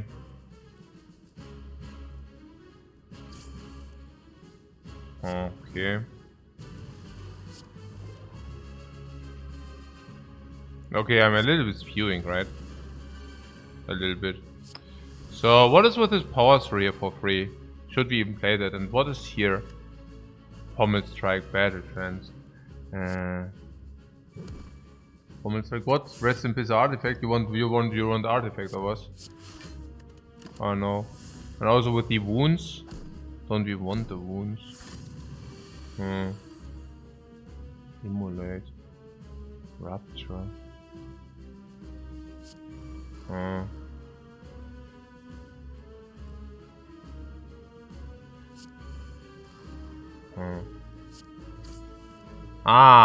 no, oh yeah, okay, perfect.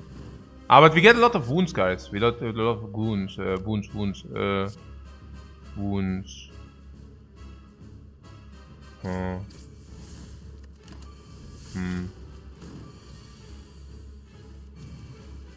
Ja, es ist doch. Also spewing a little bit too much. Okay, so what, evolve waiting room? Evolve? Oh no. Evolve.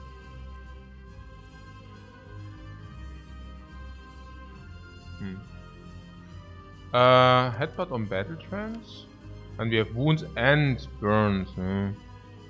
And our next row might be trash. Okay.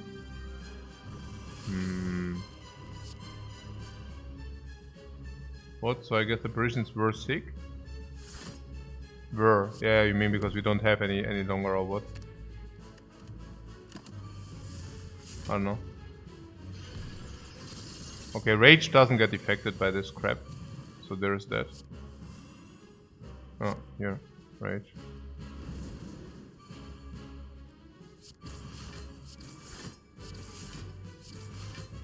I think if anything the rage was pretty sick. No? Double tap? Yeah, okay. Powers through. I'm not the biggest fan of adding these wounds always.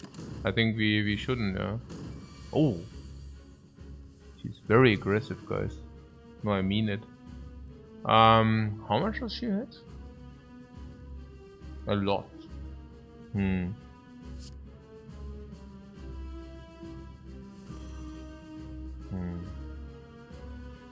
What, the boot? Okay.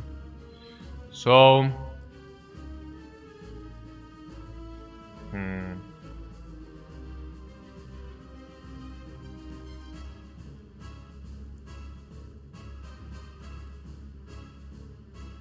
Are we dying against hits? I didn't pay attention. I should have probably paid attention.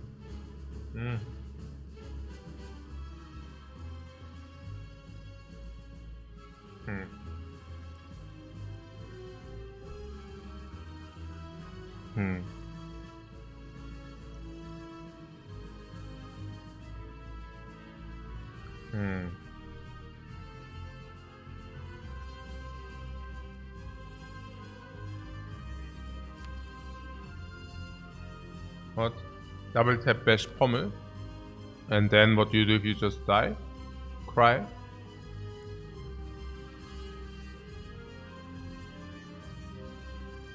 This is 30 and this is another 36. 66. This ranks as he hits for close to 50. Doesn't he summon? We'll start another run and do it again. Interesting. 46 is the damage. Yeah. I should have... Nah, I could have played Foster beforehand. I mean, Immolate is still in the draw. We have Battle Trance in the draw. Unfortunately, we also have all these wounds. Maybe I should have not played the first thing there. I mean, the problem is we need to do something. So...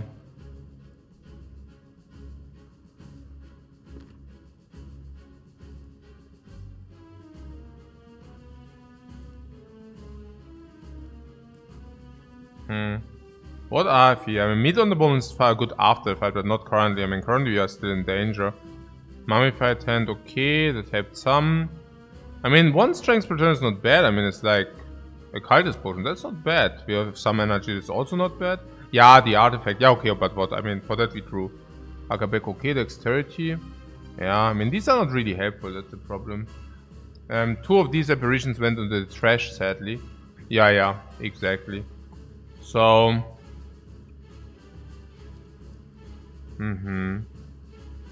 What? The potion? Nah, if we use the potion, we use it on the immolate, no? We also have rage into some attacks next turn. And I think she cannot do it 3 times the attacks. So... I could, for example, see something where we say, okay, we play what power soul defend. Defend is also not doing much.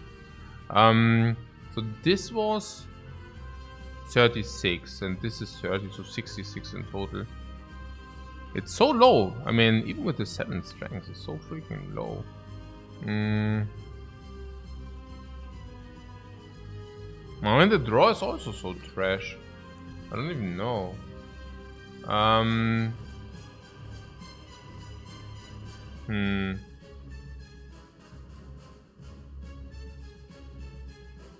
But we need to bash so that we can even do the double immolate anyways, right? So probably power through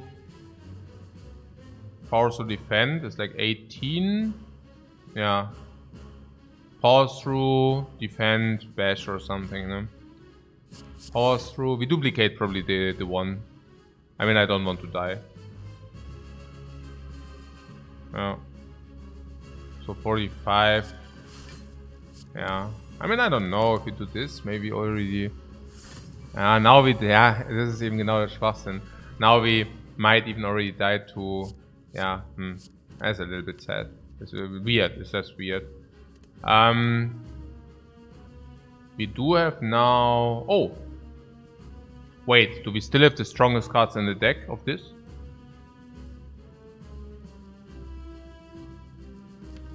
The strongest card of the deck we still have in the draw. 80, 30, 110, 128. What a sadness.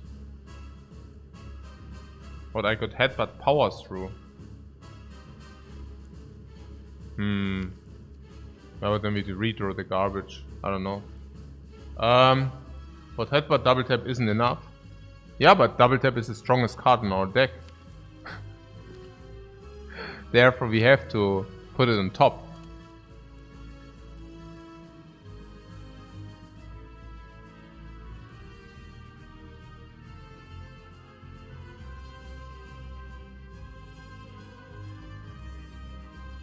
Headbutt, tap, trans, tap, immolate. Ja, mal gucken, was haben wir denn hier? What are we having? Like, here. And you see also that not knowing intents is not ideal, you know? Yeah. Throwing double tap rage would be POC. Yeah, no, that's what I'm thinking. But it's also very difficult to say. We could try. I wonder whether the rage draw is good enough in general, because if that is true, we could just trans, play these 3 for plus 15. It should be enough, because like rage is not being affected. So if you draw rage, that's fine. But if we do not draw rage, it's kind of sad, or what? Is it?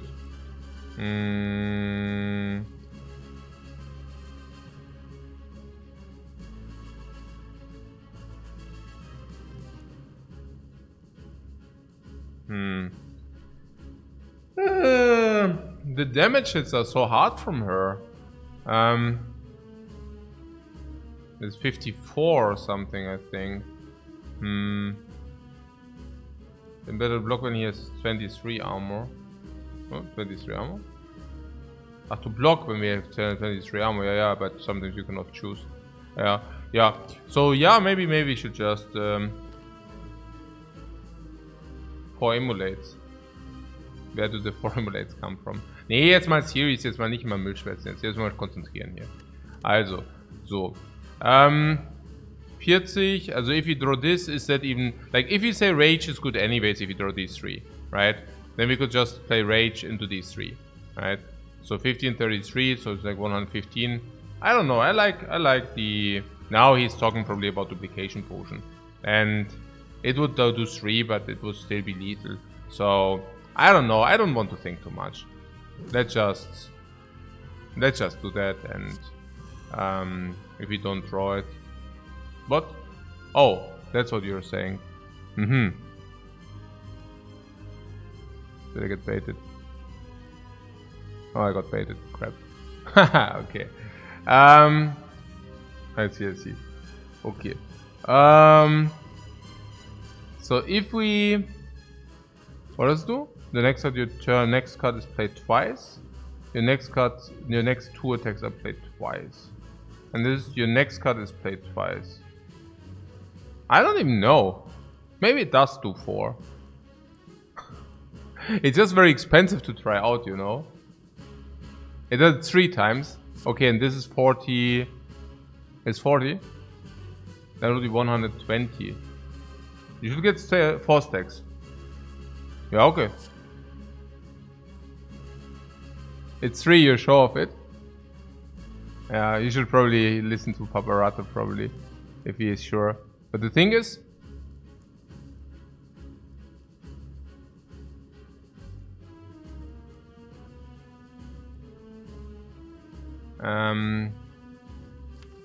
maybe I should have put something else on top if that's the case.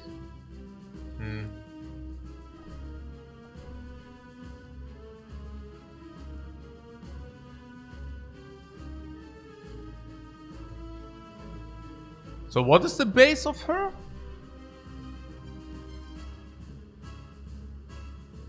It's base 31? Nee. Honestly, I don't know.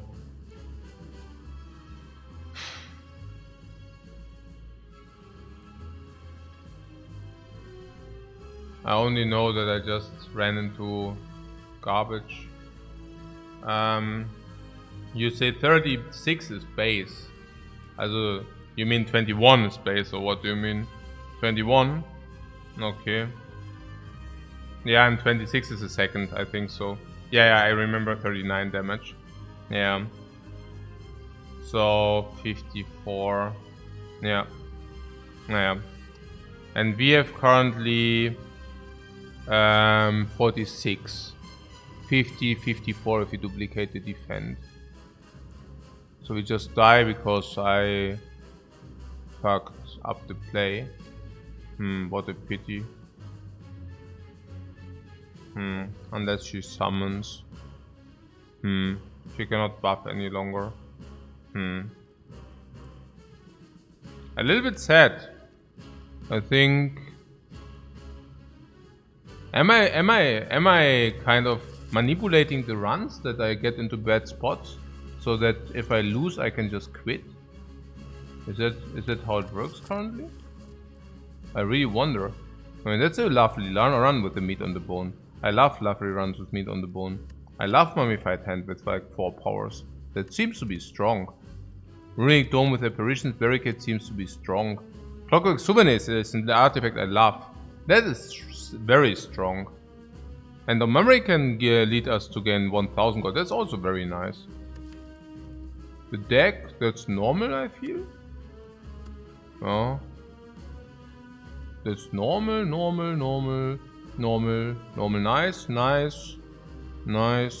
Yeah, nice. It's okay. Yeah, it's okay. When we had full potions.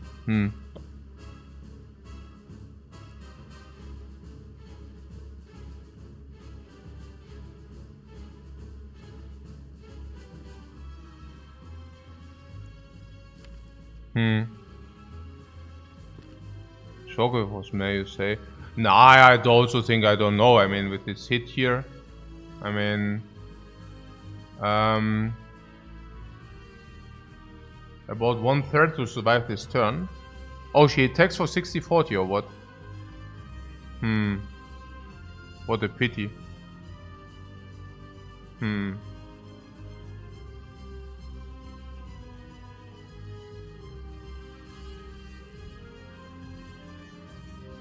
Oh, can we kill this, or what do you mean? Auch nicht. 25, 45.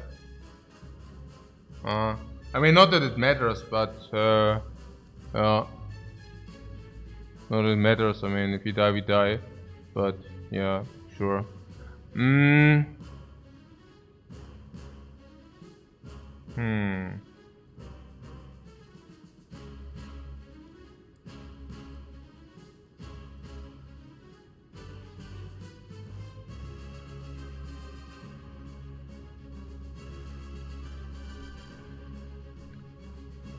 Ja.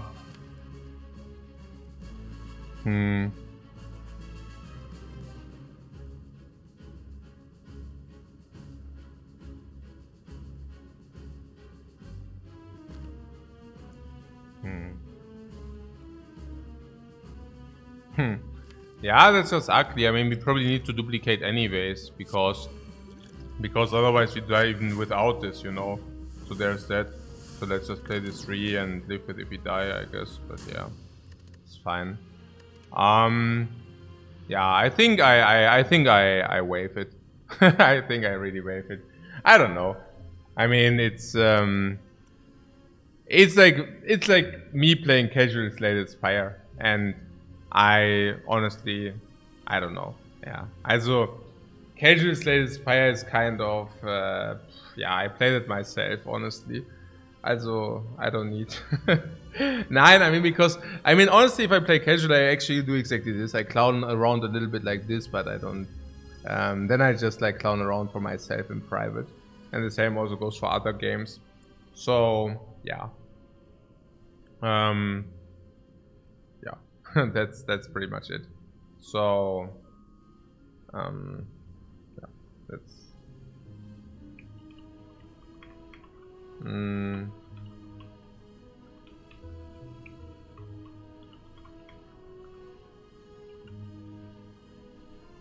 I also have to say I wanted to do other things, and some I always like putting them to later, and like always.